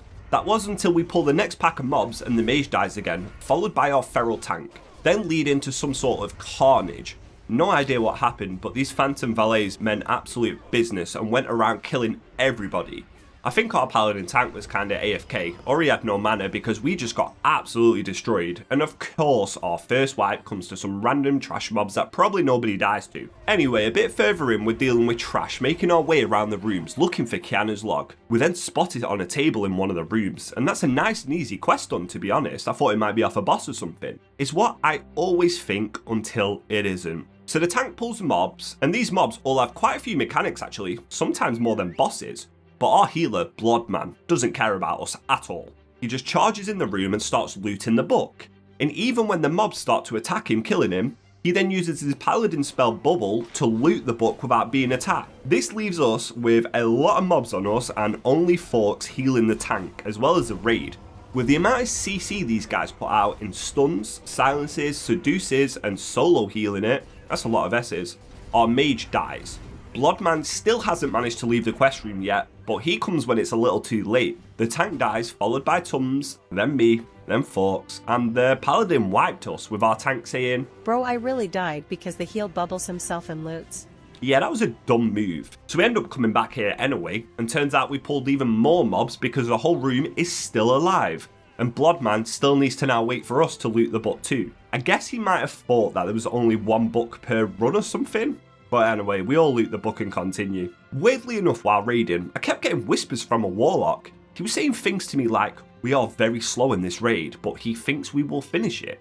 How do I feel being the leader? Apparently someone in this raid was streaming and he couldn't tell me who it was and they wasn't happy with the raid speed or something like that. Honestly, it was a pretty weird encounter. While clearing through Karazhan, a big mechanical giant called the Curator guarded the halls. He's surrounded by mana elementals and leeches, so we just gotta be careful not to pull them with the boss, until our paladin gets an urge to loot. I mean, it just became way too strong for him, so he just sends it. We then pull the boss, and we should stand and fight, but everyone starts running away and chaos ensures. Watching a raid boss walk through the walls was truly hilarious though. He did eventually stop hunting our group and reset, so we took down the trash and got ready to fight the Curator. This is the first boss that we've encountered that drops something called tier tokens. Powerful armor sets that gives your class bonuses that make either a huge difference on some classes and are utterly dreadful on others. It's a pretty tank and spank fight, but he spawns these astral flares constantly and we didn't know if melee should target them or ranged. However, after a while of me running back and forth killing the flares that constantly came out, I felt a little bit like it was counterproductive. So I actually was like, yeah, this must be a ranged mechanic. Apart from that, it was a really easy boss fight. He does drop my best in slot ring too, Garona's Signet Ring. Which, thinking about it while I'm typing this, is that Garona from Fro's wife or something? It might actually be. But it's also really good for dot him. Then we both lose it to the warrior. Yes, the warrior, Tums. Fantastic. Tums then starts teasing us on Discord, but then he tells us that he actually doesn't think that he needs it. And of course, smooth boss fights leads with instant wipe to the next pack of trash straight after. Because usually everybody's brain just naturally switches straight off after a boss kill. Then you realise, ah shit, I'm dead. It wasn't just ghosts and undead as well as mechanical giants in the Tower of Magic, demons lived in the shadows here too. Hiding behind secret bookcases. There was 2 of them, Turistian Ilhoof and Kilrek. The tactic here is also really simple. Kill Kilrek as fast as you possibly can, then Turistian takes more damage. Pop all your cooldowns and go to town on him. Honestly, Mage's damage is just absolutely ridiculous. What the hell is wrong with them? I don't know what Blizzard was smoking when they balanced classes in TBC, but holy damn. But that's it, that's a fight. Imps will spawn, which is sort of AoE down as you go. Kilrek will respawn if your DPS is low. Then you just kill him once again. And every now and then someone will get demon chains on them. Basically, they're getting sacrificed, and if you don't do it, if you don't attack them, they'll die probably. When Ilhoof dies, he drops an epic thrown weapon that is actually an upgrade over mine. But as I lacked something called hit at the time, I decided to not roll on this. So far, loot has not been that great. The next boss was in the library, hidden behind a giant door. It was a shade of Iran. Why is everything hidden behind doors? Now I vaguely, and I mean vaguely, remember this boss from years ago. He's a mage if I'm right, and does mage thing. He puts some fire circles on the floor too called Flame Reef, and if you move, well, you die and probably kill everybody else, so stay still. We just go in guns a-ho and just hope we don't die. We pop all our cooldowns, Bloodlust, then of course the first spell he casts is a Flame Reef, meaning me and the other melee can't move to do damage with all our cooldowns up. He then pulls you in when it ends and casts his one shot, which is Arcane Explosion. We do navigate the mechanics fine, but I've not done any damage so far, honestly, it's kind of been tragic. You can't tank this boss either, he just does what he wants when he wants, and when I finally get the chance to do damage, I kick him on one of his spells. He then looks at me and goes, you know what, have a fireball to the face. Nobody kicks it. So he's like, alright, have a second one, and kills me. I underestimated that damage for sure. I do get combat res, but I've got to be careful of when to do it, as he's now summoning frozen blizzards around the room too. Then comes the final phase. Conjured water elementals all around the room casting water bolts that do decent damage. So we all spread out, taking these pesky little things down, and we just burn the boss. Then he dies. Then the loot, which was a Drape of the Dark Reavers, an item that I soft reserved, only me, meaning I can just take it instantly. According to some websites, I won't replace this cloak now until Black Temple, months down the line. That is a huge upgrade for a week 1 raid. So it's time for a dragon, well, a ghost dragon. Now I know I made a very silly comment on dragons last time, so I'll be careful to not show too much admiration for the dragons this time. Neverspite was perhaps one of the hardest bosses in here just because it required a tiny bit of coordination from people. You see, tanks, healers and DPSs all have a mechanic. Fail it and you die. This mechanic is something called Empowerment. He summons 3 portals, all with beams shooting towards the boss. Tanks get the red beam, healers get the green, and DPS get the blue, giving you big bonuses if you're empowered, with rogues and warriors being able to help the healers out by taking the green one. We seem to sort of get it right, but we're taking massive damage too. He summons these little black circles around the floor too to try and disrupt you absorbing the beams. Then the green portal goes into the boss, and nobody absorbs it as I'm on cooldown too. So the boss just gets fully healed, 1 tank dies, and that is definitely our first wipe on bosses. And we've not actually wiped much in Kara yet apart to trash either. We did try a few more times, but we just couldn't get it down. And we said we wanted to come back to it in the future, as it was starting to get late and we'd been here for a while and people's time was running out, and we really wanted to kill the last boss of this raid. So we then moved on to the chess event, where we once again had issues and lost a few times. Honestly, I don't think any of us sort of knew what to do here. And to top it off, there was a bug. So Echo of Medivh cheats on this chess game and he drops fire on the floor. The bug was, he cheats 24/7 as you can see here. He just doesn't stop spamming it sometimes. This was causing our chess pieces to die quite often on what perhaps is supposed to be the easiest boss in TBC. But none of us knew it was bugged at this point either. So we just kept slamming our faces against the keyboard, hoping that we could finally do it. Fire just completely engulfed the floor 24/7, and the king was fighting their war chief. And somehow, with literally 1 HP, we managed to win the fight, even though it was bugged. I must say, I suck at chess, and doing it in a video game isn't that fun. Not much good loot, and then it was on to the final boss in the tower. Atop of the tower, running around like a weird lunatic, is the demon Malchezaar. Honestly, the way his legs run is just really funny, and I've got no idea what he's in a rush for, but it was time to fight him. And by fight him, I mean instantly die. Turns out his phases really hurt. So we have a little chat between ourselves, and we rebuff and go again. Mind you, I was making this group at like 4 PM and it was now 9:15, so a long day of raiding. We started the fight off once more, and one of the prince's mechanics are the fact he summons infernals that stay static but do a huge pulsing AoE fire effect that really hurts you. The boss also does something called Enfeeble that brings you to 1 health. Now what happens if you combine an infernal that does an AoE pulse with 1 health players? Yeah, another quick and easy wipe.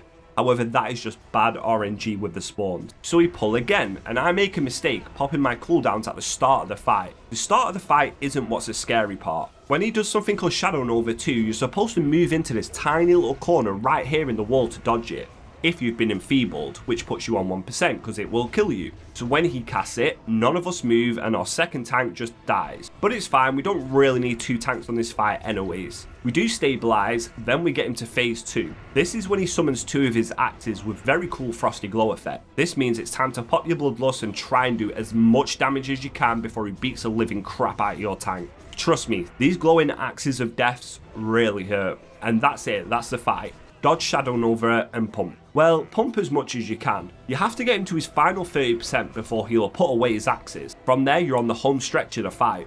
He does summon weapons that go around slapping everybody, but you don't really have to worry about them until we get a bad infernal spawn once more that comes right on top of us and kills me along with others. He only has 150,000 health left, but with that, we're just too unlucky and die. And at this point, it's not even just luck. We're taking way too long to kill him and we're getting overwhelmed by infernals. Was we just too bad? Or was we just undergeared? First we couldn't take down Neverspite and now we're struggling with a prince?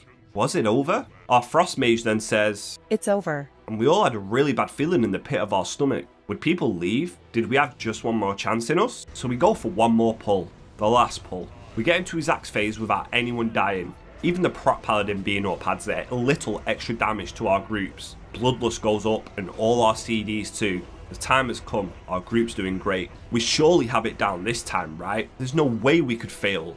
We blast him all the way to his last phase. Everybody's alive and he's got no health left. This is it. This is the kill. It might have took us 5 hours from making the group to killing the last boss, but we did it. We took down the Eridar Prince Malchezaar and sort of finished our first raid. He even drops a rogue tier helmet, something I desperately need. Only me and the Paladin have reserved it, along with the cape and Dothin's best bow too. I roll out the helmet and the Paladin rolls first with a 46, giving me over a 50% chance to win it, before I roll a pitiful 26 and lose the helmet. On the plus side, Tums gave me the Groner's signet ring, as he didn't really care for it, as he was casually playing anyway. And as he saw it was my best in slot, he gave it to me as I was the second highest roller, so Tums was a goat for that. That was our first Karazhan done too. We didn't kill Neverspite, so no weapon for me this time, but we did clear through most of the raid. Then I had some quests to turn in. One of them was to get Medivh's journal, so I ran all the way back in the raid and went and spoke to a few ghosts in here. This was the achievement quest to summon a boss called Nightbait, but one of the quests now requires us to kill the Shade of Iran, who we already have killed, so we can't progress on this until next week now. With Karazhan done, we gathered up 25 raiders now. It was ready to dive straight into another raid. No rest for the wicked. This time it was only a 2-boss raid, and one of my favourite raids, Gruul's Lair, where it's home to the best trinket in the game, the Dragonspine trophy. Everybody wants this trophy. Every single melee need this. It's the best for a reason. Now I was raid leading this, and I also had the option to hard reserve it, meaning if it dropped, it was mine. Nobody could roll on it. This kind of thing has been around for years and years, especially in soft reserve groups, and we decided if I make the group, that it would be okay to do. So we spent a bit of time putting the group together, and we took people that were only okay with a trinket being HR'd or hard reserved, and we headed to the lair in Blaze Edge Mountain. Now while leveling, I had slain many of Gruul's sons, and this time it came for him himself, the Dragon Slayer. We found his lair in the mountains and went through the portal ready to fight. Now this boss only being a 2-boss raid means you fight them quite fast. First is the High King Mulgar. But as you can see, he isn't alone. This unique looking Cyclops thing, which I think is the only kind for him to exist in while thinking about this, Could be wrong though. It's a fight requiring quite a few things. You need several tanks and a mage. The reason why you need a mage is because you need a mage tank. There's a guy called Crossfire Hand, which only a mage can tank thanks to him having a buff that they need to spell steal so they take less damage. This guy's left unchecked. He will wipe your raid. On top of that, you need a boomkin to tank Kigler as he spams polymorph on you and boomkins are immune to that. And he does big damage, wiping the raid. Finally, you have a healer and a warlock, which you can sort of cleave down fast together. On top of this, the main tank has to take the High King, who does a shit ton of damage and does a Blaze Storm ability too. So he needs to be tanked way out of the raid. Did you understand all of that? Cool. Neither did I at the start. I was shitting bricks. I knew the fight, but explaining it in week 1 to 24 other people was kind of a daunting task. The countdown goes down and the mage pulls his target. The tanks have got to pick up their mobs or it's just going to be an instant wipe. We pop heroism and it seems as if we're actually stabilizing a little bit. Blind Eye the Seer starts actually melting and I feel like we're probably going to get this down already. We then move on to Ulm, the second ogre, and this is going surprisingly well. I didn't realize how low their health actually is. Then I call for the swap into Kigler, but I didn't realize at the time because I hid my raid frames. We were wiping. Our mage tank died to Krosh, which means a very quick wipe after that. And that's how punishing it can be. Not a bad first attempt though. Just a little slip up from our mage being too close to the ogre. So we go in, rebuff again, and everybody now understands what we should do and how the start of the fight kind of goes. So there isn't really much more for us to discuss. It takes us ages to buff up and get health stones from the warlock soul, but eventually we do get there. The timer goes down once more and the mage casts a pyro blast for some reason. So when the timer reaches 0 and everyone pulls, the mage doesn't have aggro of his target. The reason this is so important is he does an AoE blast wave, and if he runs into the middle of the raid, he just wipes out half of you instantly. The tanks die and it's just a very, very quick second wipe. It's alright, these things happen. We then wiped a few more times and now some people were getting impatient, threatening it's their last pull. And these raids are like a dominoes effect. If one person leaves, then often more start to follow. But we had it down. We had it down nearly the first try, we just need to execute it. The start of the fight is the hardest part. So we pull again, the mage gets crushed far to the side. Forks takes Kigler far to the other side too. Then we nuke Blind Eye the Seer, before we once again move on to Ulm and take him down too. Once he falls, all melee go into the High King now, when he stops spinning around being a Beyblade, and that's most of the hard fight done. Range have to deal with the other ogres before joining in with us on the High King, but when that happens, there's no way it can go wrong from here on out. And with only one death and a few tries, we bring down probably what I would have thought was the harder fights for its execution. He then drops some tier shoulders that I can't roll on, and we give them away to the people that want them. But he also drops an epic helmet, the Malefic Mask of the Shadows. This thing would be a nice upgrade for me, and I wait to see people rolling on it, and Tums comes in and rolls a huge 86, and I roll a bloody 19. God damn it, Tums. This guy wants to be a rogue, I'm sure of it. But he did give me the ring, so I ain't gonna complain, but it looks so cool. I'm very, very jealous, but a Helmet of the Claw will have to do for now. And yeah, of course we wiped on Trash straight after the boss, the usual hardest boss in raids. We then arrived at the deep part of the cave, his room, with dragon meat hanging off the hooks. There he was, the Dragon Slayer Gruul, sitting on top of his little bed of hay. We came to slay him. Now Gruul is a pretty easy fight technically. It's all about managing your threat as well. We start the fight and it begins. He drops boulders from the sky of his cave, so you have to stand out at them. And he's also a grower. No, not that kind of grower. He grows in size and power, increasing his damage done. Then he does a knockback before he casts a spell called Shatter. It does damage based on how close you are to other people. And we seem to be doing alright. It's nearly at 50%, nobody's even dead. As the fight goes further on though, he does more damage, things do start to go wrong. You see, because it's week 1, all of our gear is kind of low, so damage is a bit slow. This means healers go out of mana, tanks somehow start getting one shot, and when the tank dies, all hell breaks loose. You see, Gruul will randomly hit the second person on threat, and if you don't have a tank there, it's just nights out for you. He starts picking off some melee DPS one by one, and he can't be taunted, so if a tank does die, well, it's a matter of time before you all die. If the tank then can't climb the threat meters fast enough, we're gonna lose. He's sub 20% and we've lost only 4 people, but it all goes crashing apart and we all die. No idea why I didn't clip the wipe. Maybe I was just too tired after such a long day of raiding, but we went once more. On the second pull, we got him really, really low with 0 death. This looked like a good kill. Now Fox was a boomy and he went out of mana really easily, but he said he had a talent that can restore mana upon a melee hit. So I watched as this Boomkin walks all the way up to the back of Gruul to bonk him with his stick and immediately randomly get one shot. I have no idea why Gruul just didn't like him, but he was the only person to die this fight. Week 1, a bunch of random adventurers, probably in some random gear, stormed Gruul's lair and took down the Dragon Slayer. No Dragon Spine trophy, as that would have been an absolute dream come true to get that week 1. But we do loot our Earthen Signet for our Tempest Keep and Serpent Shrine Cavern achievement as well. Tums then got his best in slot gloves as well, and he was getting stacked already with gear. But my legs dropped as well. They're also my best in slot item. I lost the tier helmet, so I thought I had a good chance at winning these. I roll them out and I'm only rolling against one other person, the other roll, but I lose them too. It's not meant to be for me right now to get tier, but that just left us with one more raid to tackle week 1. However, it was now super late, approaching midnight or even past it, and I've been going since 4 raiding, so I decided to call it a night and tackle the last raid tomorrow.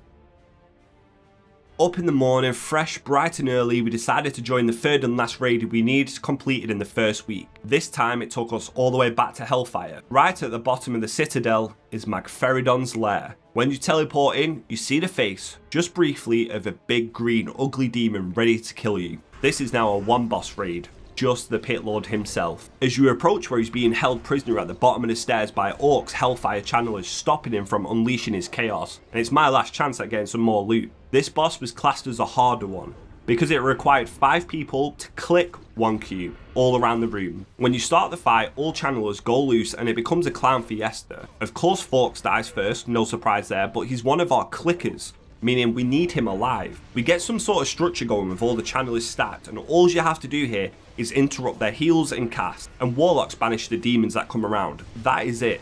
Once this happens, Magferidon is attackable, and the real fight begins.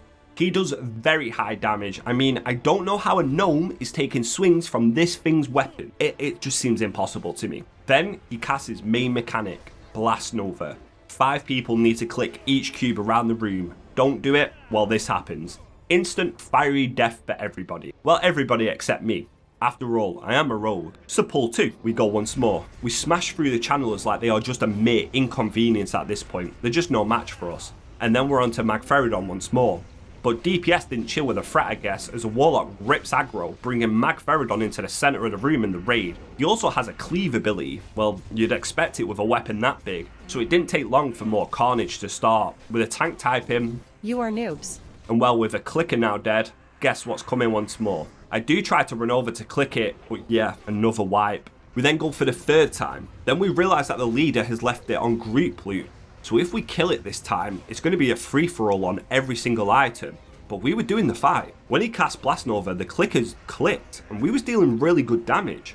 I noticed in the raids, I've been seeing myself actually in the top 5 or so sometimes, so it gave me hope that when I get more gear and learn rogue more, I'm going to be really competitive on the damage meters. But apart from him rumbling the ground a little bit and knocking you over, that's it, that's the fight. Click your cubes and he dies. But when he does it when he's low, Dot him dies mid-click, and so does our other hunter. So we've lost both our clickers. We do have 4 druids, but nobody's rezzing them. Then he does some sort of insane earthquake, which kills Forks as well. Now we're in really big trouble. I think we just lost 3 clickers. I then take it upon myself to run to the back of the room to make sure that I can cover one of the cubes. We only need to survive maybe one more Blast Nova at a push, and I position myself and hope I don't mess this up. My damage doesn't matter now, just stand and click the cube. I managed to get it down when he cast his Blast Nova, but it was close. The boss gets really low and we deal with a final Blast Nova and Magferidon falls. Now the loot, everybody could need on it. Everything drops and ninja what they want. But I'm seeing something that I didn't expect to see. Especially the first week of a raid. Everybody is passing on the items. Wow. I was a bit nervous as I saw that 2 of my tier chest pieces dropped as well. And everybody, all 24 people, pass and the leader gets all the items. We did not expect that. So the loot, the only thing that mattered for me was this chest. It was the actual only item I could roll on. There's a few people that want this too though. I roll a high 66, someone else rolls an 86. But the good thing is, 2 chest drop. So I got the 2nd highest roll and I win 1. This gives me my best in slot chest piece, my 1st tier item, and means I don't really need to ever do this raid again, Magferidon's lair. And with that, we completed our first 3 raids week 1. raid leading 2 of them and getting my chest piece from the other. Not a bad start, right? But we was far, and I mean really far from done. I head to Shatrath now, the capital, where I can exchange my chest piece token for the armor, the Neverblade chest piece. Week 1, I had 3 items, the ring, the cape, and the chest piece. Not a bad haul at all. So with now a best in slot option, something I'm not going to replace this whole entire phase, I need to of course buy the best gems I can for them. I'm following a rough guide on gearing and such to try and obtain the best gear I can in the most optimal gem sets. And I've got about 1,500 gold to my name. I need to buy some stuff for enchants as well as my gems, but they're literally 70 gold a piece, and I need 3 of them, on top of the materials for my chest. That really hurt my bank. But thankfully Forks is an enchanter and he can do the enchant I need, which is exceptional stats, giving me a boost to every single one of my stats. He just needed a random green that he could disenchant, and that saves me a little bit of gold. But I also enchant my cape with greater agility too, as it's my best in slot cape, which I won't be replacing for even longer. So with the weekly raids now done on the Wednesday, this gave me a full week to focus on getting some gear from heroics. I had to farm Escape from Durnhold over and over, but I didn't see the bracers at all, and groups was getting toxic to each other, like the tank calling the healer a Timu healer. They were arguing all dungeon, it was kind of funny watching it back. And then because I had snagged a few best in slot options so fast when I applied to groups, I just whispered in my epics, as some people hadn't even started raiding yet. And it actually got me invites to group instantly. I was feeling great. I also went to the dungeon that had killed me the most last time, Orkanai Crypts. It had me and gnomes flying off the edges from things called rages, and now I know that they spawn there, so I'm on the lookout for these little shits. But unfortunately, one can spawn while you're fighting the ads, and if we're too slow switching to it, well, we all know what happens. Luckily, I didn't die to it this time, but our poor gnome went flying again and said, "Oh come on. GG's. FFS." Even when you're flying through the so-called easier of the heroic dungeons, mechanics could put a stop to your fast clearing groups. You see, Omar the Unscarred does an ability that if you're close to people, you do damage to them. Our group is fully stacked on melee, so when the debuff Bane of Treachery goes right onto the tank, well, we just all get insta-killed, and that gives us a very long corpse run back. I also tried my hand at Blood Furnace heroics again, knowing how difficult it was, and wasted hours of my life in here. But with gear and confidence now, I didn't mind. We also sometimes messed up pulls, pulling 4 orcs, which is certain death. But having learnt from experience now, we all use our toolkits available to us. Polymorph, roots, blinds, and I even distract mobs to buy us more time. Also utilising my vanish spell, knowing my distract will run out, and landing a sap to CC one of them. Really learning from my poor performances, leveling up and doing heroics last time. I was starting to feel like a rogue. I was turning a corner until I literally auto-attack a nascent fellow orc and he just turns around and smacks the living shit out of me. My great performance didn't last long, did it? So we ended up at the Room of Death, that I like to call it. The room where pugs and parties just collapse.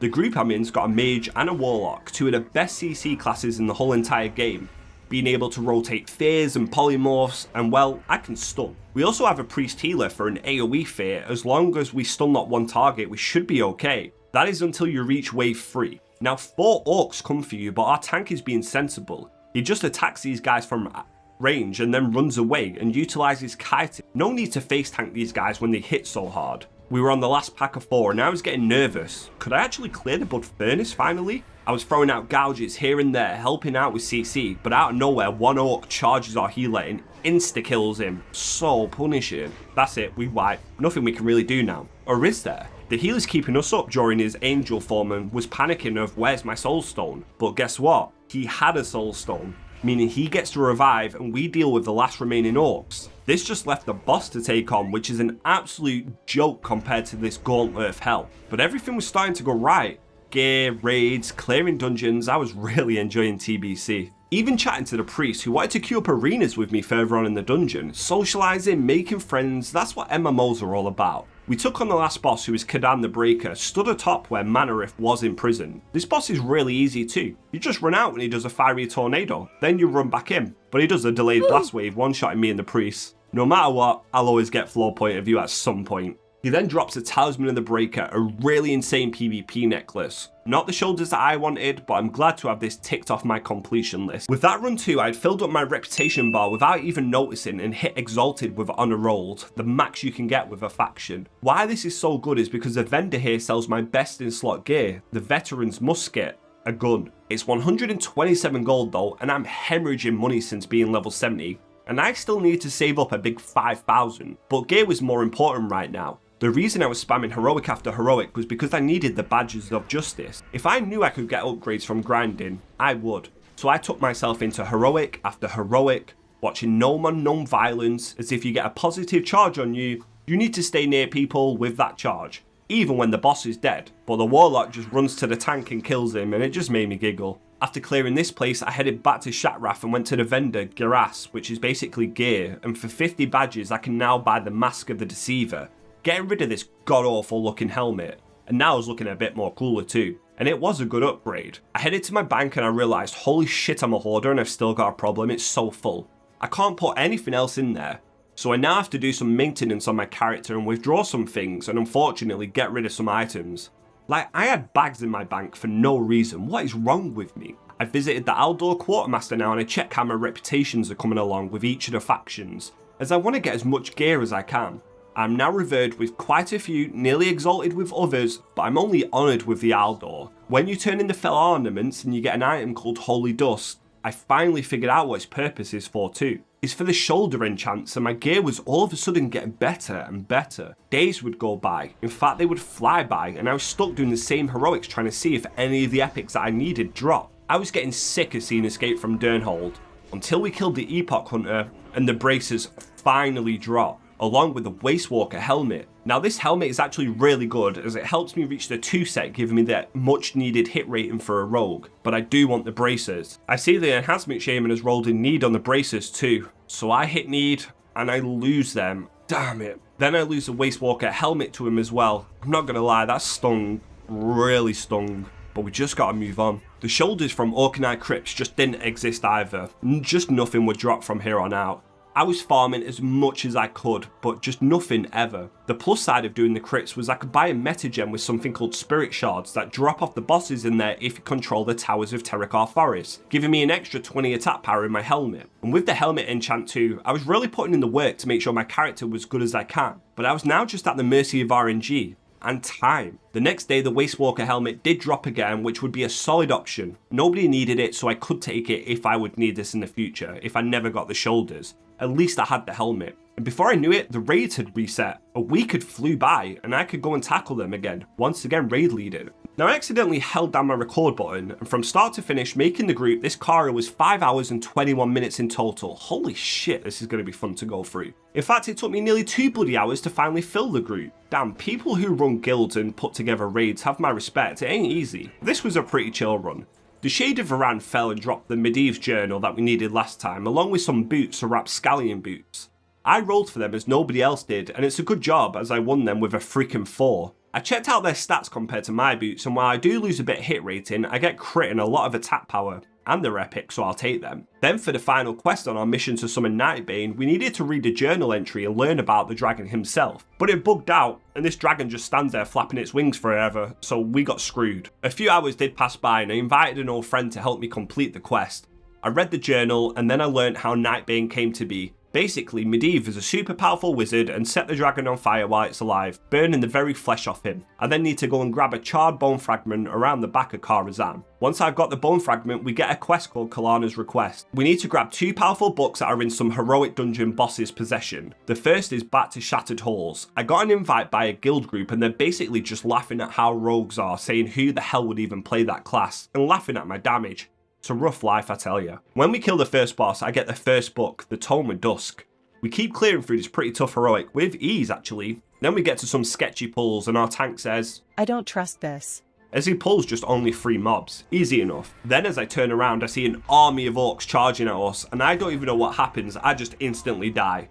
The life of a melee. I then watch as the wizards do their wizard thing, able to survive and kite because of mages with blizzards and slows, and all I can do is watch from the corpse pile as they handle it quite fine without me. The priest then says, Anyone who plays rogue in TBC and is not a PvPR needs to think their life decisions shit class. And it makes me sad, but I'll prove everyone wrong about the rogue class. Just you wait. The next dungeon I needed to do was Sefik Halls, a place I've not done yet on heroic. I wasn't so sure on what to expect. Do the mobs hit hard? Is it quite easy? Is it a fast one? Who knows? So we pull the first 2 mobs and the hunter's trap is resisted and the hunter instantly dies. Solid start. Took us a long time to kill even just one of these mobs, and they do a thunderclap AoE spell too. The healer seems to have struggled as a tank then dies, followed by him one-shotting everybody. For some reason, I didn't run out of the dungeon thinking I could kill the mob and let myself die too. Looking back, I'm an idiot. We move to the next 2 gods, and well, this time the hunter doesn't get aggro and I stun them, but the tank just gets 2-tapped again.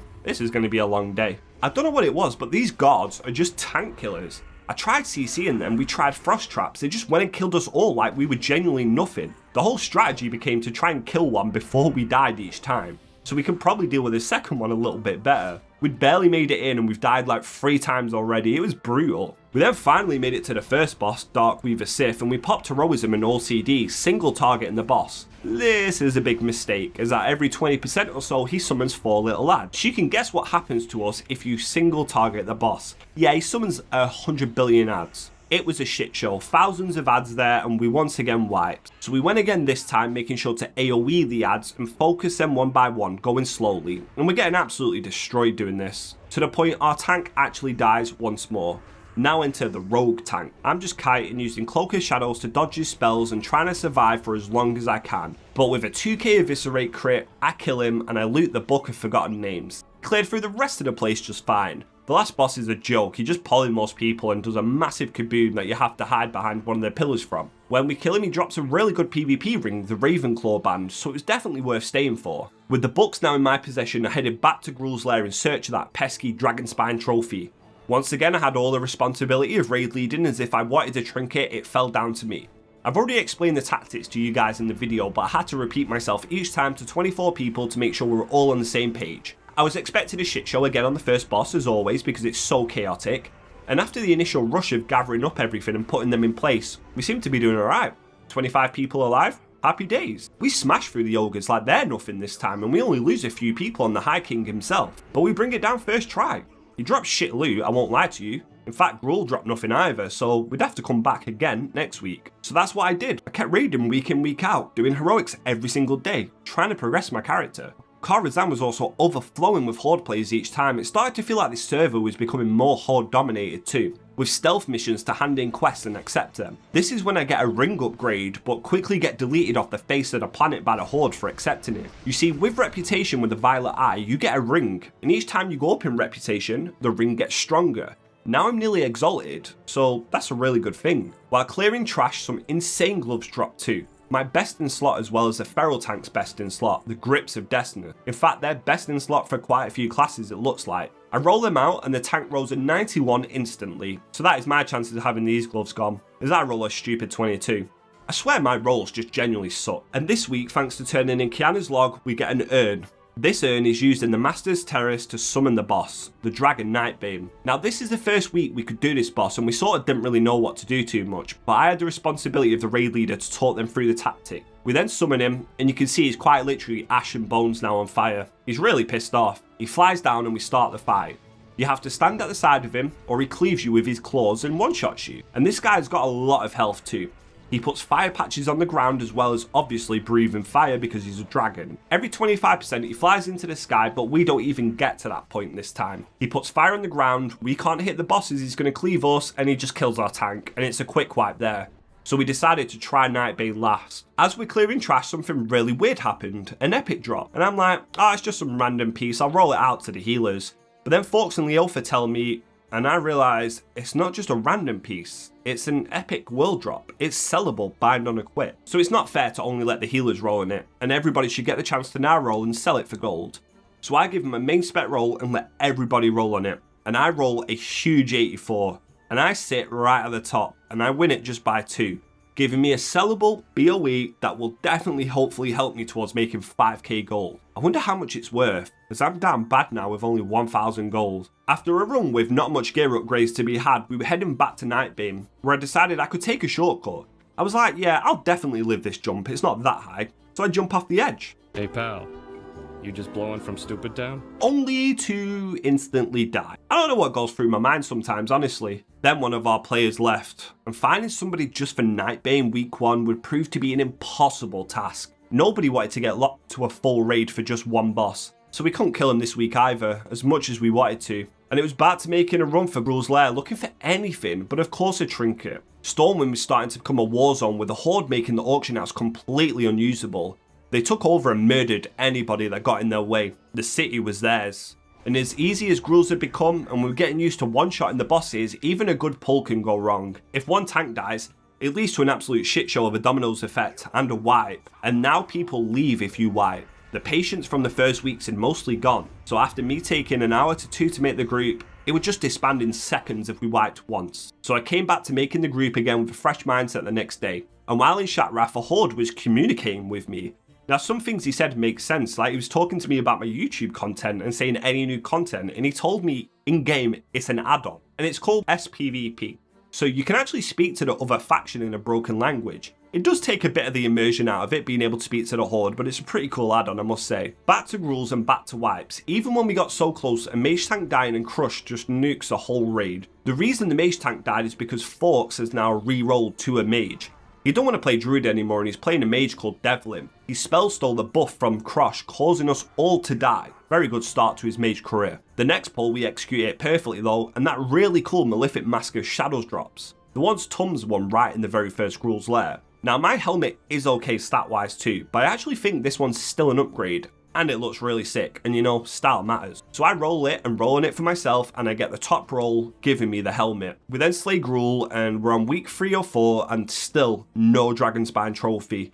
It must just be super rare. With the new helmet, I had to buy the head enchant again, otherwise it wouldn't be an upgrade, costing me even more gold. And now I look like a proper rogue. I just needed to get rid of these gormless shoulder pads and eventually get my best in slot 1s from the crypts. So I headed towards there. While doing so, I saw an undead rogue peacefully questing with an escort quest. And I've not really done anything evil in a while, so I decided, well, I'll just attack him. I stunned him and he panics and he screams like, and I just let him get away a bit. He goes into stealth, then panic pops his Lichborn spell, bringing him out of stealth. And I do debate killing him, but this guy just sprints off to Narnia and was like, oh shit. He was having none of it, so I let him live. He was just so funny. My weapon also sold from Kara for a nice 925 gold, putting me up to 2,100, which means I can do this now. Spend a lot of it on materials from the auction house. I end up spending around 300 to 400 gold in total, but I also had some jewels and gems that I could sell, so I made myself some money back. The reason I spent so much gold was that I had my best in slot offhand weapon.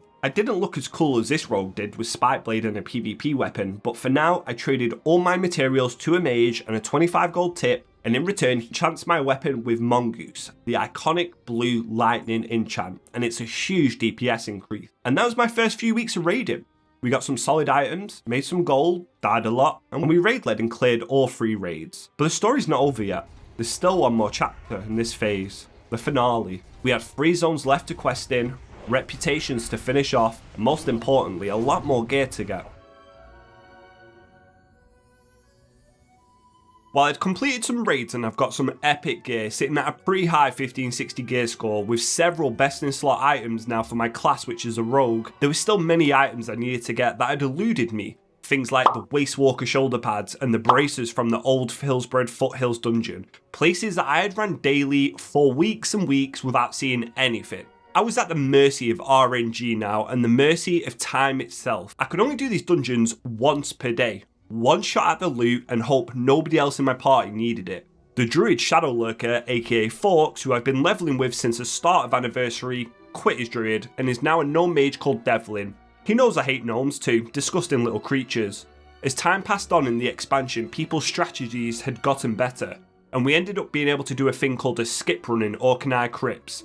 You just need a priest who can spam Mind Soothe, allowing you to basically skip nearly every mob, making this a very fast dungeon. But to my surprise, someone messed it up first try. First mobs, meaning a very long corpse run back. Not for me though, I'm always getting away with it in stealth, but a great start anyway.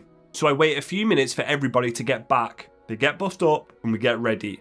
I slap some mobs to hopefully make it a bit easier for everyone, and as we're about to make it past the first mobs again, it's looking good. Can we defeat this first trash? No we can't. Devlin pulls, and I try to fight to help out, but it's another quick wipe. I get mind controlled, so luckily I once again survive. The group after this just disbands and it's not going so well. With the raid reset coming tomorrow, all I could do was put together groups for heroic dungeons and try and target them pieces. But as we just saw, doing these heroics can be harder than you think sometimes, and what doesn't help is when you accidentally start selling your best items because I'm a donkey and I don't really pay attention. Thankfully you can use item restore to get them back, or I would have lost a really good trinket then and been screwed. But on the topic of making groups for heroic dungeons, it was incredibly painful right now. There was a tank shortage. Most tanks were in guilds and raiding with their friends, and either didn't need heroics at all, or they were selling their services. No, not like that. I'm talking 100 gold a run or so, which for me, I just didn't have. On top of that, I could see how bad rogues were struggling to get into groups at the moment and how much people were targeting these specific items from the dungeons. Looking for group was just full of yellows. Eventually we took a tank who would do this as long as he got every single unwanted item. So if a green drops, it was his. If a blue item drops that nobody really needs for an upgrade, yeah, that was his too. Which, to be honest, I didn't mind too much. Sure, I did need gold, but I'd rather clear the content, and most of the time the tanks doing this was really good anyway and made the run smooth. Now, I was only inviting spellcasters to this because losing out on these braces last time to an enhancement shaman, but I invited another shaman who said that he actually didn't want them, so if they dropped, they was mine. And after a very clean, easy run, the braces finally dropped. After weeks and weeks of running this place daily, it was over. I never had to come back and see this dungeon in safe thrall ever again. The pain of running through here, done. I was over the moon, and this just meant I needed one more epic from a heroic, the belt from the other Caverns of Time dungeon. I've yet to even see that to know it even exists, and I needed one more blue item, the Waste Walker shoulders from the crypts. But this crypts place has been the bane of my existence. Always deaths here. It's usually gnomes flying and people dying. We had a really good group though and we cleared through this place incredibly fast. I was thinking, could this ever be my first smooth run? Then a rage spawns, a thing that causes so much rage by sending you flying if it ain't dealt with, and we nuke it in the blink of an eye. Then as we kill the last two mobs, a final rage spawns, and we don't kill it in time, and that is us going flying off the bridge again, and all is still right in the universe. The shoulders didn't drop, so I went to check out the other Caverns of Time instance. I somehow managed to make a group that had a warlock in and an elemental shaman, and we even got a tank, after a very long time of waiting however. It's usually just rogues, warriors and hunters doing this thing to get their epics, and as we entered the portal, this happened. No progress on my bar, and it looked like my game crashed. After 5 minutes of not loading, I just decided to Alt F4 and go to log back in, only to be met with this. The character already exists. God damn it, after all that time too, it was a perfect group. But 20 minutes later, we managed to get back on, and it seems as if it was a server issue. Blizzard's game broke. We went clearing the Black Morass on Heroic again, clearing out the waves and waves of the infinite Dragonflight, who probably are going to be around for Classic Plus if I had to guess, until we once again arrive at the last boss. Now, I was being optimistic. I told the group, you guys are going to bring me luck. I just had a feeling. I've already had my braces today, and I've got to be happy about that. Surely the belt couldn't drop in the same day, could it? I mean, that would be crazy, until I kill the dragon and the girdle of the Death Dealer drops. These guys were great, and they brought me all the luck. I had such a fun dungeon run too, just chatting away to them, and my belt dropped as well. In one day, I got my best in slot braces and my belt from the 2 heroic dungeons. This meant I just had one piece I had to get now, and that was from the goddamn crypts, but I was still over the moon. However, it was raid time, and more notably, time to head into Karazhan. While my luck had certainly started to get better now, I was hoping that another clear through of this place would hold some more valuable items, most notably the helmet from the last boss and Spike Blade, a best in slot weapon. These are the things I really needed. And we got off to a fantastic start. So on the first boss, Dot Him, who was slowly getting out of the bad hunter habits he learnt while leveling, as he was new to the class, decided somehow to get his pet to aggro the raid boss when we haven't even got mana back or buffed or anything. It's alright, we can come back from this, right? Our tanks didn't pick up the boss, and he went around slapping our healers, and this was a very quick wipe on a really easy boss fight. It's going to be one of them runs, isn't it? So while we did start to improve a little bit, Forks was always dead on his mage. Genuinely, I've never met a no mage to die as much as him. It was really funny. I ended up getting the aggro of loads of elite mobs and normal mobs, and I got in the corner to line of sight them, hoping the tanks then could pick them up as they charged in. But they all instantly teleport to me, and I've never seen a mage's health die as quick as Devlin's. I don't know why he was stood there close to them, but I got him killed. It was hilarious. We ended up going at a snail's pace though for the rest of the dungeon. People would die 24/7. Even though the tank was looking at the mob, if you don't actually use a spell, it'll just run past you, and then it kills Tums for no reason, on top of ninja pulling every single mob in the raid as well. We would die over and over and over on trash. So we made a decision to stop trying to skip the trash and just clear it. We're wasting more time than we would if we just killed it. But people then started shimmying up the side to skip things again, which instantly led to the warlock pulling something else, and this led to a tank dying, and it definitely felt like, Oh shit, here we go again. This then led to another very fast wipe, like 3 seconds later for trying to skip. When we finally resurrect and we get ready to go again, after a bit of arguing back and forth between everyone, our priest then decides to run to where the mobs are to try and resurrect the warlock before he pulls mobs and die. I was dying of laughter, but also pain. This was painful. And that was all that really happened this Karazhan. As it was another week, it was another Gruul's Lair searching for that elusive Dragon Spine trophy, the best trinket in this whole expansion for melees. I was many weeks in, and I've not seen a single one drop at all. Most of the time Gruul's Lair is really smooth to run, but sometimes things go wrong, like nearly all of our raid wiping to shatter, leaving the boss at a sliver of health. I was just watching his numbers go down, but with all our tanks dead, we just had to hope our range could bring him down in time.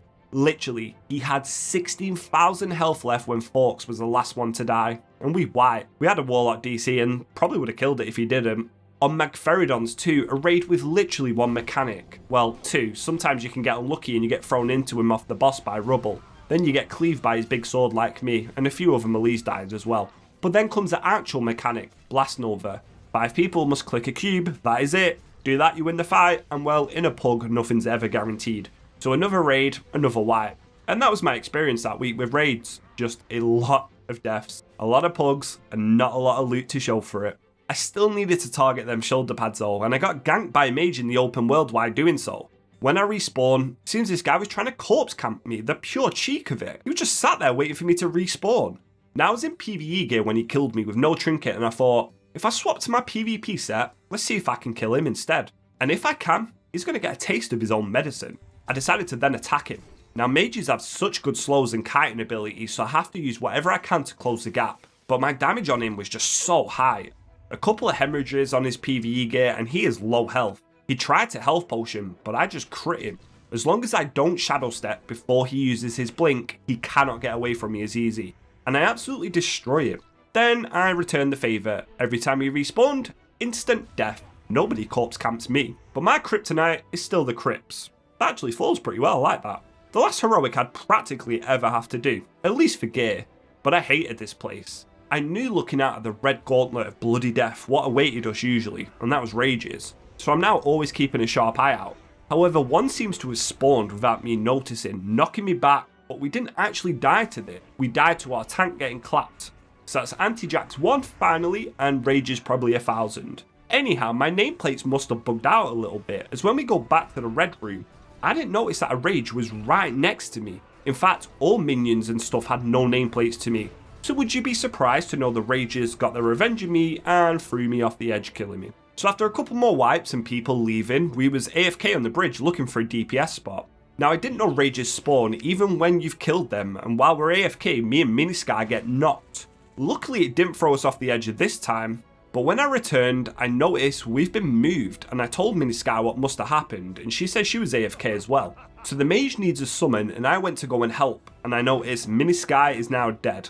So I'm guessing a rage got her too. These are the deadliest mobs in TBC, I swear. Days would go by and I was in here killing this Exarch over and over and over, just waiting, praying, hoping. I got so used to not seeing them that when we killed the Avatar of the Martyr and they actually dropped, I freaked out. I lose my shit and I got the biggest dopamine rush, I will not lie to you. Chasing items is such a fun part of Classic, and finally seeing these after what I would say a minimum was a month worth of heroics every single day without fail felt amazing. This means I had most of my best in slot gear now, just missing out on a few more pieces. I made sure to get them enchanted and gemmed, but I also got myself the Neverblade gloves from Karazhan too, just until I get the legs from Gruul's to fulfill my 2 set of the Waste Walker for hit rating, and this is how I would be. But I looked sick, and I felt even better. So I enchanted all my gear now, even enchanting my temporary weapon with a little Crusader enchant to increase my damage even further. And my rogue was starting to feel complete. But there was a lot for us to do in the game still, and while I've been focusing on gearing, I decided to tackle the other parts of the Burning Crusade now while I waited for the raids to reset. However, it dawned on me. I was at RNG's mercy now to get my best weapon, Spikeblade. However, I did have gold that I could use to 1. Tackle a reputation and get it to Exalted, and 2. Get an epic weapon upgrade. So I went to the auction house, and here I was about to destroy my bank balance. I have about 1.7k and I need at least 5,000 for artisan flying or fast flying. And the reputation I needed to buy was at Aldor. Now I'm at halfway through Honoured and I need to get to Exalted. I thought I'd completed every quest for Aldor and this would be a huge mistake what I'm about to do. I end up purchasing around 1,000 Marcus Argerises, spending over 1,000 gold. And the reason I bought these is because here in Shatrath City, you can turn them into Aiden the Light Warden for reputation. Well, 28 rep at a time, if you use an add-on to automate this, but I realised it's actually faster for me to just turn them in myself for the bigger option at 5 at a time. Eventually, after quite a while of turning these in, we hit Exalted with the Aldor. Now this is good for 3 reasons. It's a reputation at max and another one completed off the checklist, but I can buy this weapon for another 200 gold, putting me at like 300, I'm now broke. This gives me an epic weapon though, increasing my damage even more, and the last reason is it allows me to purchase the most powerful shoulder enchant for my Waste Walker shoulders. So a very pricey endeavour, but perhaps a worthwhile one. As long as Spikeblade doesn't drop immediately now, which I guess I'd still take it. So with 4 out of the 7 zones completed, doing every single quest in them, and with my gear from dungeons now finished off, all I could do was wait until the raid reset every Wednesday. This was the perfect time to 100% some zones and reputations. And the first zone I was going to tackle is Neverstorm. Neverstorm came to be when the shattering of Draenor happened. The uncontrollable portal destabilised the entire planet. This zone used to be called Farallon, I believe. It suffered pretty badly because of its magic origins. But Kelphus, once the leader of the Blood Elves, used it as a military industrial zone and was extracting the arcane in it. He truly destroyed the people in the zone for power. And I have been doing my research into lore. This purple land that's mainly full of Kelphus' blood elves, the ethereals and mana creatures was a great place to start. I've tackled a few group quests here already, and so I already had a little bit of this zone done, and I was curious to just how easy or fast this would be now I'm at geared level 70. The reason I also left these zones until now was because at max level you get more gold for each quest you do, and I was hoping this will put me at 5,000 needed for fast flying. The zones are split up into a few different hubs. There's the town of Area 52 and the goblins here, and this is mainly aimed at tackling the mana forges spread around the zone, and stopping the Sunfury blood elves. So it involved things like assassinating their spellbinders and getting sigils. Another questing hub was the Kirinvar village, where the ghosts here still haunt this place after what Kelphus did, and it's our job to make the ghosts go home. And we finally put them at rest. It's a pretty dark storyline to be honest, but at least we was doing our part, and this place was absolutely rampant with bots, hundreds of them farming motes of mana here. It made questing incredibly frustrating, along with waiting half a year for a cow to spawn. Yes, I had to help a dead cow. We had to escort her back to her handler, and I don't think I've ever seen this cow model used in WoW. This might be the only time it is, but I could be wrong. It's supposed to be a group quest to escort Bessie, but with my gear I don't think I'm going to have too much of an issue questing. It's more of just escorting her while the spirits and stuff attack you, and she walks really weird, like she's strutting her stuff. But all these quests was giving me good items and I was slowly watching my bank balance go back up out of the negative, one quest at a time. I was really trying to help this town find some sort of peace. Some of the ghosts I had to actively beat down on however, but I was just having such an easy time questing. I was flying through them, it was a blast. Other areas were not so alien-like and were more like what I'm used to. There's echo domes around the place where wildlife and plants thrive. So we obviously kill the wildlife and pickle the plants because we're basically a mercenary for hire. But the amount of leather I get from skinning was truly worth it. It also comes in handy as I was leveling up my leather working, trying to get it to max, and I could craft these items called Drums of Battle, giving me an insane damage buff and another reason for people to take rogues in the group. Now Neverstorm quests would have me going into the Tempest Keep dungeons as well, and this allowed me to knock out 2 birds with 1 stone as I needed the reputation with the Shatar too. Doing them on heroic or normal, I didn't really care, as long as I was getting my quest done. We needed to get a keystone to free someone trapped in a tower like a true Cinderella story. But then it dawned on me again, with phase 2 not too far away and Tempest Keep the raid coming out, I still need to get attuned to be done. And this will require a lot of questing and different activities. I mean, even looking at it gave me the shivers. So completing this was also now on my mind.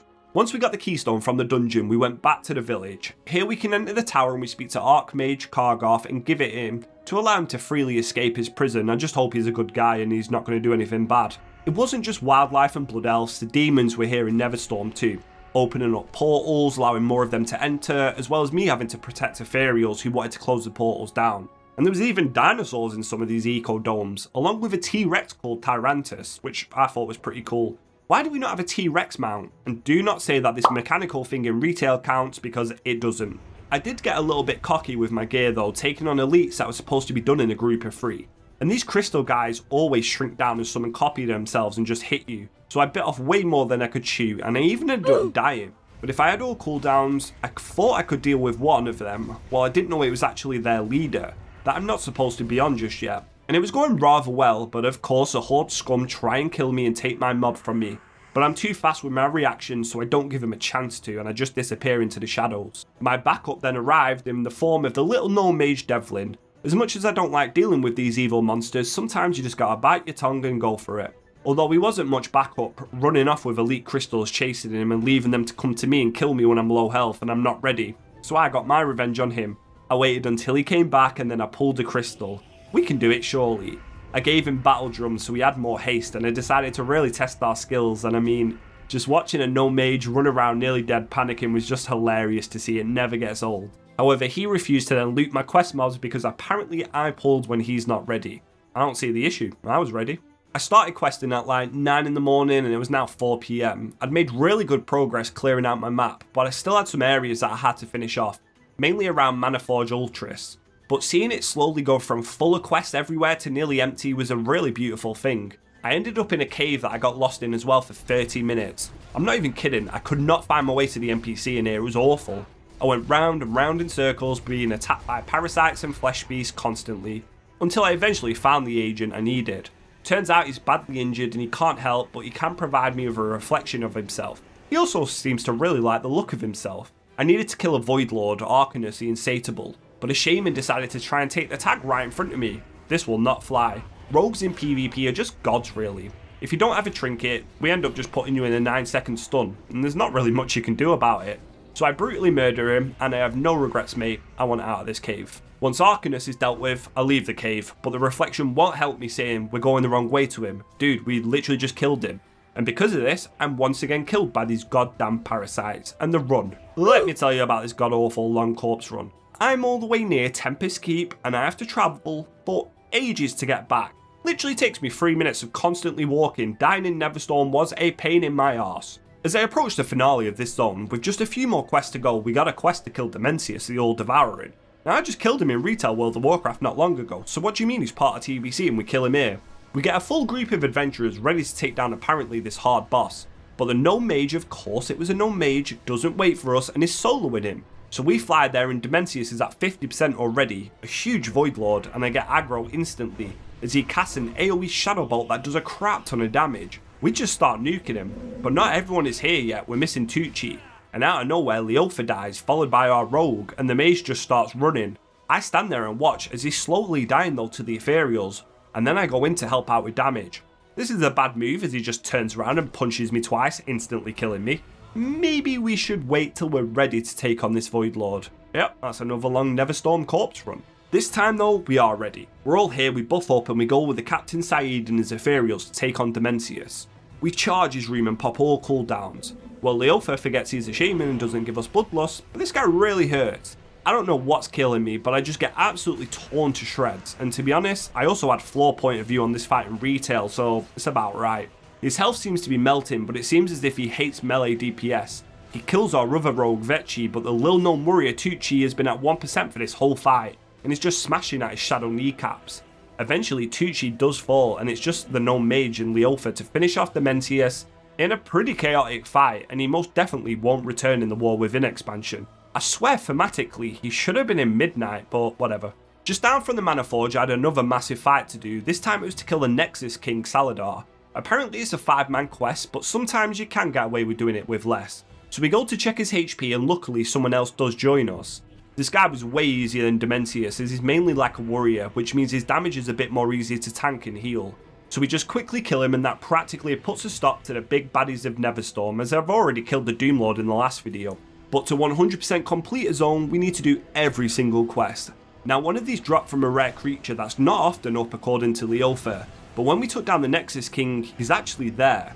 I've died and all my gear is red, and a Horde Druid tried to take the tag from us, but luckily we've got 3 players that can take a tank down. When we kill it, we loot a vial and we get the quest, The Horrors of Pollution, which is just a simple turning quest, and this left me on my final quest of the zone. With a very empty map, I headed to the last quest giver, where I had to kill a dragon called Varaku to prove myself. And it was a really easy fight for me on my own, to be honest. And this meant I completed everything in Neverstorm. I did have a quest to get 5 prison keys, but that's just for a daily, and I don't really count dailies as 100% completion as they're just never ending. And then we had it, a full empty map of Neverstorm. Nothing left for us to do here. Before I went and tackled another zone, I figured out how I can finally make a little bit of gold. You see, I've never been a profession person at all. I suck at making gold. But on my leatherworking tree, I can make these leg armors, which a lot of people want right now. And I see I can make a profit of around 78 gold for making one. So I use my primal nevers that I've got from heroic dungeons to do so, and I end up spending a lot of gold on this gamble at the auction house before I craft 4 Nether Cobra leg armors, and hopefully this helps my bank balance a bit more. And with a new day came a new zone to tackle. We're now 5 out of 7 on the map, so this just leaves 2 left to go, and I decided the next one might as well be Illidan's home. The home of the Black Temple, Shadowmoon Valley, where Illidan fled to Outland. This is where he's took control over. The Black Temple sits here awaiting us, but we're not quite prepared for that fight yet. This zone is in utter chaos, rampant with green fel and fire, demons and some of the strongest blood elves about. We've got a little stronghold as the Alliance, but this zone is hell. And it feels weird to completely finish a map off and have no quests, back to full with plenty of them. But I wasted no time getting to work.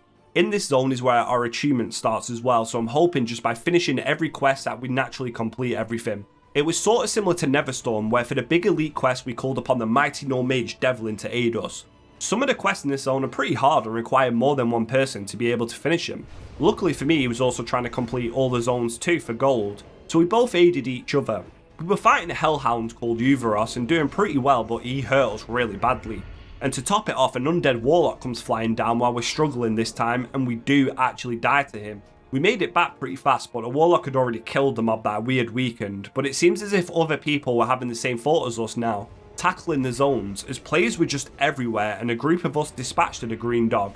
In fact, most of the quest here was killing some sort of elite or demon. We took down a budget version of Magferidon, Macazradon, sounds just like dinosaur names thinking about this, and honestly I was doing alright for a rogue. Often the fights did come close, but I managed to somehow always come out of a sliver of health. I then had to find a ghost Arakoa called Asgar, and we took his war totem. Then I took gizzards from the dinosaurs here because there was a little gnome who had a thing for this kind of meat, don't ask. I then came across a quest giver who was the one that started the achievement quest, but I decided to just ignore it for the time being and focus on the zone before doing this last. As well as finding another gnome that had me kill some undead doctor that had an extremely weird portrait, like it looked distorted and broken. Some of the quests here had me actually fly out of the zone to a guy just chilling on the edge of Terrokar forest. He was called David Wayne, who wanted me to journey back to the Tempest Keep dungeons. And I was flying around on this pathetic 150% flying mount, and it was truly becoming painful. It is so slow. We also had to battle, and that was a battle for Crimson Watch. This crystal had some insane glowy eyes on it that was really intimidating, and I actually think it follows you looking back. There was a Draenei burning in one of these crystals, a general. He told us it's too late for him, but we must get back to Shatrath and tell Adal. I accepted the follow-up quest without really knowing what I was getting myself in for, then all of a sudden an army of elite demons spawns and start beating the crap out of me. I realised they didn't have much health, and for some reason I thought I could stand against the might of the Legion. And while I technically could take a few of them down with me, I was no Broxigar the Orc and I died quickly after. A dwarf priest saw what was going on and questioned my sanity, but they needed the quest too, so we then started forming our fellowship for the battle. We found a dwarf tank paladin as well as a gnome mage. Between us all, them demons that made mincemeat of me ended up getting absolutely blasted. A mage with Blizzard is one of the most powerful things in this game, and if it can be slowed most of the time, the little blue class can solo practically everything. Illidan knows we're after his sigil and he sends out his lieutenants and more demons, but it's easy work for us and an easy quest in the end. Some of the so-called easier quests actually ended up giving me the hardest of times, as sometimes I don't just read my quest text, I'll be honest with you, and then I get confused why I've got no idea what I should be doing and it takes me way too long to figure these things out. I'm basically helping out someone and they're telling me about an absolute maniac called Terran Gorefiend, and we've got to collect some of his items. And how I do this quest is I have to put on some purple spectacles that allow me to see the dead ghosts, to then kill the dead ghosts to make them deader ghosts. Yeah. Questing together in groups is just what I love about WoW Classic, teaming up with people all to meet the same goal. The reason I had to kill the dead ghosts was to gather information and get items from them for Gorfine. While the first piece was easy enough to get, the next pieces wouldn't be quite the same. Flying around Neverwing Ledge is Velka, which actually looks like it's from the Black Dragonfly. I'm not 100% sure on the lore behind this guy, but he's a big ass dragon and we gotta fight him. The only place we can do it from is the top of the tallest point here in the valley, and we don't have enough space to move, so we just have to stand and fight. It would have been so funny if he did a tail knockback and threw you off the edge. I mean, I'd probably end up crying if he did that, I don't know what I'm on about. With a tank and a healer as well as DPS, this fight's really easy. For a big dragon, he does relatively nothing, and once we slay him, we receive Gorfine's armor. Then the next part had me running around in circles over and over and over and over. I just could not find the NPCs that were up at all. I even utilised layer hopping, but alas, nothing. I just saw that one of them had died on the bridge, so I'm just so unlucky. 30 minutes after killing the dragon, I finally came across the Ghost Riders of Karabor. As a rogue, I used Distract to try and separate them from the pack, but it turns out they're all just going to attack you anyway. I pop evasion and all my cooldowns, I loot his truncheon, and then I vanish. We've now managed to get all of the items, so when I go back to the Orc Spirit to speak to him, he restores them, and basically the Spirit is Terran Gorfeed, and he's been manipulating us, and now says that he's going to take over our body. We're an idiot. The only way we survive this is to do his bidding and kill Carseus. So taking shape of this winged bat monstrosity that has done horrible, horrible things, we had to slay a noble paladin. We utilised spells like Death and Decay and Touch of Darkness, really the first kind of Death Knight spells, as well as leeching health from him like a vampire. The Draenei does hit really hard, but as long as you rotate your leech and your haste, you can kill him, which means you are free, but you've just freed Terran Gorfiend. What have I done? On top of letting loose maniacs, I had to help out the dragons here, more notably the Neverwing Drake. The Dragonmaw Orcs had started to brutally tame them and force them into being mounts. At first we start off pretty hated by them, but as we do tasks that starts to swing in our favour. Mainly helping out Nelfaraku, who wanted us to free the enslaved drakes using the crystals we took. Every time I tried, these guys just came and bit the crap out of me. I didn't want to hurt them, but my crystal just didn't work. So I tried weakening them. That didn't work. I honestly couldn't get my brain around what I was supposed to do. Turns out that you're supposed to use your crystal from distance. I'm very smart. Once we freed some of the drakes and killed some orcs, it was time to take down the main dude here, which required us to be in a group. We had to free his mate, and in order to do this, we needed the key from a guy called Zulahead.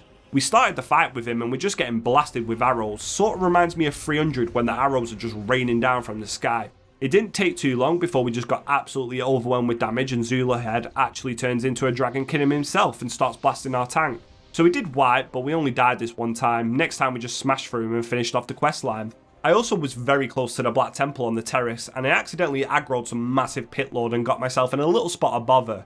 There was only one way to survive here, and that was to risk and jump off the edge. Which of course I don't make him die, however at least it's a shorter corpse run if I was on top of the temple. I ended up also helping out an old orc called Earthmender Wilder who had been kidnapped. She had all her water elementals with her and became a pretty deadly force in the end. She didn't really need my help if we're being honest. But doing this quest would actually be a blessing in disguise. You see, these cobras have a chance to drop their scales when they're skinned. And I had to double check as it was worth 21 gold for one. For one! That could be a moneymaker in the future. Earthmender Wilder eventually thanks me for freeing her, and with the quest complete, my job is done. She starts fighting a Naga, but I'm done here now. After all, she is an orc, so I just fly off and leave her to get taken back once more. No regrets. I ended up turning in the battle for Crimson Watch in Shatrath at Adal too, and this unlocked one of the coolest tabards that I've actually never knew how to get, the purple trophy of the Illidari. Then I took that tabard back to the valley where I had to find some Shadow Moon tubers. This quest was awful, just awful, I hated it. An orc farmer wanted our help getting them. Now they're scattered about in the ground, and what you need to do is use your whistle to get the boars to come and get them. The issue is, the boars are scattered about everywhere, and they get killed by rock flayers. It was pain. It took me so long to do this, and finding one each time was painful. But then I did something evil. I saw an orc warlock was doing it, and a tuber came up from the ground. So I blinded him, and then I stole it from under his nose. I'm sorry, but I gotta do what I gotta do. I only needed one more, and as I was looting it, the warlock came back to try and steal it from me, and he wanted to kill me. So I just popped Cloak of Shadows and all my cooldowns, and unfortunately I was too much for him and I killed him. On the plus side, I completed this frustrating quest, but I probably just made an enemy for life in that warlock. After I got the tubers, the orc sent me out to find his son. These were part of the achievement quest for Tempest Keep. However, we did find one of his sons and he was dead. They tortured him, but his mission wasn't over. He wouldn't rest until he fulfilled his father's wishes. We was trying to put together the Cipher of Damnation by obtaining all of the fragments. The floating bull-headed demon had a piece of it, and we managed to kill him and collect it, before we returned to the ghost. And even though he died, we set his spirit free now. We collected his cipher, and we must tell his father that he died a free soul. Before we could go to his father and let him know what happened, we met his last brother, Borak, and we needed another piece of the cipher. This was handled by a blood elf atop of his nether drake, and we had to kill someone called Rule the Deceiver. However, we had a full party that was on this part of the quest too, so we all just went to town on him with cooldowns, bloodlust, and his health was just absolutely melting. I ended up evasion tanking him, and he died so fast, giving us the last piece of the cipher. Then with the cipher in hand, it was time for the end, and that was to kill Syek, the Fire Lord. Turns out Gul'dan had something to do with this, summoning the tainted elemental. But Oranak showed up, the farmer, and the father. He comes to help us with his two sons. Unfortunately, his third is RIP. And this wasn't an easy fight. You needed a tank and a healer. You can't just DPS this or you'll die. We are doing good damage though, and it basically becomes like a mini raid boss of sorts. He don't really do any crazy mechanics or crazy damage, and we just sort of kick at his ankles, slowly taking down this Fire Lord. After a few minutes, he dies, and we turn in the Cipher of Damnation, and look how cool this axe is as a reward. I didn't know this existed either. I gotta go and get that in retail too, wow. Thanks to killing the Fire Lord, the spirits have now come back and speak to the shamans once again, and we're just doing good deeds all around. With most of the quests done in the zone, I just had to go and do the heroic Mechanar next. It was that guy in Terrokar that gave it to me earlier, and from all this questing I've made 2,800 gold so far, so I'm over halfway there to my mount. Because of basically finishing off Shadowmoon, more quests open up in the Tempest Keep achievement, and I get a quest from a Dal for 3 trials. The Trial of Mercy, Courage and Tenacity. Figuring, I might as well focus on these as well as Shadowmoon Valley, I get to work. So we then went to the Alcatraz Heroic, apparently one of the hardest heroics. We completely skipped the first boss as there was absolutely no need to do it. Then of course on the Bladestone boss, I brain fart and just die to it. But so does Devlin the Mage. No idea why he's always in melee range, I think he forgets he's a caster. Then we kill the other boss, he dies, I loot it, and somehow I still die in the fire, even though I'm not even stood inside it. Not sure what happened there. And then the little shit loots me just like the Warlock did in the Blood Furnace. And we make it to the last boss though with relative ease. He's the only one we were sort of worried about, as I heard you needed a lot of health to be able to live his Mind Flayer or he one-shots you. Turns out that's sort of correct. It does tick on me for 2,000 damage each time, and if I didn't have the pre-stamina buff I probably did die. In fact, he does kill the Warlock with it outright. Thankfully he starts targeting the tank who has more health and Millhouse Mana Stone with it, meaning we get to survive and complete the last heroic.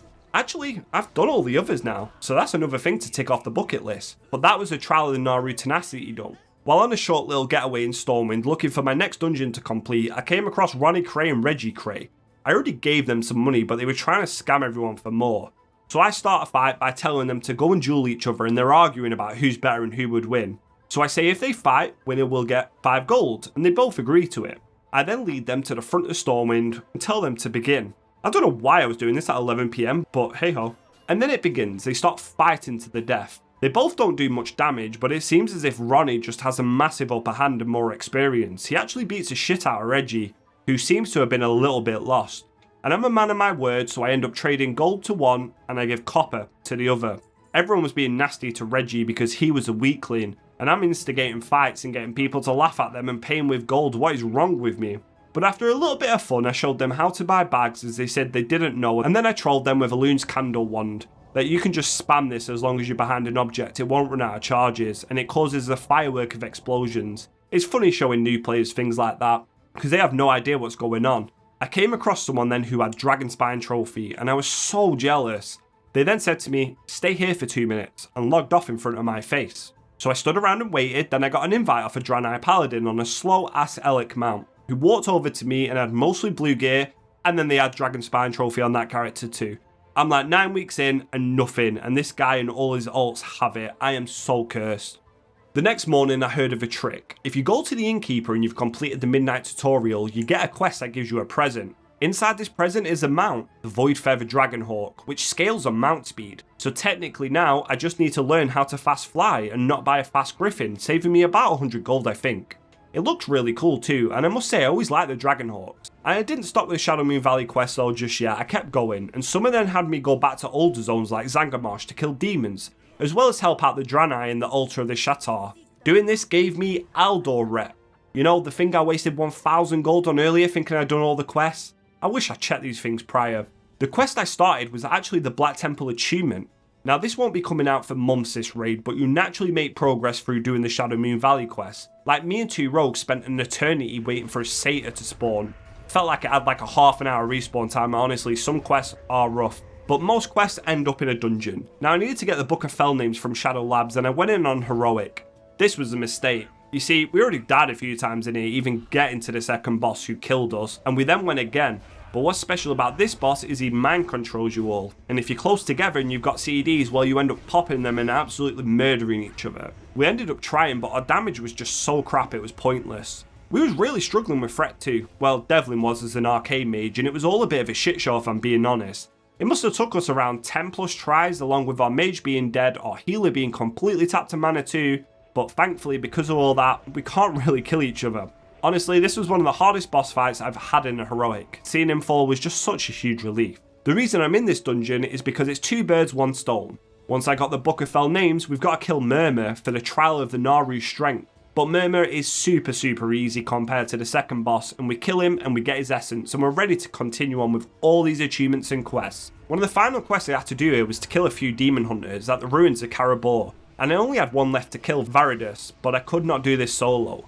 So Dot, him, Tums and Fox on his druid came to help me out. We pulled him as a free man, and this guy hits really hard, and he's got that cool blindfold that everybody wants in the future. He casts some fire spells that I get smashed by, and Tums also doesn't move from and turns into a demon himself. But by using the book that we got from the dungeon, we can make him a blood elf again, reducing his damage. But this guy also casts evasion like a rogue, and Forks is I try to kite him while my health goes up and my bleeds do damage, but we just don't have the damage and we all wipe to him. We basically blame it on standing in fire and we go again. Dot him is still AFK, but we were certain we'd be fine without him. So we repeat the fight and we make sure to dodge his fire this time as best as we can. But Forks is once again hurting on mana, and he's only at 50%. Then he goes into his big demon form and freaking casts mana burn on him, making sure he's definitely got no mana now. At the last second though, when defeat looks likely, we look to the door and in comes a dwarf hunter with his pet lolly and his bow ready to shoot the blood elf demon hunter. And by a sliver of health, we live and take him down. Then we go and turn it into the Draenei, and my map was once again empty. But I still have not finished Shadow Moon Valley just yet. So while I was doing dungeons for the quest, I went to the Steam Vaults to loot the second part of the Trial of Naru's Strength, which was to fight the warlord Califresh, and we needed to kill him and loot his trident, and that just left 1 trial left for us to do. But that one could also be kinda hard. A chain quest for the Black Temple had me go back to the Arcatraz to find a seer, but when we get there, the seer was already dead. So clearing through a whole dungeon on Heroic just to be told, yeah, go back there, lovely. But doing dungeons wasn't just about quests or gear, I needed a reputation as well. Anyway, lucky for me, I actually hit Exalted in this run too, so I maxed out my rep with the Shatar. I then went back to Akama to tell him that I found the dead seer. Now Akama is an unbroken Draenei who Illidan thinks is working for him, but he's actually starting a rebellion and we're here to help with that. There's only so much we can do for now though until the Black Temple raid actually comes out. So with all that in mind, I headed to our last dungeon for 2 quests, both the Trial of the Naru and the last Shadow Moon Valley quest. What we had to do for the trial was finish Shattered Halls before the executioner, well, executed his prisoners. Once you have dealt with the Grand Warlock here, the first boss, and you take a step out of the room, you get a debuff for 55 minutes or you fail. This dungeon now is an absolute joke and we breeze through it. I wish I could tell you that it was close and it was against the clock and then we had many wipes, but we didn't. I got my ass ate by a wolf one time and I got the crap beaten out of me by other mobs because Devlin hits a Frost Nova and they instantly target me, kill me, but other than that, we finished both quests easily. This then led to 2 more quests, the Trial of the Naru Magferidon. The last test, the last trial, was to bring down the raid boss, and that would be on our achievements Tempest Keep complete. Then the last quest for Shadow Moon Valley was to quench a blade in the fires of the tallest mountain. It took me 100 years to fly up there, but we then place a blade in the fell lava, let it sit for a bit before we bring it back out. We then fly back to David and we turn it in to get ourselves a rare weapon that does a lot of damage against demons. And that was every single quest in Shadow Moon Valley now complete. At least until Black Temple opens up. With only 1 zone left to go, a few reputations left to get, I was making real good progress. I took a day or two off questing and the raids reset, which meant it was time for me to kill a dragon. Not just any dragon, a fiery dragon Nightbane. This was the last boss I haven't killed in any of the raids, and he also had 2 quests for me. One of them being the last part of the achievement to Serpent Shrine Cavern, another raid coming in the next phase. But he destroyed us last time. We didn't even make it past his first phase. But now with way more gear, I was determined to get him down. His health seems to be going down really slowly and he's definitely tanky, but we're not taking as much damage as I thought we would. We reach his first flight phase where he breathes his bones on us. You gotta stack and melee kill these restless skeletons, and that is it, that's a fight. When he comes down, you give your tanks a few seconds to get aggro so he doesn't go around eating people, and you just keep doing that. Unfortunately, it's not really a melee DPS fight, as you kind of stand around there sometimes not doing much when he's flying about, but we easily kill Nightbane, looting the Faint Arcane Essence and the Blazing Signet, but the rest of the run, no tier helmet, no weapon, nothing. At least we got some quest on it, and this made me exalted with a Violet Eye, allowing me to upgrade my rank to its max stats now too, and a solid option until the one from Karazhan eventually drops, if it drops.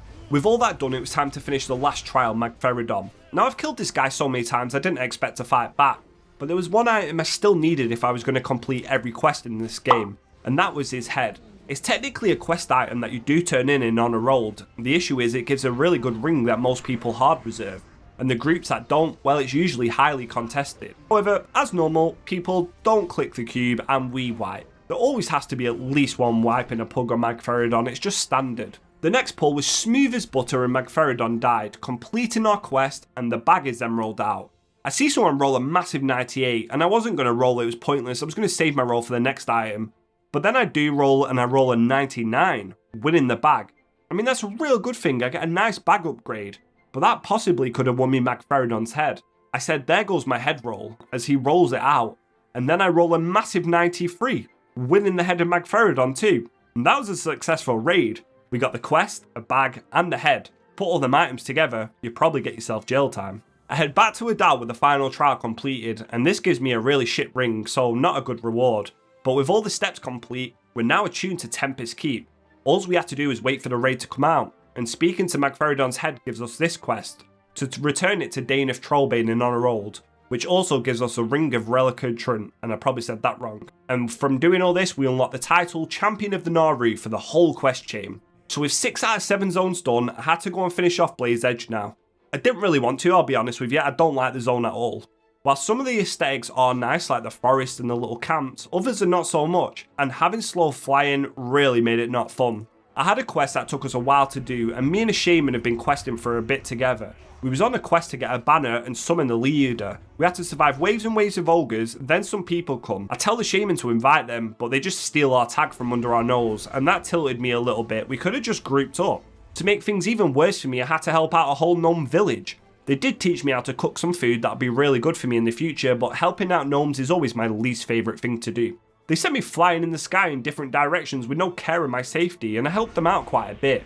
As it turns out, the ethereals are keeping gnome spirits trapped, so I then had to kill their leader and collect the collection of souls to help free them. But when I do free them, they thank me and they start doing their freaky little dancing. This is why I don't help gnomes. Even in death, they don't change. Now, one of the most annoying quests in this zone was to get an item called the Mark of the Nexus King. Now, the reason this is a problem is because it's got a low drop chance from a mob that requires 5 people to kill, with all 5 mostly needing it. And it's not even a 100% chance that the mob you need will even come out of the prison. However, you can just buy it for 200 gold, a massive expense that I just can't afford right now. I'm so close back to 5,000 for my epic flying, but I also need to 100% the zone. So what do I do? While pondering on that decision, I kept on questing in Blade's Edge. After I did all the usual low-level stuff like killing and collecting, we then had to go around and kill Gruul's sons to collect items for a ritual. These couldn't be done solo as they are hard-hitting creatures, but my damage was really nice now, and being able to evasion tap mobs came in handy when it was needed. We didn't really have a set tank in our group, and he would get absolutely chunked and die sometimes, but between the 5 of us, we killed Grulok, and then we loot the Dragon Skull. Then we went and found his brother Magok, and we kill him too, giving us Magok's treasure chest. Then just above Shatrath in the Barrier Hills, protected by ogres, is another Slag. We take him out to get his standard. Once we've killed all them and got their items, we can now summon a big bad beast. By going to the altar and using the soul grinder, we summon loads of ogre spirits as we pull something into our world. Once we kill enough of them, we summon Skullrock Soul Grinder, the son of Gruul, a big bad one. He's not really any match for the heroes of the Alliance however, and we kill him easily and collect his soul, which is a big green blob, and we head back to the ogres, the friendly ones, to tell them what we've done. We've now freed the ogres from the Son of Gruul's and we are now king of the ogres. I also had to go outside of Gruul's lair and kill all of the ogres there too. These are more of Gruul's lieutenants, but they're friendly to me because I'm their king. I felt really bad. And we also had to kill another one of Gruul's sons. How many sons does Gruul actually have? This one was Gok, and I think it was the last of his line, and I hope it was, but I wouldn't be surprised if he had another 20 in another zone because he's been a busy guy. We then kill Gok and we head back to let everyone know what we've done on my ground mount because I'm sick of flying on a goddamn slow flying mount. This led to me basically being done with Blade's Edges. I only had one quest left to do, the Mark of the Nexus King. My whole map was empty apart from things like dailies and PvP quests. I'd done every quest in TBC, and I also had 4,900 gold. And now with no more quests left to do in the game, I had a decision to make. Spend 250 gold and complete the last quest, but I wouldn't be able to afford flying and I had no idea where to get that amount of gold from, or buy flying and farm out the item, which could take a very long time. So I went to my bank and I checked my items and I just had so much crap in there now. Granted, some of these hold nostalgic purposes, but at this moment in time, I need gold. So I took out loads of items and I just sold them to a vendor, 5 gold weapons, 10 gold weapons, I didn't care, they were gone. And eventually I landed on 5,000 gold, exactly enough. So I decided to head to Shadowmoon Valley, and after a few months and 7 zones of completion, I made enough gold to purchase Artisan Riding, the fastest flying available. This left me with 1 gold, but now I can actually move around zones at a fast pace, for absolutely no reason because I've done every single quest. But you know, there's still plenty more phases to come, so this investment hopefully won't be a bad one. However, I still had that one quest sitting in my quest log, the Mark of the Nexus King, and now I've got no gold. What do? I went to the auction house to try and sell all my cloth and leather, but because I've got no gold for the deposit, I couldn't even list them. Shit. I'd basically maxed out all my professions now though, so I'm gonna have to utilize them to make gold. I also realized I could just do the daily PvP quest and the daily dungeon quest, all the things to give me gold. Turning in crystal powder at Harla in the Grand also gave me a small amount of gold each time as well, but nowhere near enough. I then headed to the Ethereal's home here in the Grand too, and one of the guys gave me a quest membership benefit that gave me a bulging sack of gems. In this I got a rare one that sells for 77 gold, so my fortune was turning around. So I went around capturing towers with what felt like the whole entire server for honor.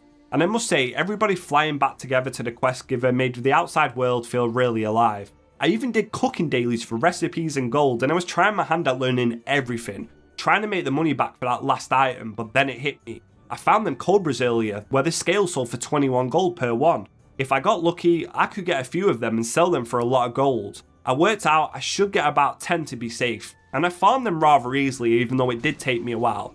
I didn't even care about killing Horde. If I saw the cobras on the floor, I'd walk up to them and skin them and make some easy profit. The prices of the scales did drop a little bit thanks to someone putting out a video showcasing this spot, but that's alright. I then went to the auction house and got all the cobra scales listed up, and now all I had to do was wait and see if they sold. And after about an hour or so, I had mail. I went to check and they all sold, giving me 350 gold and allowing me to buy the Mark of the Nexus King. Then I just fly to him, turn it in, before I get another quest, the Stasis Chamber of the Mana Tombs. Now I decided to try and go and do this solo by utilising my stealth skills, sap and crowd control. I could go into heroic Mana Tombs and sneak past all of the mobs and the creatures until I arrived at the pink Stasis Chamber. Here I open it to let out an Ethereum prisoner, and he tells me I gotta go back to Emir because in the last boss's room is a creature of unimaginable power. So I fly back to Emir, who then tells us in order for you to do this, you need another Mark of the Nexus King. What the actual... I lost the will to live. So I went back to the cave, farmed even more scales, and went and turned in another Mark of the Nexus King. Before realising this is just a repeatable turn in now and I don't have to do this. I've completed every single quest in the Burning Crusade, at least in phase 1. There was nothing more for me to do quest wise, my map was completely empty. I'd done it all. Just dailies and PvP quests left. After finishing off all the quests, I received a letter from Heap Dump that says registered non-gnome. The Gnome Association acknowledges your dislike of gnomes. We regret to inform you that this will not affect gnome operations. Sincerely, the Gnome Association. See, I knew they had a secret society, they're onto me. So I reply with, I would like to formally request all gnomes immediately be contained and transported to the bottom of Loch Madam. Their antics have gotten out of control and I'm probably going to recruit Horde assassins to do the Lord's work. and gave them my kind regards, and I also put a poison in there to let them know I mean business. All I could do now was reputation dailies and wait for the race to reset, but I had some good moments, fishing, meeting some nice people in the morning, just relaxing while I had my coffee and doing the more chill things in WoW. Before I had to do the less chill things like the Wharf and the Grand, things kicked right off and we was in the middle of World PvP Massacre. The Horde wanted control of Harler, but the Alliance was fighting back. Now as a melee, being trapped on the bridge is awful. I can't really rush in or I'll die, and there's wizards just casting so many spells slowing me. But I can step through the shadows to help pick them off with a stun. I wasn't doing this for any real reason really, I was just having fun. And I forget sometimes to just get off the gear mindset and just enjoy WoW for what it offers. With that in mind, I still had a goal, and that was to finish the game.